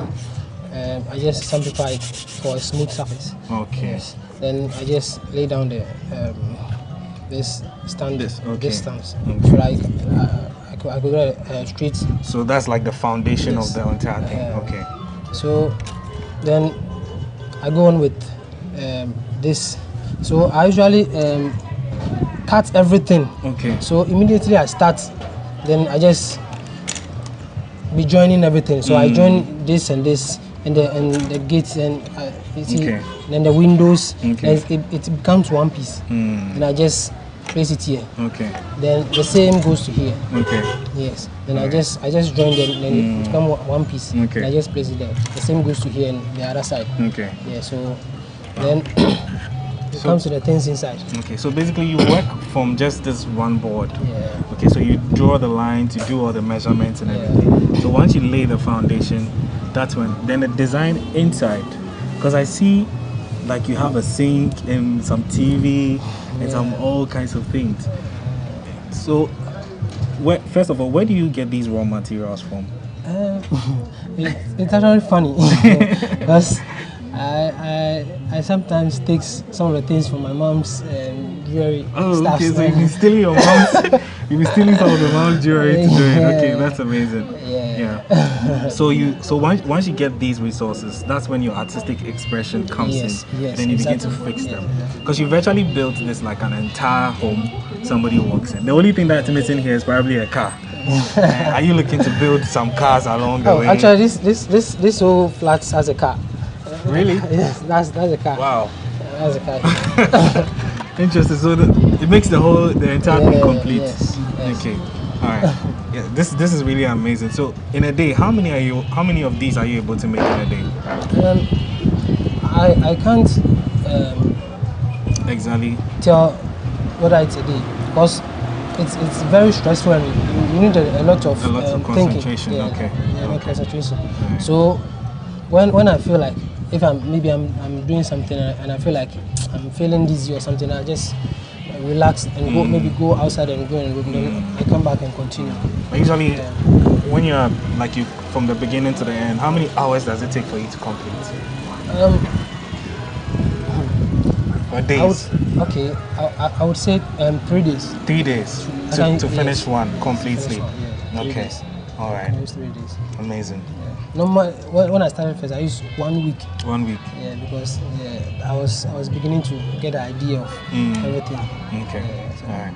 So Meshach, you've been really telling me exactly why you're doing what you're doing. But personally, I want to finally, before we go, where do you want to see this form of art that you are? Because this is very rare. I've not seen a lot of people do this. You personally, where do you want to see this go for you? Personally, and as a business as well. I wanna go far. Far. How far do you want to go? Tell me how far you want to go. Okay. I mean, do you want an architecture company to come for you and you start working for them? I just want to know where your plans are. Okay. Because this is amazing. Yeah. Okay. Personally, I want to start my own business. I create my own, maybe an institution, to train people to use their own ideas to create their own miniature. Okay. All right. Yeah. Okay. Any final words you want to share with us? I mean, any final words? I mean, you can give shout outs to all your people. Okay. So, to my people out there, when you know you have any talent at all, and you are maybe feeling shy, or you think you won't get a chance to go far, just rely on God, and God will help you with everything you do. Trust me. There you have it, Meshach. Thank you very much. There you have it. I've been speaking with Meshach Ajete, and he is a miniature artist. He's been creating some very amazing miniature art, all from the scratch, and he uses chopsticks and then cardboards as well. And he's been my guest on this week's edition of BizTech on GhanaWeb TV. Many thanks for watching. My name is Mauli Ahomega.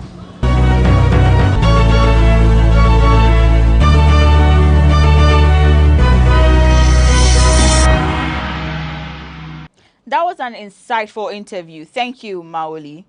Up next is Biz Headlines.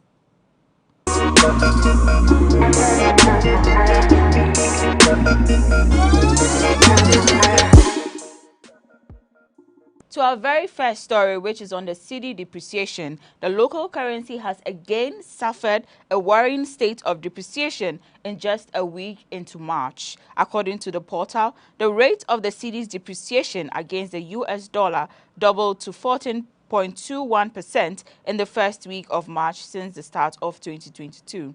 This comes after the local currency earlier recorded a 7.60% depreciation at the end of February this year. The current fall in the value of the cedi has, however, ranked it as the worst performing currency in Africa, according to a 15-nation ranking. Market analysts have, however, attributed the cedi's decline to some risk factors associated with Ghana's economy. These include high interest payments, revenue generation constraints, among others. So on Ghana's economic situation, the World Bank has admonished the government of Ghana to remain transparent with citizens on the country's current economic situation. According to the country director of the World Bank for Ghana, Pierre Laporte predicts Ghana will face a tough time in its bid towards restoring macroeconomic sustainability. Is it a really serious situation? Well, the numbers speak for themselves. The situation is very serious. At the World Bank, we have not hidden the fact when we've held discussions with government officials and even the head of state that Ghana faces a very tough road ahead to restore macro sustainability. Yes, COVID-19 has not helped, but even before COVID, there were signs that the situations were getting a little bit challenging. So the key thing is to be transparent with the people. This is according to Pierre Laporte. The Ghana Statistical Service has announced that the rate of inflation for February 2022 has increased to 15.7% from a previous 13.9% in January. The 15.7% recorded in February indicates a 1.8% increase from January this year, showing that prices are increasing sharply within a short period. Addressing journalists, government statistician Samuel Kobena Enim stated that This is the second highest inflation rate recorded since the rebasing of the CPI and inflation in August 2019. The highest was recorded during the COVID-19 period between the months of March and April 2020, when the variation was 2.8 percentage points. Housing, water, electricity, gas, and other fuels recorded the largest prices increase in February of 5.1%. Now on cryptocurrency trading in Ghana, the central bank has cautioned the general public against an impending launch of a cryptocurrency named Freedom Coin. According to a statement on March 9, Freedom Coin has not been approved by the Bank of Ghana to operate in the banking and payment sector. According to the bank, the public is hereby cautioned that neither this cryptocurrency nor the promoting company has approval from the central bank to operate in the banking sector. In line with a notice issued on January 22, 2018, which can be found on the Bank of Ghana's website, the central bank wishes to reiterate that cryptocurrencies such as Bitcoin are not regulated under any laws in Ghana and are therefore not backed by any guarantees or safeguards. Now to our final story on Ghana's public debt stock. The World Bank has said Ghana's public debt stock in terms of gross domestic product may have exceeded the 80% mark. The development comes after the Bank of Ghana, in its January 2022 monetary policy report, said the country's public debt stock had reached 78.4% of GDP at the end of 2021. But the country director for the bank, Pierre Laporte, speaking at a public lecture organized by the One Ghana movement on March 7, said Ghana's public debt situation may have changed due to increased government borrowing. He said the data, as we know, is close to 80% of GDP. Probably now as we speak, it might have exceeded.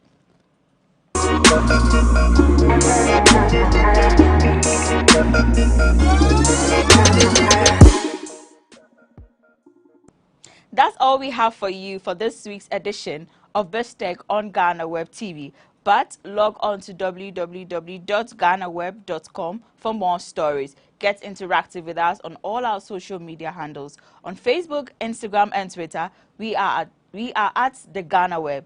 On YouTube, we are GhanaWeb TV. Thanks for watching. Have a great weekend. My name is Na Oyukwote.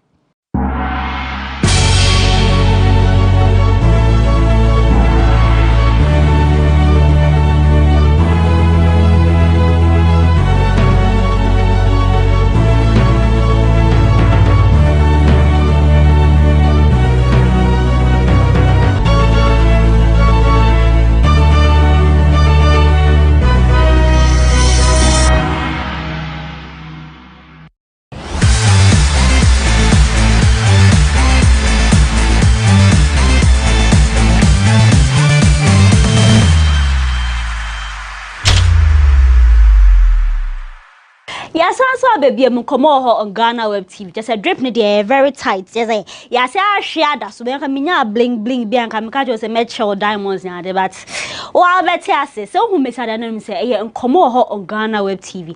Ye ba krom ha say celebrity news, just feelers, trends bi akoso na just say ne ekọ showbiz industry just say ama broni ma be sang ni na ego man na watch dey very special. Afi 2022 we very last episode of come on to say the mebo modin ade a moon sama brabo just mean job baako kwampo we dey yen semre kwase na ye me ye mamodano mama ye ntwa ye wona say ye koba nsam ne de etefie tabang ma be sang ne nyina egu amam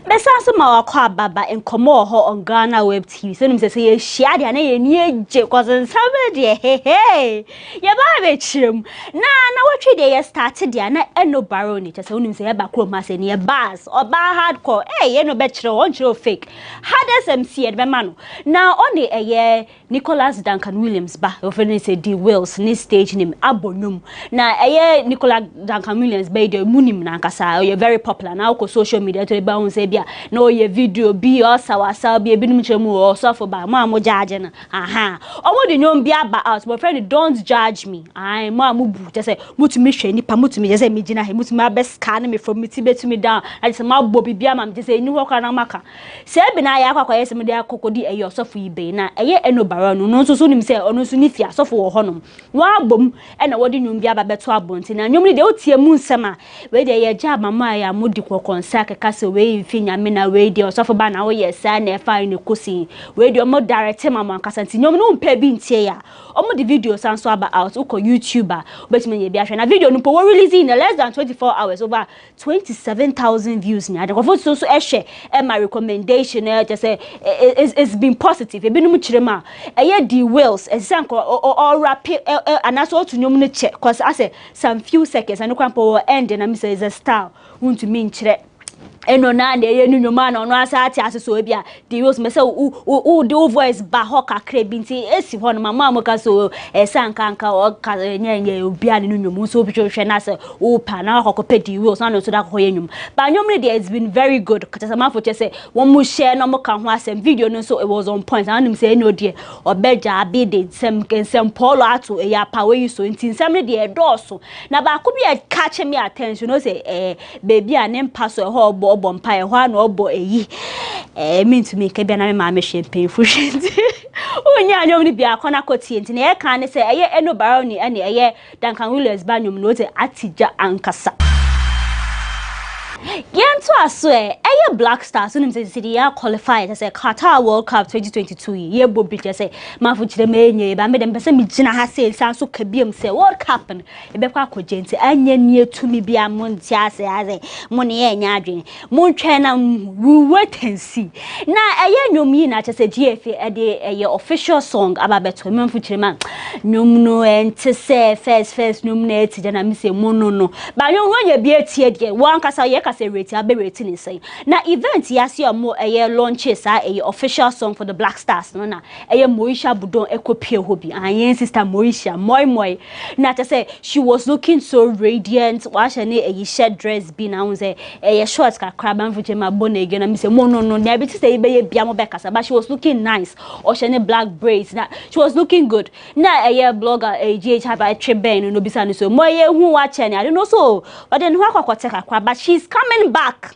na mafu say eh back you can ye slaying back and I say back to evangelize and as I say na me asem na just say oba be kan na say ni mu hina but ne ye ndan say she's in good health hu no so she was having the time of her life into Moisha announce so beba back into mo na avele bia we say eyi ejamu ani ho na ekura yi keche mu nyina mo prapra kwemu Moisha Budon is back. Ayo yentu ankomane so na just says community bebre hihya adekem na metwetwe ne maako meyin kakra na ze nya akoye nim na watwi eye tweet ba ko a trending ni modern na efi eye efia odo ai efia chema se de so otna se e kan ne one time ka say obetwe ne ho afi eye sexual intercourse say mpemegori obetwe ne ho afi for some time no eye ni best decision if ya chirema oti wo ko ntumi nka da akumpo ate say obi ni edi echi ka fa mana say odi mpemegori ayi say mpefo kasa wow so what na meken ase ayi if ya chirema just a tafri bomski ne che say ya modi jejemu no de oye bia chan kasa o say is one of the best decision na eye if you odo on eye graphic showbiz eye interview bi no chirema o say Emerima bana kwemu but when you now walk back to say they want to get into your pants and say no better that by heart rough big keke and as I say oh yeah if you don't think say motwe benam go so only if you do trimp no say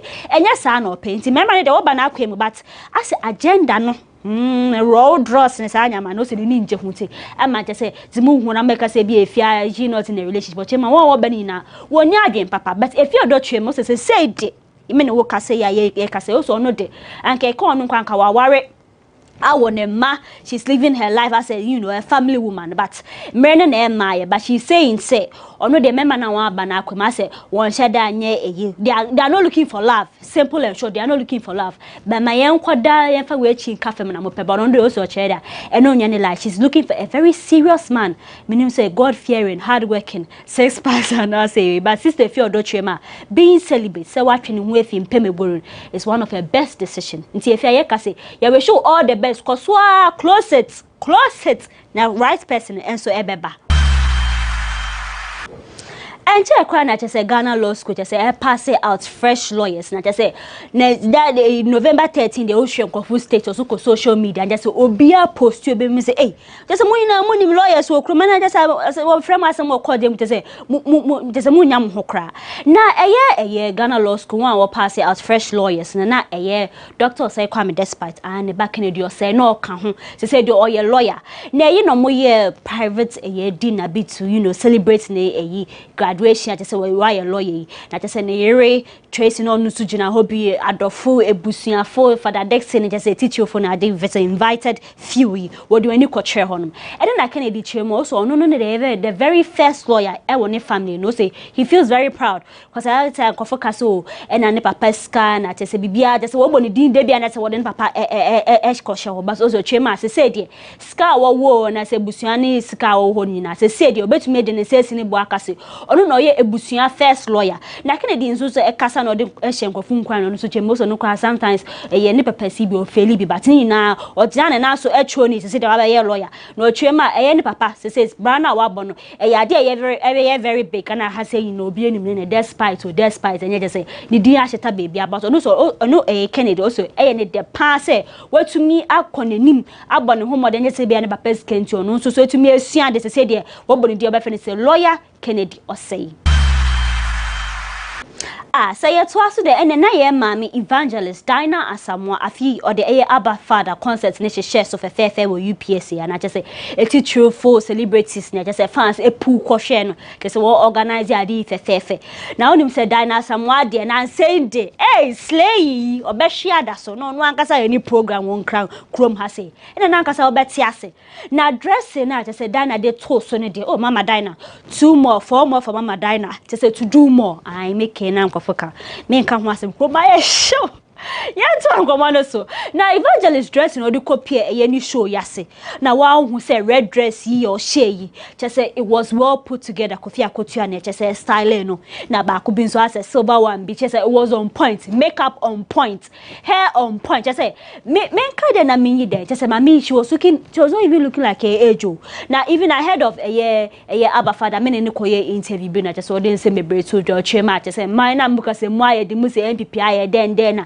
just one moment ma say nyesa anete o say a bible na true say me be ba just say me be yedi mo mpia nko hye MPP say won na won bo bra yo Chema na dan kwa o say otu Chema o say nya nipa be ya na waye o say president awa ba krom ha say nyina ya kan ya babon homodin pan na dan kwa kufado Russia Ukraine war yi na ase ne nyama na Africa kaboto no do so chire o say ne so what to abampo obekoso campaign ama MPP o so bekoso aye campaign so amount na mo kan de efa ha say na kwakogu na che say yembra Abba Father no so che say nsem ne do atudwe we na Abba Father na che say manfo chema o evangelist na some address ne there was on point say hu say brother Sami kopie hobby che say edini de membo ho na me yi hwana just say it was well put together to say manfo chema why ya de pa cause management in some year be ni nyina and stopping ama wotumi de Abba Father ahye so de na manfo kan say evangelist Dinah Asamoah for more to do mo say wo bo abaso pa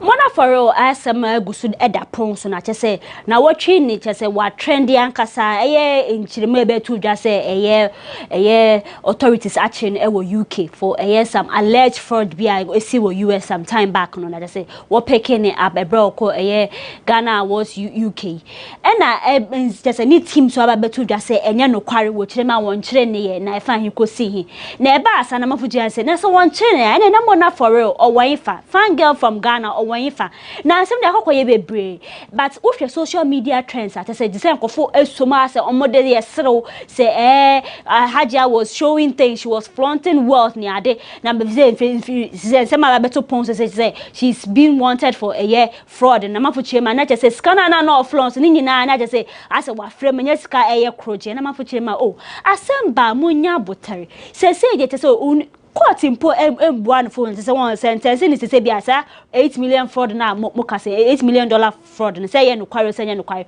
but aye ye nkrom hafu bia Ghana for choose me say aye won ho lawyer aye won ho judge a sentence sister you say we do for but mafu chema munya botere say there is no official confirmation to say one chain na mpo say ye fraud o say ye whatever crime mo fam betu dan ti bibia aye botere but aye ni team so aka say enye no kware but post bin so unza say mona for real ni page a Facebook page and make it say atamfu nya many atensem na is very scant me to me for information in and put it together but they say there's Hajia for real no amafo chema wa chere no amafo so ne campuses won chere ne but they say there onu ankasa embe out embe fa official statement embe to justice bia say ni say na ekwa but they say there na amafo ye kan ne say munya botare say oye wan wa chere no authority say ebe kan ye nso di mun chemu nyina ba betuja but obi ba ko a we di Hajia for real echipa wa bompire man say yakopon twetwe nje ne na adam for ye friend Shatawale na say Shatawale nje any mona they go way back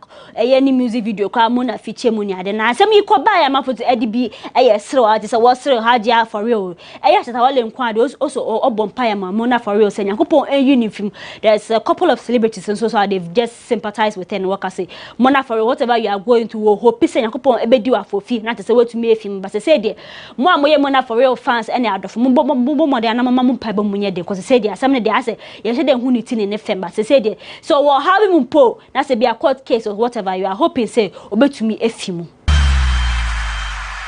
atadwe yen atden ne Rocky Dawuni te se we nyane third Grammy nomination na we dey asem de na 2023 Grammys no ni category best global music performance and te se yabo Rocky din ewomu na ni numa wo friend never bow down and sa nomination na te se 2023 Grammys no Burna Boy te se wasanso nya nomination wo mu pa say Nigerian themes ono so feature bi oye mo so nominate no but we dey asem na me ka kokosi so say mumbo modern boy bia ye be ya aboa Rocky because it's been in the third time na ye nhwe na te say empire na mo be huo say dia mo be ye bia na mumbo modern because dey ya moka na obi nje Grammy ye obi nominate enti say ye ni papa Rocky once so abuni din for 2023 Grammy na mumbo modern na te say na mafoka na say Rocky we show all the best Rocky that won so the na December beto you say it's a very big honor to him say once so abuni din for the third consecutive times na ye hwenim say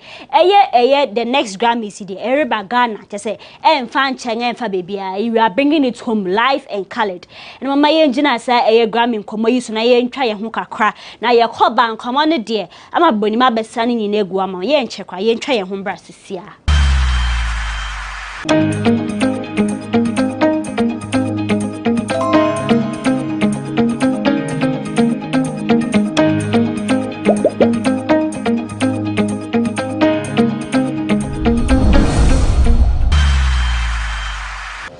mesansoma wakwaba me fa do wa enhia wana se musekua penfo bomma next time mesawa mamo na yeto ankomo no so dia Sandra Ankobia lawyer I osanso ye actress osanso ye influencer te say se see a report about to dane say o se wiase nyina ye kan mia ne merima ye population edu 8 billion Dos one kasa. Na ina report ibe to na che say yen sister Sandra Ankobia take it to Twitter. No say na le pato do nyina ne nya echi no nya ne ho kafo onye obarema ye. Na mafu say Sandra na pese o che say we ye single one na say den na say sister e post o ye yem say unhu say ye glorious or ye serious na say e fine kosi. But DJ Mike Smith and be comment say bia na Sandra Ankobia ne spec ne open ye mboni na say ne be ni wiase ase. and obey as I said, or this ebe share hono, but population in the door, so which I say, Guswa, yeah, one, because I got a hand crown, yeah, just say, be a Bible, some because my, yeah, send Nora to say, and Puano, maybe on my, but I said, there's some serious, let's be serious here. Sandra said to say over 8 billion, ebe seen it, Onyan who for the Miss Ramakasa. Mama bet your application for love. I call you to say Sandra Kobia is available, but I will call says Sandra Kobia, they say, Opeka crash, I say, Niska, caught in a back seat.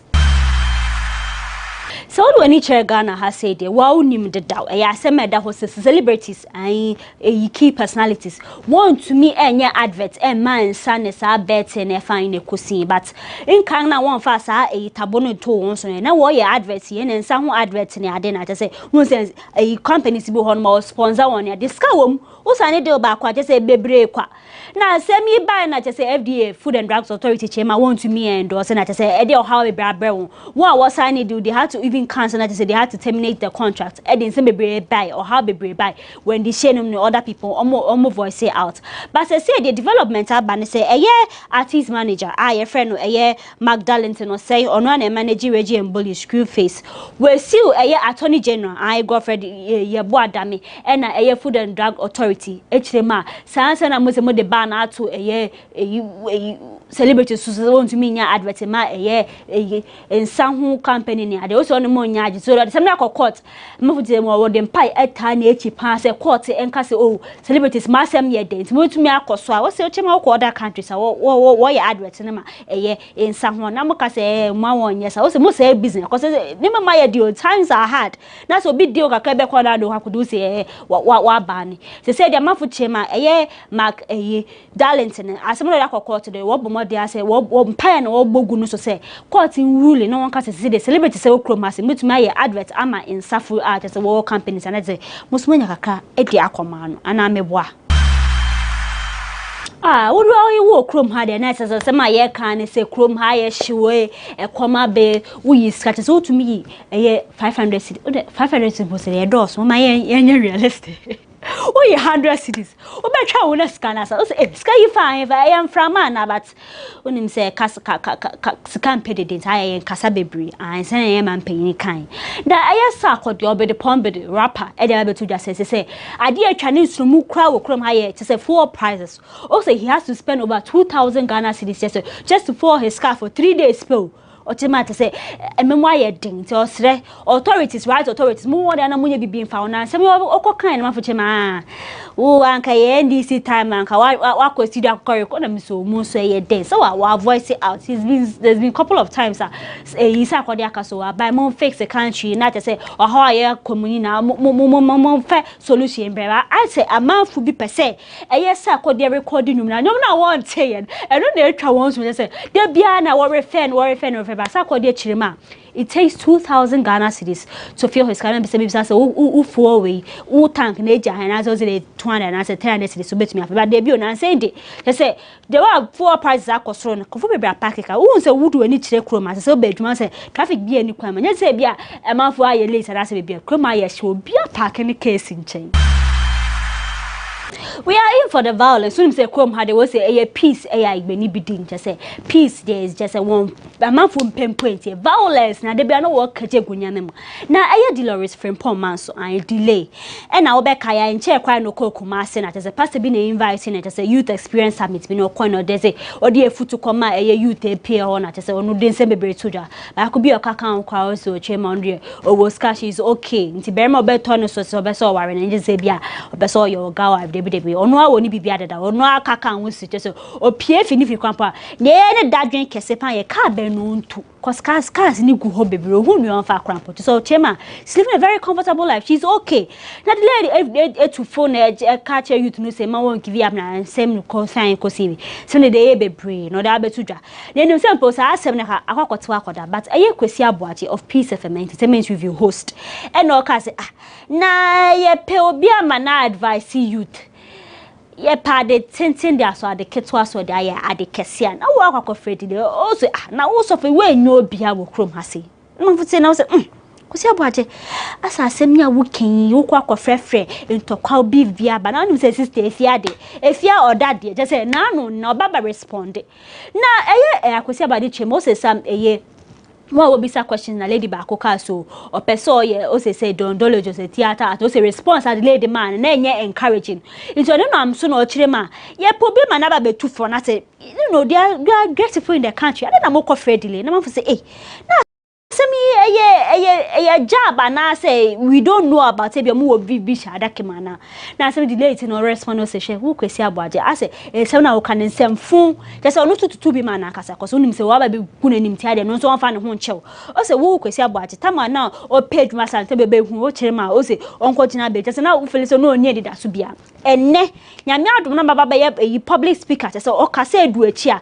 Now person already connect motor say onye ni pebi wode na ba kasa na no kind of say delay anya ne de atutu bia ma na pauche ma say asem no kind na trash nyanse bia mponim because o say I don't know be kasa or your public speaker into what do you she speaks for a living into her friend and that say esi hwa no so de efutu akọ ma youth into person o kasa o person o jaben o so no de ono wonya adwe person o chema akoko si say Kwesi Abuaje ho yaw ene o de kasa ba ma fun person me bisa mo ni Kwesi Abuaje ya adwe say delay was not the right person to be called and I be say na delay responded to some of the nkofo obisa the question wanye ni ya na say o chema ho ya keke PhD pull him down pull her down ya na say ekoso okroma but delay there where do a man slide you or the be to be ma Kwesi Abuaje te o chema Kwesi Abuaje say na o kan no de nyanse nim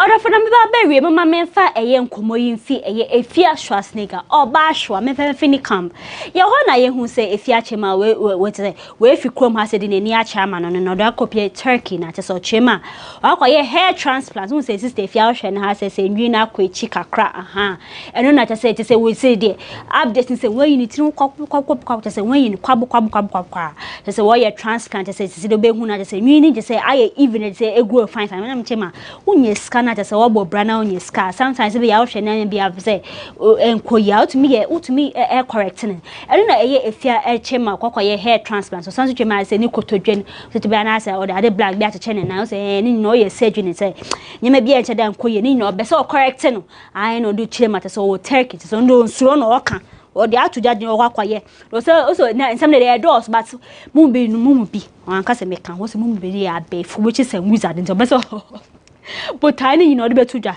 na bia o ga sa kwaye se jina o china wamba na kwaye ne so nyi na do be so chema ni na hair transplant and other ones be kwaye na efie ya na me say obi kokan wo bebi o no num so no de o ni krom ha ba to obetumi ato amane mo no chema so no Pokaka say agric minister Mbon Homodin, Chema say planting for food or just or the Adrian ministry or Chema minister ye could be away fairly top anka yono. Nama for Chema I don't know cause or if yes or no de we a politician which your man is sick and pim do say 1 hour but so one ye ni ye do ba kan ho asem so ni santi kona ma for don nti na Ghana for don cause unim say fia wa company ma ADC NDP say they no company ma also chema say abanga eti so one bo won homodin a or the ni na ba bituja nti untumi nkasa ba say kasa o kasa chini wa kan say ne kasa bo she ne ye mo say whatever all the numbers me chada na say community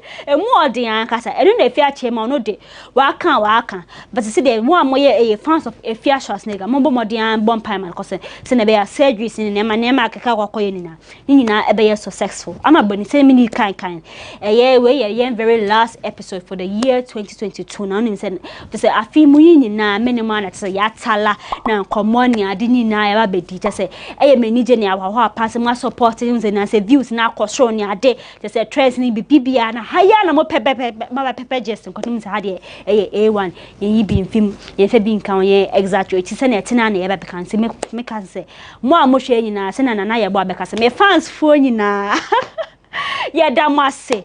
I fear that we are going to re-strategize. Say very big and better. To say in all things, going to be very big. I can say damase more motion now. Munkoso programs akaye wo GhanaWeb TV. Munkoso na munshare ni ade.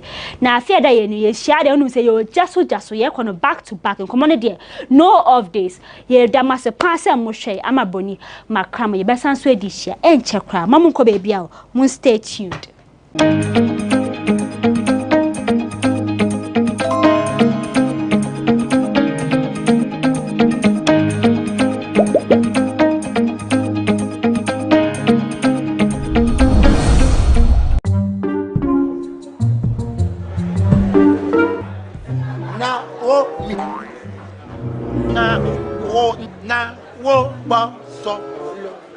Say, oh, back canoe crane. Now, to sound pine, be a want on and be a man in quite baby. Mommy, you basically see about Kotoso. No, Mammy, I could concern. Mipoga, send me sick from Lemonade Finance and let me £10. Lemonade Finance. Say they're sending money back home from UK, Canada, and now US. I accepted a instant charges. Exchange waiting in Sudia. Unbeatable. Resume promo code no Dr. Likey. Nenya £10, $10, and now $10 What first transaction? What is send this car coffee no? Dialogue to Lemon and Finance.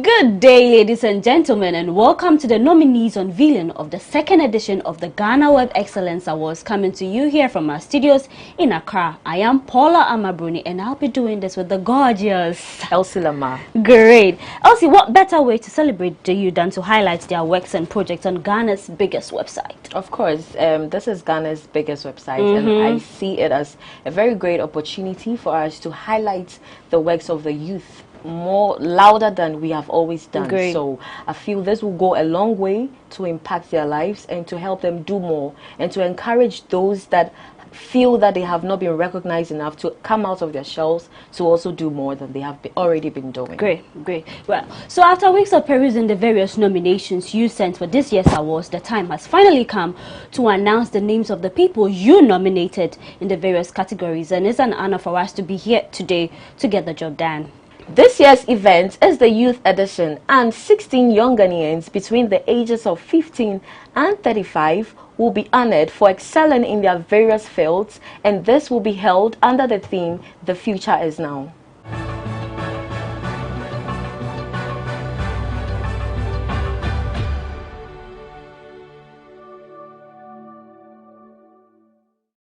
And it's sad to note that our former commercial manager, Mr. Eko Blankson, who was very instrumental in the institution of the GhanaWeb Excellence Award, unexpectedly passed away on October 3, 2022. Here at GhanaWeb and AdPool, we have some fond memories of him, which we believe we will not forget anytime soon, but we want to share just a little with you. Stay tuned.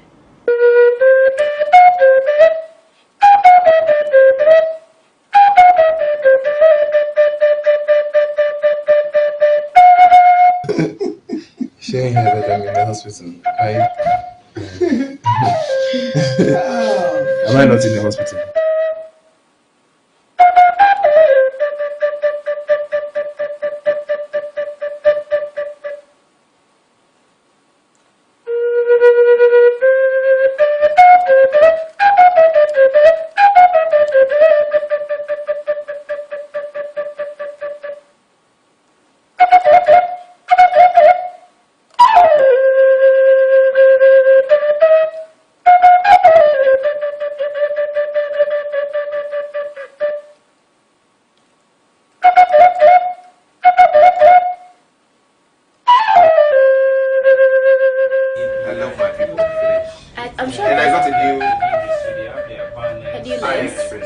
Somebody who is looking at this, is watching this video, who really admires you. Oh. So what you have to tell the person? Oh, if you admire me, thank you very much. I like people who admire me.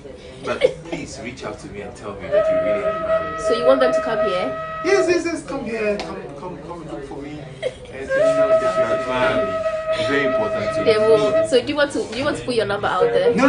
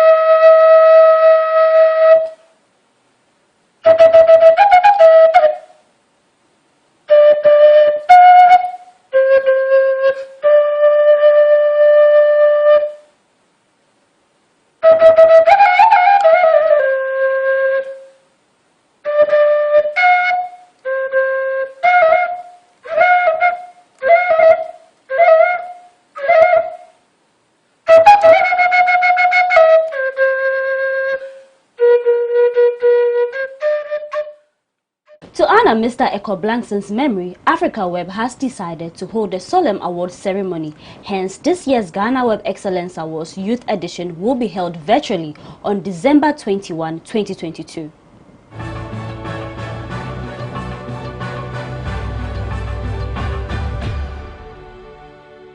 On the 22nd of June 2022, nominations were opened for this year's awards, and we received hundreds of names from you, our viewers and readers.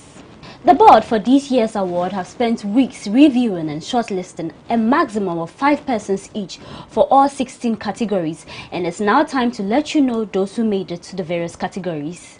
A lot of young people in recent times have ventured into agriculture, a very crucial part of our economy. And our first category seeks to honor these nominees, and they are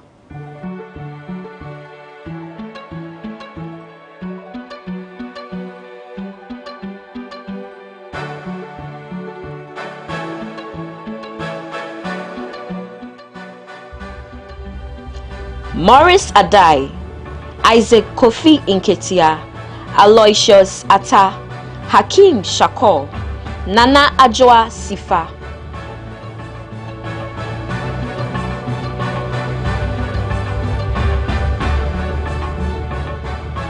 Our next category will honor a young person in the digital space. Elsie Lama, I heard that now all the money did the digital The money side. did though. It did the serious one. How So to look Charlie, sharp. for do out. Great. Now, the GhanaWeb Youth Excellence in Information Technology. Here are the nominees.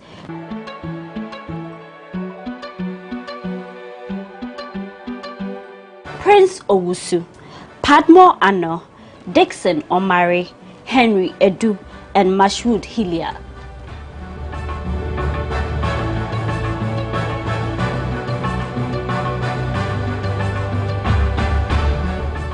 Youth excellence in media and communication. And one thing I like about this category is the fact that some of the names there are not known. The popular ones that we know. Great. Yes. So it brings out the people that are actually working, but we don't get to see them. Great. You know, Let's like- highlight their works and projects. Yes. Great. Let's see them.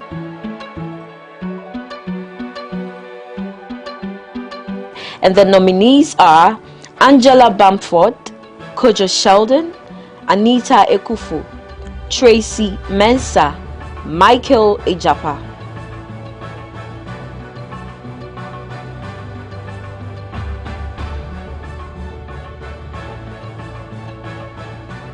Next up is the Youth Excellence in Sports. The nominees are Trey Han, Thomas Pate, Evelyn Bedu, Benjamin Azamati, and Samuel Techi.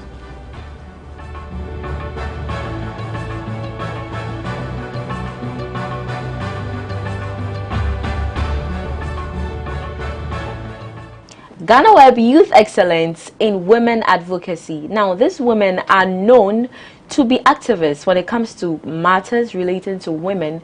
They, you see them all over social media, on several media platforms, championing the cause of women. And let's look at them. The nominees are Bella Mundi, Ivy Bali, Akosia Hansen, Lily Pearl Baba Otu, Inshira Baye.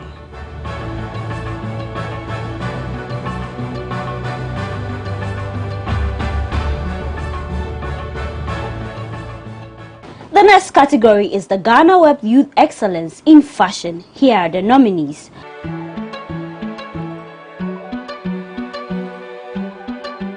Amanda Nalamle Odate, Felicity Amankona, Samira Nsueba Pugh, Selena Bibiako Mensah, and Mavis Nelson.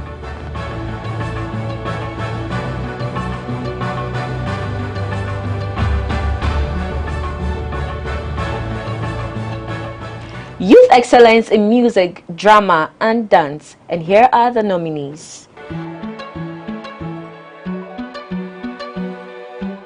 Kwabena Ansah, Clemento Suarez, Jackie, Dan Scott Lloyd, Black Sharif.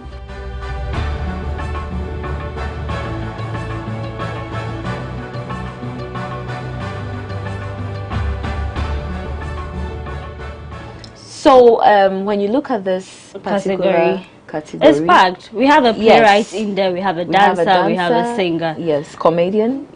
Great. So my particular interest is Dance God Lloyd. Okay. I think over the years, you've interviewed him. Yes. That's it. No. But I wish all of them I the very think he best. has risen. You know, in recent times, he has had a lot of brand endorsement deals from his collaboration, the feature and Beyonce's traveling video, from countries to countries in recent times. And this is something that to me is an evolution, because when it comes to dance here in Ghana, I've not seen any artist that has gone as far as he has, doing dance and being duly recognized. Great. Like he it's going to be a very packed category, because we have Black Hole there, we have Jackie, we have Kabina and Star, exactly, Clemento, and then your favorite Dance God. May the best man or woman win. Exactly. The next category is the GhanaWeb Youth Excellence in Health. Here are the nominees.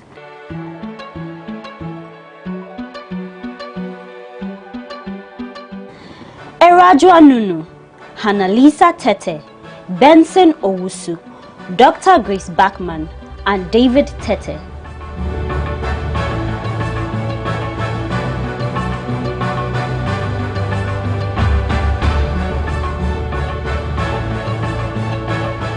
Youth Excellence in Education. Here are the nominees.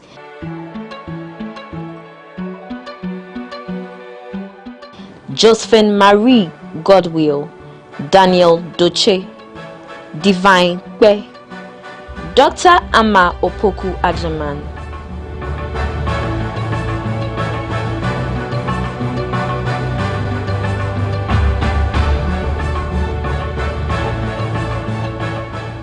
The next category is the GhanaWeb Youth Excellence in Leadership. Here are the nominees: Emily Nyakon, Daniel Doche, Mazu Bayoni, Esinam Siade, and Benson Owusu.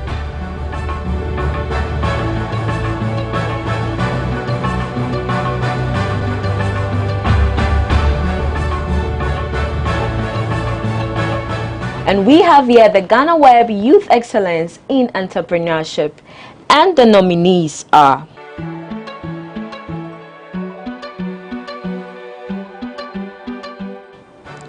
Gregory Roxon, Anthony Jamefe, Aloysius Atta, Selena Bibako Mensah, George Apia.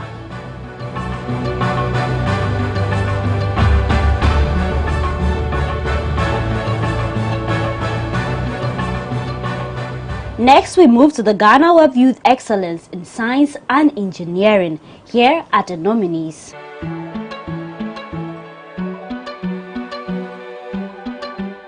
Lois Damte, Joshua Opoku Ajiman, Charles Ofori-Atta, and Angela Teburi.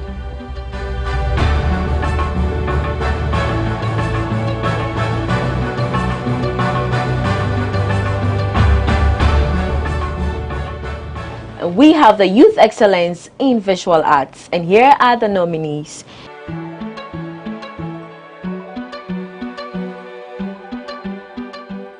Philip Ofori, Joshua Okata, Anita Pearl Anko, Latifa Idris, Bright Akwe.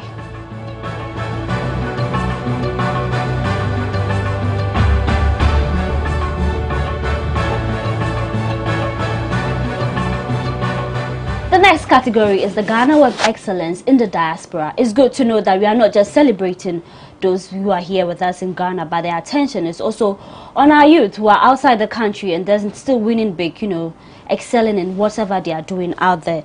Now, here are the nominees for the GhanaWeb Youth Excellence in the Diaspora.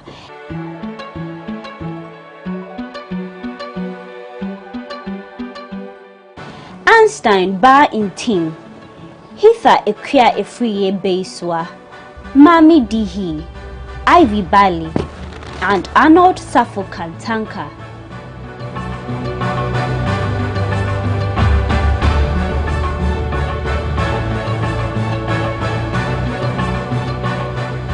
Next, we have the GhanaWeb Youth Excellence in Peace and Diplomacy.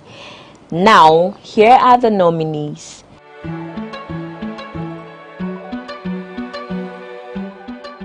Frank Tebi, Enoch Kwekubaj, Gideon Agbagba, Richard Esuma, Philip Jamfi.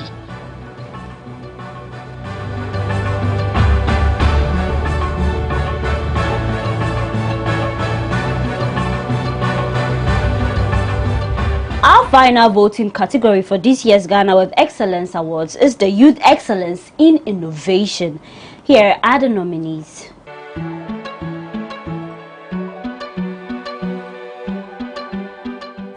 Joshua Opoku Ajiman, Frederick Abila, Jonathan Soa, Gregory Roxon, and Nana Gati.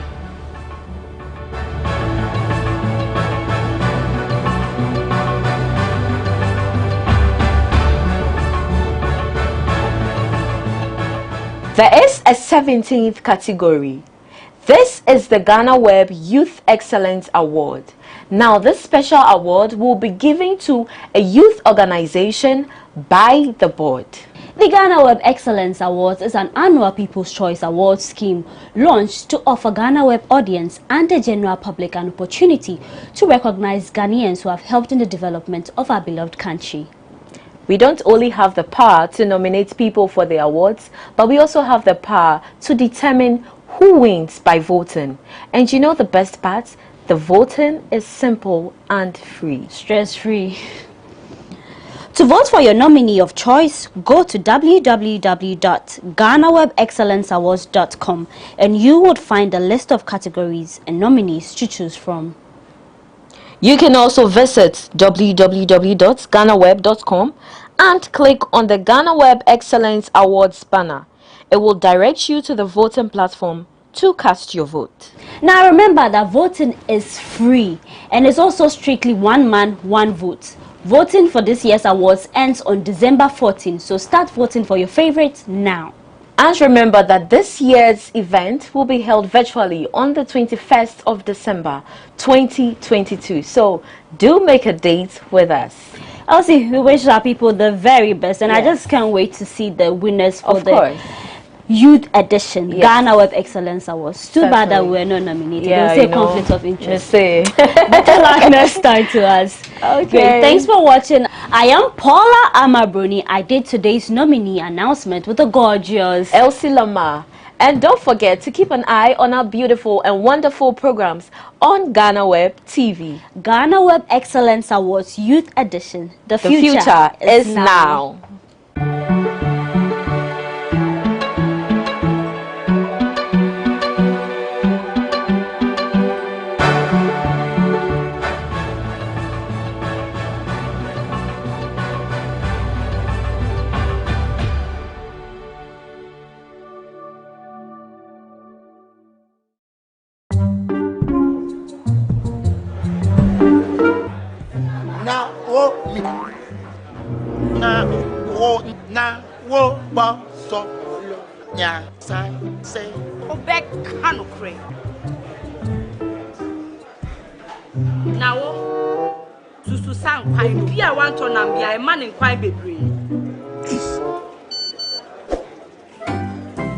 Mommy, you first you can see about Kotoso. No, mommy, I could concern. Pepoga, send me sicker from Lemonade Finance and let me £10. Lemonade Finance. Say they're sending money back home from UK, Canada, and now US. I accepted a instant charges. Exchange waiting in so dear. Unbeatable. Resume promo code no Dr. Likey. Nenya £10, $10, and now $10 What first transaction? What is send this car coffee no? Dial to Lemon and Finance.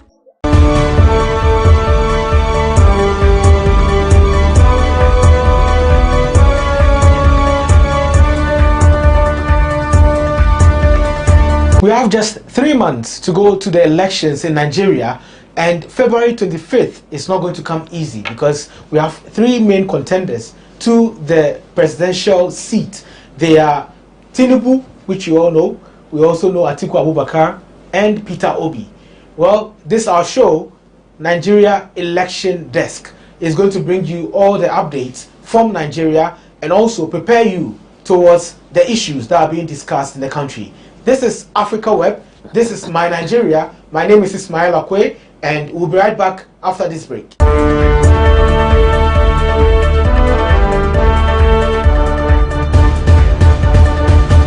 Welcome from the break. This is Election Desk on My Nigeria. My name is Ismail Akwe, and we are going to Oshogbo in Osun State to speak with our correspondent. He's called Francis Ikemefune, and he's going to give us updates on the election process and also all the things that are happening in Nigeria. Hello, Francis.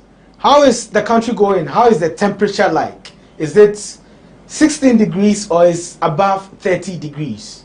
The mood is expectant. Nigerians are already in the fever. We are getting set for the election come February 2023, and activities are on. Today, the APC presidential candidate is in Jos. They are starting the presidential campaign from there. They are there. Most of them, APC governors, the president and his vice, the presidential candidate, they are there. Apart from that, Osun being an APC state, even though there will be a change of baton, a change of government from APC to PDP by the end of this month, the mood is high, either from the APC and from the PDP. The mood is high, preparations are on, all parties are putting hands on deck for a successful election and come next year. The atmosphere is, we are in election fever in Nigeria. Okay. And mentally, do you think Nigerians are prepared to vote if the elections were supposed to be held today? Yeah, Nigerians are prepared to vote. If the election is to be held today, Nigerians are 100% set to vote. The electoral umpire is set, even though they are still putting one or two things in place. There's a law on ground, the Electoral Act 2022 as amended. There's the introduction of BVAT, there's electronic transmission of results, not electronic voting. We have not gotten to that stage yet, but there's electronic transfer of election results from the polling units to the INEC server, and there's the introduction of BVAT, where you will come, the machine will verify you if you are being registered, and if you are registered, you will now go on to vote. Or if the machine does not verify you, you will not be able to vote. And with the introduction of the BVAT, the chances of all these politicians engaging in rigging, violence, are reduced to the barest minimum. Okay. Nigerians, yeah. we've all registered. INEC has commenced a voter verification exercise since Saturday for eligible voters to go and cross-check their data.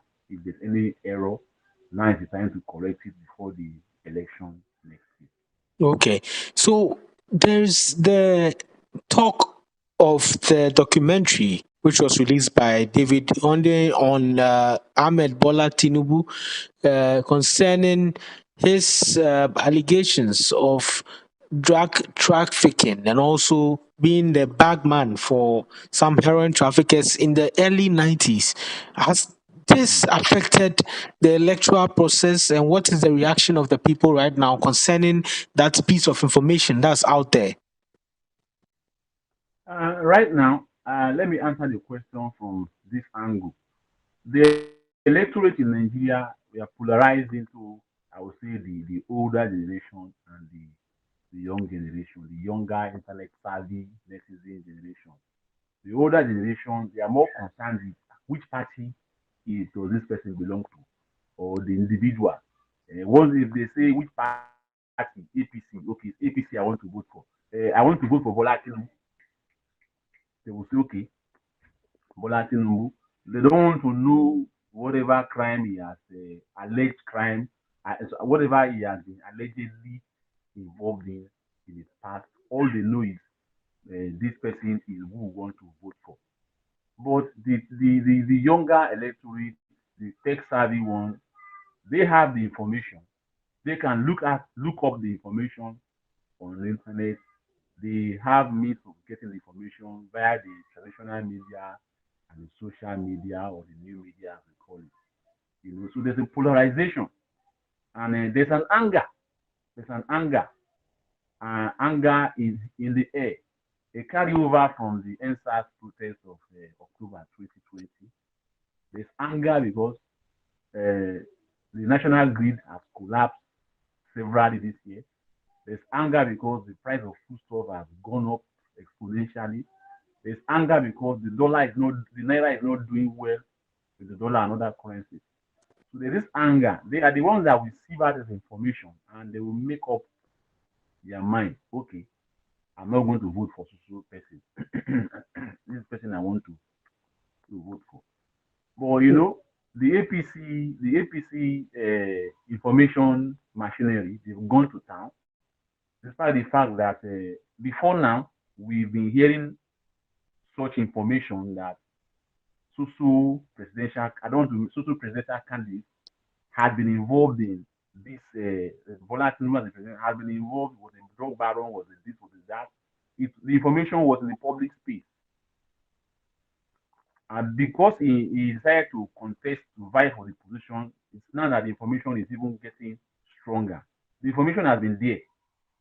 So he has the information machinery of the party has been doing everything possible to correct that. But it's like this. The allegation is there. Despite the fact that they're making noise about it, that it's not a crime, but the allegation is there. Notwithstanding, people that will vote for him will vote for him. People that will not vote for him will not. Okay, and you talked about anger, and there's already an INEC statement which is telling supporters of Peter Obi to calm down. Obi himself has come out to tell them to calm down and also allow the process to work and not abuse people. There's a lot of young people online who are also very abusive against people who do not support Peter Obi. How serious is this currently? The Peter Obi thing is a phenomenon. Nobody planned for it. Even the Peter Obi himself, I'm sure he did not plan for it. Because there's this aspect of social media, they call them the obedience. There are this aspect they call them the obedience, But if you look at the Peter Obi phenomenon, like I said, there's an anger in the air, a transfer of aggression from the NSAS protest of 2 years ago. Most of these people that were involved in that protest, they pitched their tent for Peter Obi and the Labour Party. They say the APC, they are recycling old politicians that who has been in the system for years, for more than 20 years. You see, Atiku Abubakar, he has been in the system for more than 20 years. These people don't have anything to offer. That's on the other hand. But you see what is happening to Peter Obi and his supporters. Really, they've not been any violent demonstration whenever Peter Obi is holding a rally. It's just an apprehension, because most of the supporters of Peter Obi, they are the youths, they are the opposing mobile, they are the angry ones, they are the ones that the NSAS protest, what they aim to achieve, they could not achieve. Even when the government set up panel of inquiry, they could not really achieve it. They are the ones that are putting they are solidly behind the personnel of Peter Obi and the Labour Party. They don't want to know whichever party belongs to. They are just seeing him as he's different, he's a third force. He is not in the APC, he's not in the PDP. So probably that is the apprehension that INEC want to curb and to curtail.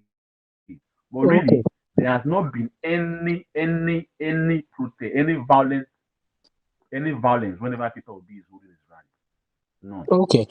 And finally, we also got the news that Bola Tinubu does not want to be part of any town hall meeting or presidential debate, and he would do that when he wants to. This is from Fanny Kayode, and Yeah, yeah. is it something related to his health, or it has to do with the heckling that was happening? Because Fanny Kayode was also referring to heckling, and that there's a difference between presidential debate and also town hall meeting, and they need to know which one they are attending.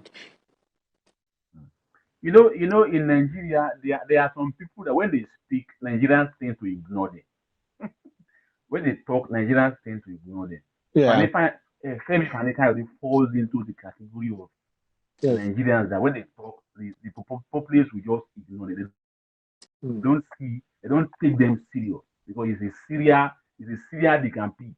That is for him. You see the issue of Bola Tinubu not appearing in any town hall meeting or Yeah. presidential debate.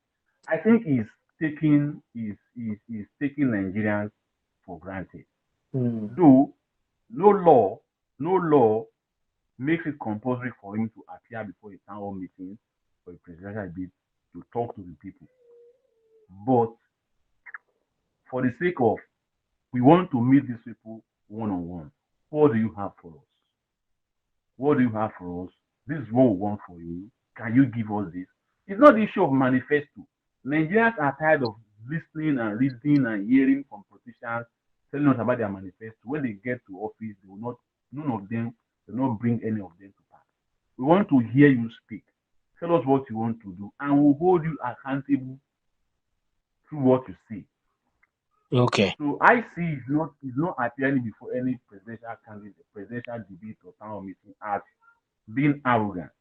Though no law makes it compulsory for him to appear before any. It has become a norm for public office aspirants to come before the people and lay out their plans. People will get to see them and talk to them and hear them and see them. He too will feel the pulse of the people. But so he not doing it, I wouldn't know why. For me, I feel he's taking Nigerians for a ride. Okay. Thank you very much, Francis. We'll talk to you again next week on the happenings and the things that are going on in Nigeria towards the election. Thank you. Thank you very much. Okay. That was some great insight from Nigeria. And thank you very much, Francis Ikemefune from Oshogbo in Osun State. We'll be coming back into the studio to discuss some of the topical issues that Francis brought up. This is the election desk on My Nigeria, and we are going to talk about some of the things that are happening, including the accusation that Bola Ahmed Tinubu is or has been indicted on some drug charges in the US. The documentary is going far, and we need to look at it and see if indeed it's something we should worry about, or the country shouldn't worry about it and move on. There are so many other topics to discuss. This is the election desk on My Nigeria. My name is Ismail Akwe. We'll be right back to introduce our guests and also to delve into the discussions.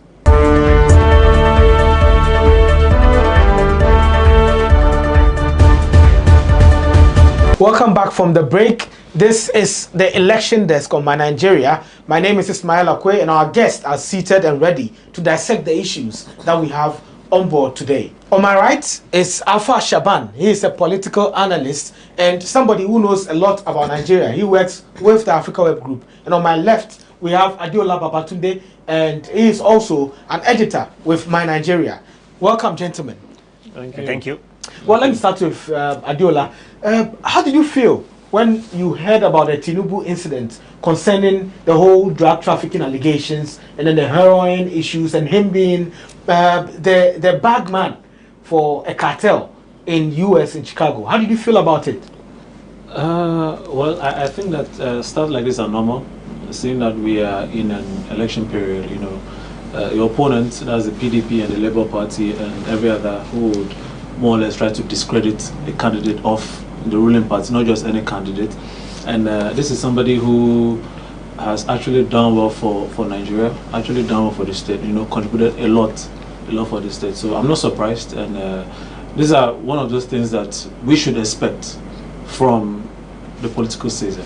Well, this is somebody who has a lot of money, and there are so many accusations, allegations around money and how he made money as an accountant and all of that.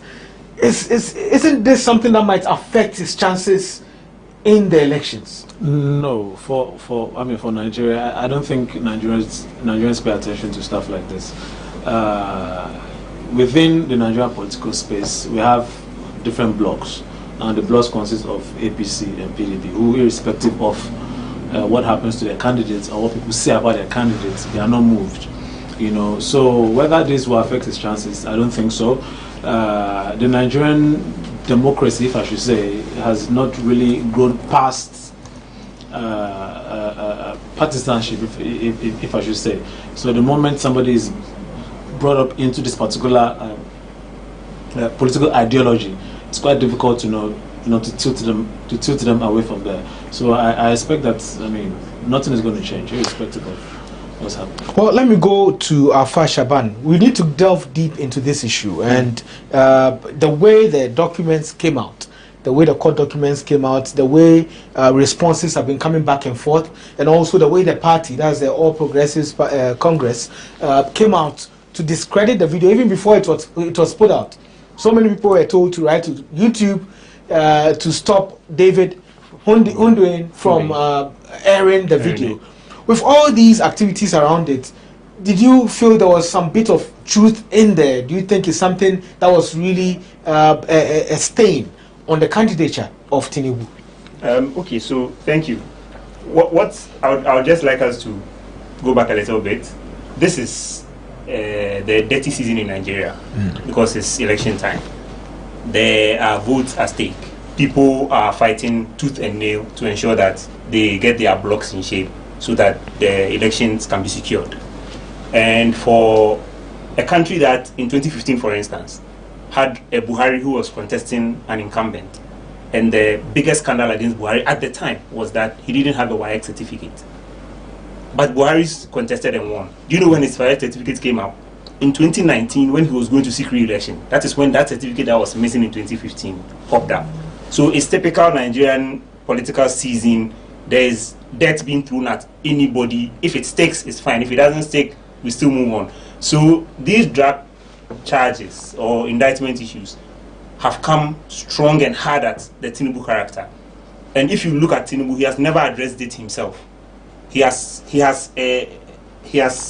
this wall that has been built around him. So he is secured of himself. So his spokesman is the one who is taking all the flack. He's explaining everything away. And one good thing that is helping Tinubu is the incumbency factor. Tinubu belongs to the ruling party. You don't expect the ruling party candidate to have a crisis that would overshadow their campaign. It's not possible. They have incumbency. So if you realize, one of the biggest things that happened was when a fake document came out that the Independent Electoral Commission, INEC, was after him. What happened? INEC issued a swift disclaimer. We don't know anything about it. It is fake. And then they rubbished it. So it is now the word of the journalist, David Hundeyin, against the word of the APC. Are you saying INEC was very quick because Tinubu belongs to APC? INEC was quick because, one, Tinubu is a major political player. So they need to address issues relating to him. If it was a smaller candidate, I'm sure they wouldn't have. They will be unfair in that instance? Yes. It happens well, in this is quite it does happen big in Nigerian politics. Incumbency. Insinuation, though. I think it's an insinuation against INEC. Because if you say INEC couldn't respond quickly because the person belongs to a different party, yes, I mean, that's unfair. But there's precedent. In Nigeria, all of these things happen. INEC was quiet when Buhari didn't have a certificate. They never spoke about it. When it came up, there was a fanfare. Can you compare having certificates and also a drug charge? But the drug charge has not been indicted in Nigeria. It's a charge from outside the country, and you need that collaboration. The Americans haven't written to anybody in Nigeria. This is a journalist who is after Tinubu. So that is where it ends, actually. So for me, I think that the Tinubu character doesn't feel the heat, but his henchmen are doing all the dirty job for him. So I think he's fairly okay. And in Nigeria, like he said, those who vote for Tinubu have made up their minds. Those who vote for Atiku have made up their minds. So it's almost as if you are looking for people who are already looking for something against him to throw more dust at him. And I think that's where it ends. Now, the issue of fake news, because the INEC response, you could see that it's something that they were really against that fake press release. because it dents their credibility and also their image. With some of these things that you are saying about how they quickly responded, isn't it something that they really wanted to do against the fake news going around rather than trying to please the incumbent party? I want to take this from Baba today.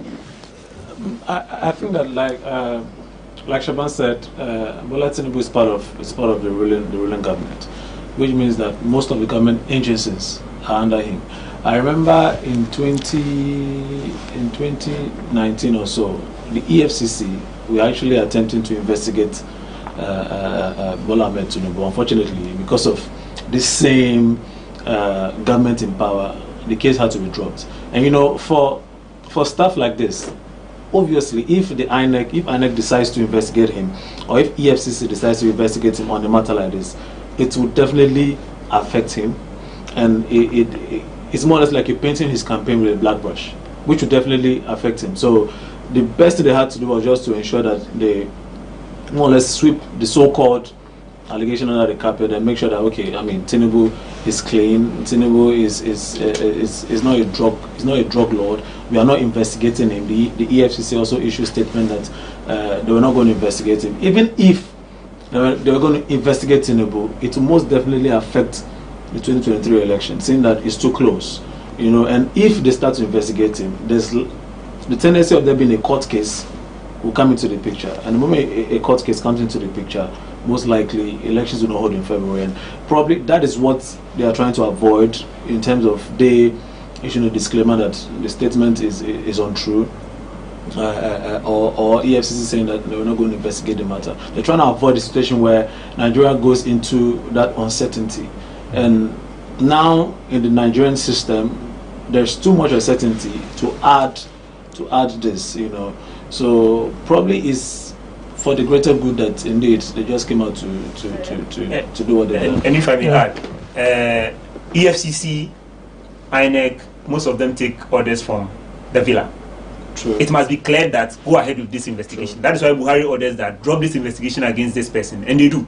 So in the previous EFCC chairman's era, Ibrahim Magu dropped a lot of cases because the presidency had told him that these cases, drop them, and he dropped them. He himself became a victim of dropping cases, and he was kicked out. But it was an advice and not like an order, because it's an independent body. You hear in the media that the head of EFCC has been summoned to the presidency, and then he comes out and he gives an order that we are dropping this case. So where is the independence of INEC? That is why we keep saying that the incumbency would always play to the advantage of whoever the ruling party is backing, and in this case is Tinubu.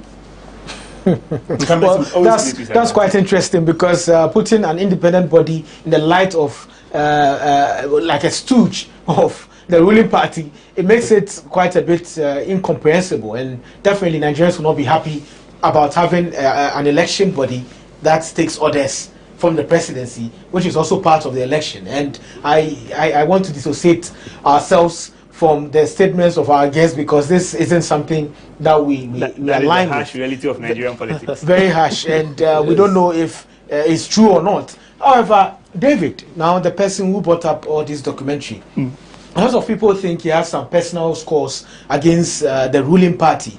And, well, the issue is, what is his interest in Ahmed Bola Tinubu? Is it that he has a document and he wants to just put it out before it's too late? Is it that he wants to save Nigerians from getting a leader who has a very dirty past?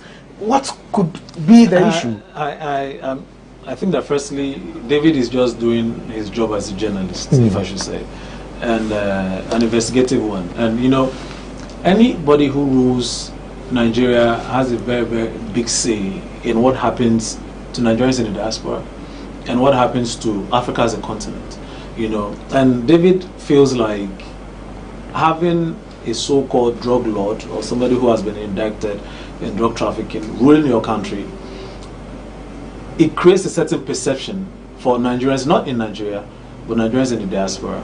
So I listened to an interview a panel who was part of today, and basically what he said was that he didn't see why somebody who has been perceived to be part of a certain drug cartel would not want to lead Nigeria. He made an example of Pablo Escobar in Colombia.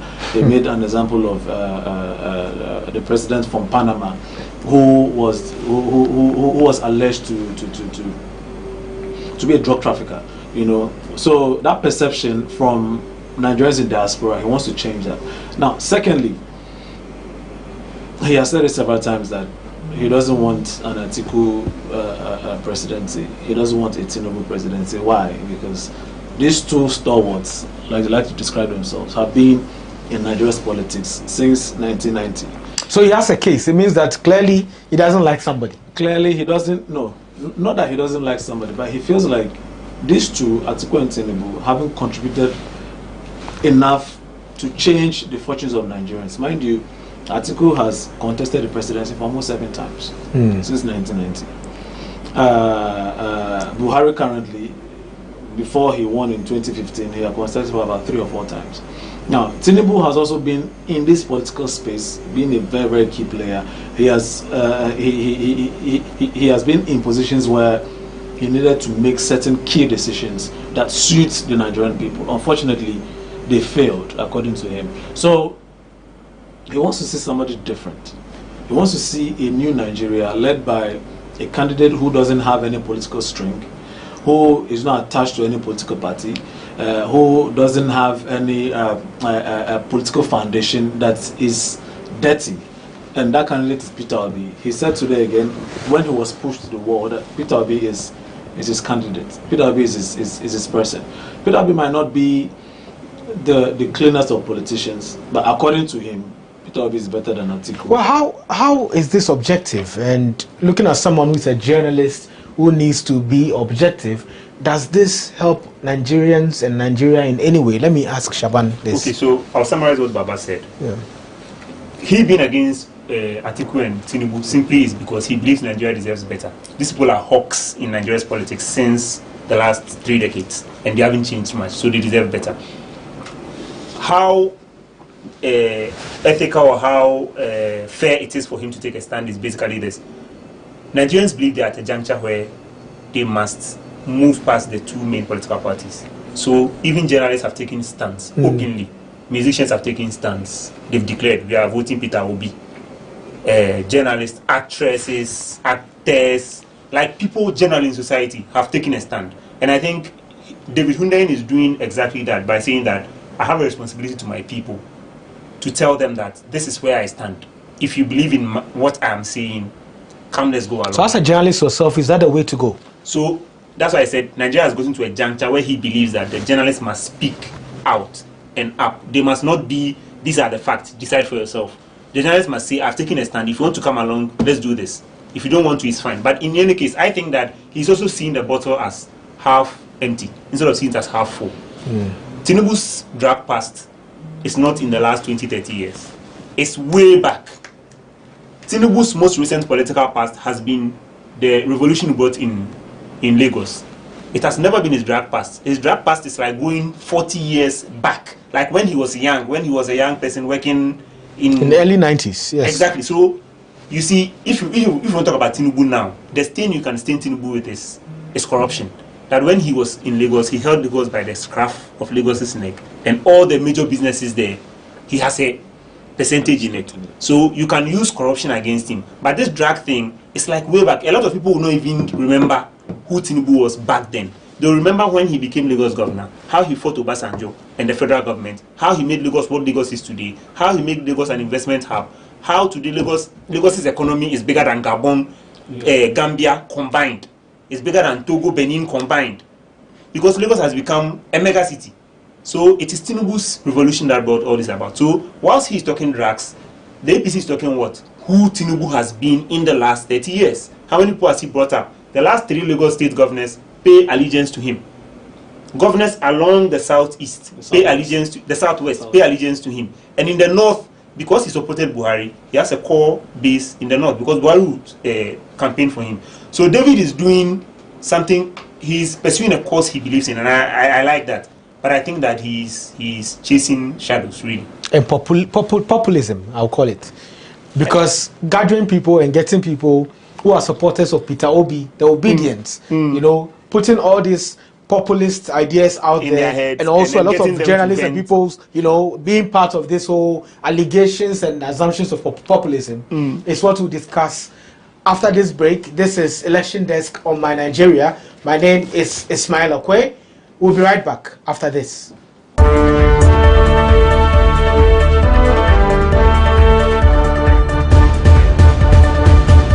Welcome back from the break. This is the Election Desk on My Nigeria. My name is Ismail Akwe, and we are discussing issues surrounding the elections in Nigeria. February 25th, 2023, we are voting in Nigeria. We are voting for a president and also for governors and other elected officials. However, there are so many things going on, and currently one of the main things are violence. Well, there's a lot of violence online. When you go to Twitter, say something against Peter Obi, and you find a huge number of people, an army of obedience, as they call themselves, attacking you.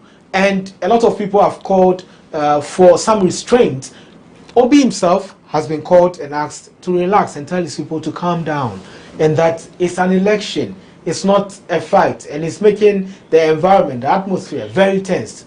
However, it's still going on, and a lot of people are really wild at getting Peter Obi as president of the Republic, and they are doing this based or through their social media following and followers. Our guests are in the studio. Alpha Shaban is a political analyst with Africa-Web, and also Babatunde Adeola is also an editor with My Nigeria. Let me start with Alpha Shaban. Now, obedience, you know, it started like play. From nowhere, there were so many marches in several cities, and a lot of people came out without any support from Peter Obi, but they came out and said, no, we need a third force, because APC, PDP, they've done nothing for us over the years. The country is difficult. The whole world is in this global economic crisis thing. Nigeria is no different, and Nigerians are struggling. Many want to leave the country, and Peter Obi looks like the guy for the people, and they think, yeah, we need to fight, and literally fight to get Obi in power, because he is fighting for, you know, frugality, he's fighting for accountability, and also to save some money. Do you think they are in the right direction? Okay, so social media has been a game changer in this election. It is set to define a lot in this election. But let's also be careful, or let's situate the people who are after Obi, or people who are supporting Obi, in a very specific context. These are not people as in a broad-based group of people. It is predominantly young people who are tech savvy, who are online, who believe with the numbers that they are seeing, it is likely to translate into votes. But that's a different topic for another day. What you see online may not necessarily be what is going to translate on the ground or on the day of voting. So that's the first aspect. Now, is their modus operandi going to necessarily deliver Obi? It is already giving Obi headache, because Obi has had to issue disclaimers several times that, my people, let's be obedient, let us not stray, let's remain focused, we have a task to deliver, let's not do things that will let people rather move away from us, but people pivoting towards us. So he himself has had that concern. He has been called to call his people to restrain themselves, and he has done that a number of times.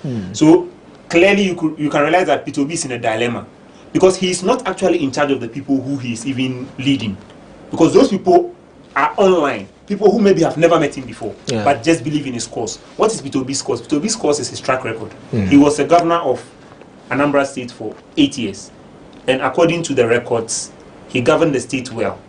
There are pieces of controversy around him, but it is believed that his lifestyle projects someone who is very, like you said, frugal, someone who likes to save rather than spend, so that he travels alone, he carries his bag alone. He's not a typical Nigerian governor. The governor will have aides and security people all over him with earpieces and all that, like as if he's a president. But he doesn't do that. If you see him traveling, he's with his bag, he's pulling it along himself. So people have seen him in that light, and they believe that when he gets to the seat of the presidency, he can translate that. I'm sure he can't, but they believe he can make a better arrangement than what they currently have. So that is what they are doing. But whether or not that noise or that buzz can translate to vote on the ground is a different ballgame, because people keep saying that Labour Party has a vibe, but they don't have structures. If you go to maybe Katsina State somewhere in the north, you're not going to find any Labour Party person there. But you find APC, you find PDP. So people are saying that politics is local.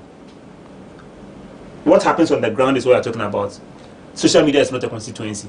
Nobody's going to vote on social media. So the day of election is what would let everybody's eye clear. Then everybody will know that, oh, okay, this is really what we are after, or this is not what we are after. And if I may add, and I'm sure Baba will take it from there, a recent repost against Peter Obi came from a very close ally, the current governor of Anambra. And he has given it obedience, like very hardly, because he said something about Peter Obi and they came at him. And he has replied. And he's actually a former central bank governor. Yes. And he's also a professor. So you can imagine, he wrote a very long treatise. And then he was given to them. So you can imagine, people in society are already tired of the kind of vile and bile that they are throwing out. So it's affecting Obi. But whether to translate to vote, I doubt, personally. I don't think it will work. Well, so many others are also saying that the supporters of Obi, they can throw punches, but they don't know how to receive them. And most of the time, you see them going all over and all out, fighting people who say anything against Obi. And currently, the Anambra governor saying that the Labour Party has no chance, and that they are rather supporting. I think he says they are rather supporting Tinubu. I think, or is that Atiku? No, I think he said Tinubu. They are supporting him rather because with Obi, they are taking the votes away from Atiku, which he can use to win over Tinubu. Do you think? Indeed, Obi has a chance with these kind of people out there, because history has showed, or even statistics has showed that there's a lot of young people in Nigeria. The young people are way more, those below the age of 25 are more than 50% in Nigeria. And also, these people are the population that's supporting Peter Obi. But would they come out to vote? Now, these are the questions that a lot of people have in their minds, including Peter Obi himself. Yes, I think I agree with you. And Nigeria's politics has gotten to a very, very critical crossroad where electorates and millennials, the oldies, are confused as to what they really want to do. And Peter Obi has brought in a spark of life into what we would usually know. Throughout the years, Nigeria's politics is about PDP, APC, or PDP, ACN, CPP.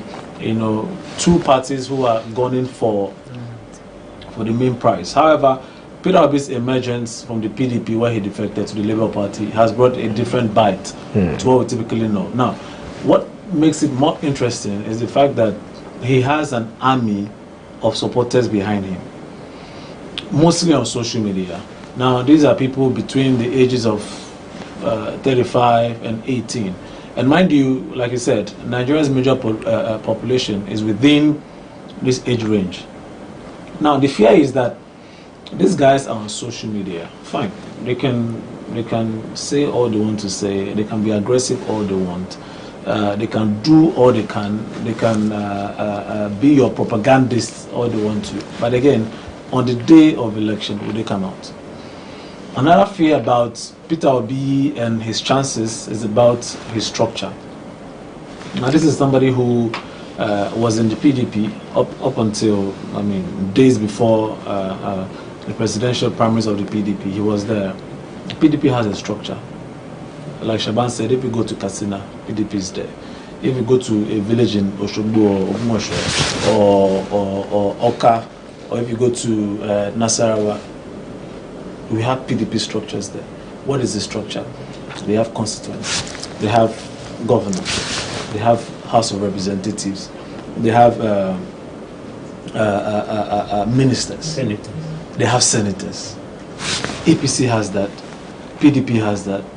ABGA, Charles Soludo of ABGA, they have that in Anambra. At least they have a governor. That is a structure. In as much as they don't have a governor out of Anambra, they have a governor at least. And that is the structure you need to win an election in Nigeria. Does Peter Obi have that? Does the Labour Party have that? No. But it looks like he's breaking that structure of PDP, because he has a following in PDP and some of them moved. And now he has embraced the young people too. Peter Peter Obi's presence in this particular election is revolutionary. He's changing a lot of things, but will he win this particular poll in February? I heavily doubt it. His chances are probably 2/10. I doubt it. Again, like I said, the structure is not there. You might have the following on social media, but the fear is, will this your obedience come out to vote on that day? IPOB struggle is still there. IPOB saying they are not going to support Peter Obi because they believe he's still going to do what a typical Nigerian president would do. All they want is that they want a Nigerian president who will guarantee them their way out. That's what IPOB wants. Will Peter Obi guarantee them their way out? No. Or will he promise them to give them their way out? He won't do that. Now, does Peter Obi have the structure in the southeast? Maybe. At least he has a number. Does he have the structure in the southwest? That's like next to nothing because that is dominated by PDP or APC. In the north, his running mate might decide to pull could pull a few votes, but I don't think that's actually okay for him to win a presidency. So we are looking at the statistics and looking at what we all know as Nigeria's politics or the road to Ashurok in Nigeria's politics. It doesn't happen. Anything can happen though. Well, we have 3 months to know if indeed he can pull those numbers that he wants. That would be a big surprise. However, INEC has spoken. You want to speak about that? About the young people, I just want us to also take notice of the fact that there's no monolithic block of young people back in Obi. There are youth groups in APC and PDP. So at best, Peter Obi has a group of young people who believe in his cause. But then let's also realize that he doesn't have all young people or majority of them. You can't even say majority of them because the other parties have youth groups that also have massive following. So even there, Peter Obi has a bit of a deficiency, or he has a struggle. You know, so yes, like he said, I think Peter Obi will have a lot of work to do if he really wants to capitalize on what is going on now. But as to whether it will translate to votes, well, that's for February 20. Yes, and also the violence. You know, INEC has spoken against it, but now the problem is with Peter Obi having all these support. Yes, there are some known faces. There are so many people in entertainment, so many people in other places, but the core of the people, they are faceless and they are online. You know? But when they go out there to march in the streets, you see so many people out there in the streets. But now, are they all, registered to vote? Can they do that? If there's any violence, and those perpetrating the violence are holding the flag of the Labour Party, definitely Peter Obi will be accused of leading his supporters to perpetrate that violence. So he's been out there to tell them to calm down. Election is a sportsmanship, it's democracy, everybody has a say. But do you think he may also lose even further? His case may be worse with all these teeming young people who are out there, you know, clashing and having all these fights. Oh, well, as it stands now, it hasn't been physical. It's been online. Predominantly, it's been online. There's been some few physical issues in some states, which INEC has addressed. That some states have had some issues. With, especially with Labour Party. So it's general. But in this case, they see more of the young people screaming Obi. And it looks like it's Obi supporters. But you can't really say who they are. Okay, so basically, if any party begins to exhibit signs of aggression, it's problematic. Because for Nigeria, that is a multi-ethnic, multicultural society, it doesn't bode well. Because if you hear Igbos touch Yorubas in one place, or potentially all Yorubas at the other side will be endangered, and all Igbos at the other side will be endangered, and you have to switch places immediately. So potentially it's problematic. Nigeria is a melting pot. It's very dicey. You can't predict. So it's a concern. But Nigeria's security situation is already bad. So they don't even need anybody to complicate it. And if you remember, in 2019, Buhari postponed the election 24 hours to, right? He had calls to tell them that we are pushing this election 24 hours to, when they had done everything. So you can imagine how the security architecture is. It's very, very frail. Anything little, it will break.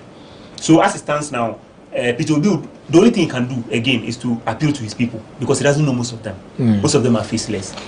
Those who are even taking the campaign to the grounds are overwhelmed, because there's so much work to be done. They thought it was easy, but you are in a country where you have how many old people?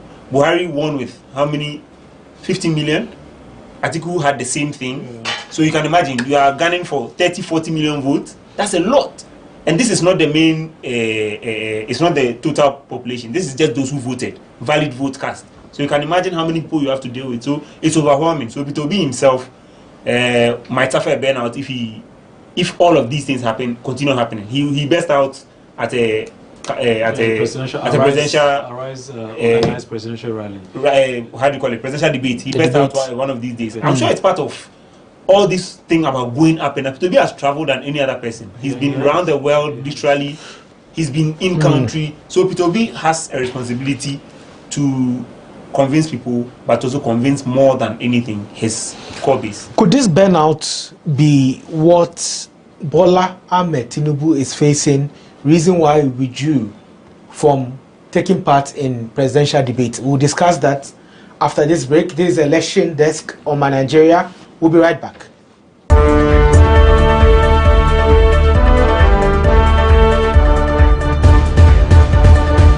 Welcome back from the break. This is the Election Desk on My Nigeria. My name is Ismail Akwe. We are discussing the major issues surrounding the Nigeria elections, which is coming up on February 25th, 2023. Will be part of the action. So you watch us on My Nigeria TV on YouTube, and also follow all the updates on www.mynigeria.com. Now we are discussing some of the issues, and Bola Ahmed Tinubu, he says he's done with presidential debates and you can't force him to have it.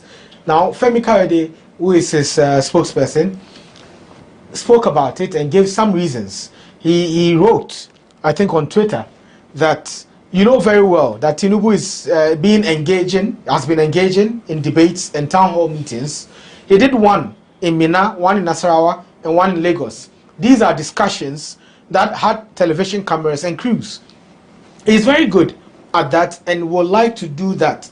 Now, there's a difference between a town hall meeting, which is televised with a number of presidential aspirants or candidates there, and a presidential debate. A debate is a debate, and you have been doing that for years. We know what we know what a debate is, but we have not had any debate yet. What we have are town hall meetings with various presidential candidates. Some of the programs organized have not gone too well. Look at the one organized by Arise TV, where PDP thugs and Peter Obi and his obedience were shouting. This does not encourage us to go to places like Arise, for example. Tinubu will have to make that choice himself at any point in time, and is the kind of person he is. That decision has to be left to him. We never say never to anything, but at the same time, if and when he's ready, it is to be on his own terms, and when he's ready, and when he feels like the atmosphere is good. Now this coming from Femi Kayode, who posted this. Femi Fani Kayode, and could this be cowardice? Because he's saying clearly that he's not seen a debate. He's seen a town hall meeting, but they're being invited for debates, and people are screaming. You know, supporters are screaming, so he doesn't want to engage in that until he's ready. Could this be cowardice? Him moving backwards, him not being able to answer the questions, not trying to show weakness in terms of, you know, the energy that he has. He's a 70-year-old man, for God's sake. Oh, yeah, 70 plus, but you could say. Well, I saw the interview today, and I think that the strategy that has been employed by the APC might affect the candidate. So Tinubu, we know, is loud. He likes to speak. He likes to engage the media. He likes to speak to issues and debate issues. That's the young Tinubu we know. Now, lately, since for the past 2-3 years, he's been going to the UK for medical checkup. The last time he was in the UK, he spent about 4 months there. I think he was treating his knee. So, obviously, even if they don't like to say, but the presidential candidate is not in the best of health. Now, to why he doesn't attend these political debates, number one, it could be probably due to his frail health. Number two, it could probably be because he's not too comfortable with the heckler, because for the past 2 years again, Nigerians have called on him to stand down. I remember when the primary started, there were certain viral videos of him messing up himself when he went for an engagement. There are viral videos of him sleeping at certain engagements. Now, this tells you that his body is weak. Are you talking about the fake ones? No, these are actual. Because so many others also came up and they were actually deep fakes. No, these are actual videos. These are actual videos of him staining himself. These are actual videos of him sleeping at engagements. So his health is a concern, and you know, Nigerians. But that's not what Femi was saying. I'll get there. Nigerians over the past years in the Buhari presidency have not been comfortable with a leader who has ought to travel, you know, for medical checkups. Buhari the last time spent about a year in London treating himself. So the most recent time, I think he did a few weeks. A few weeks he went again. Yeah. So that concern about the health of the Nigerian president is there. Now, what is APC hiding? Are they hiding the fact that he's not healthy, or are they hiding the fact that he doesn't know how to debate the issues, or are they protecting Tinubu from what Nigerians will say? Mind you, he made mention of the Arise TV, the Arise TV town hall, and it was terrible because if Tinubu were there, I wouldn't want to imagine what would have happened, because the obedience were actually very, very aggressive. His absence alone put them off. Tinubu wasn't there, Atiku wasn't there, Shettima represented Tinubu. Shettima is much more healthy, or stronger, or younger, if I should say. Tinubu, Atiku, due to certain engagement, wasn't present. His vice was there, Fanny Okowa was there. Peter Obi was there as well. So, for FFK, who, interestingly, had said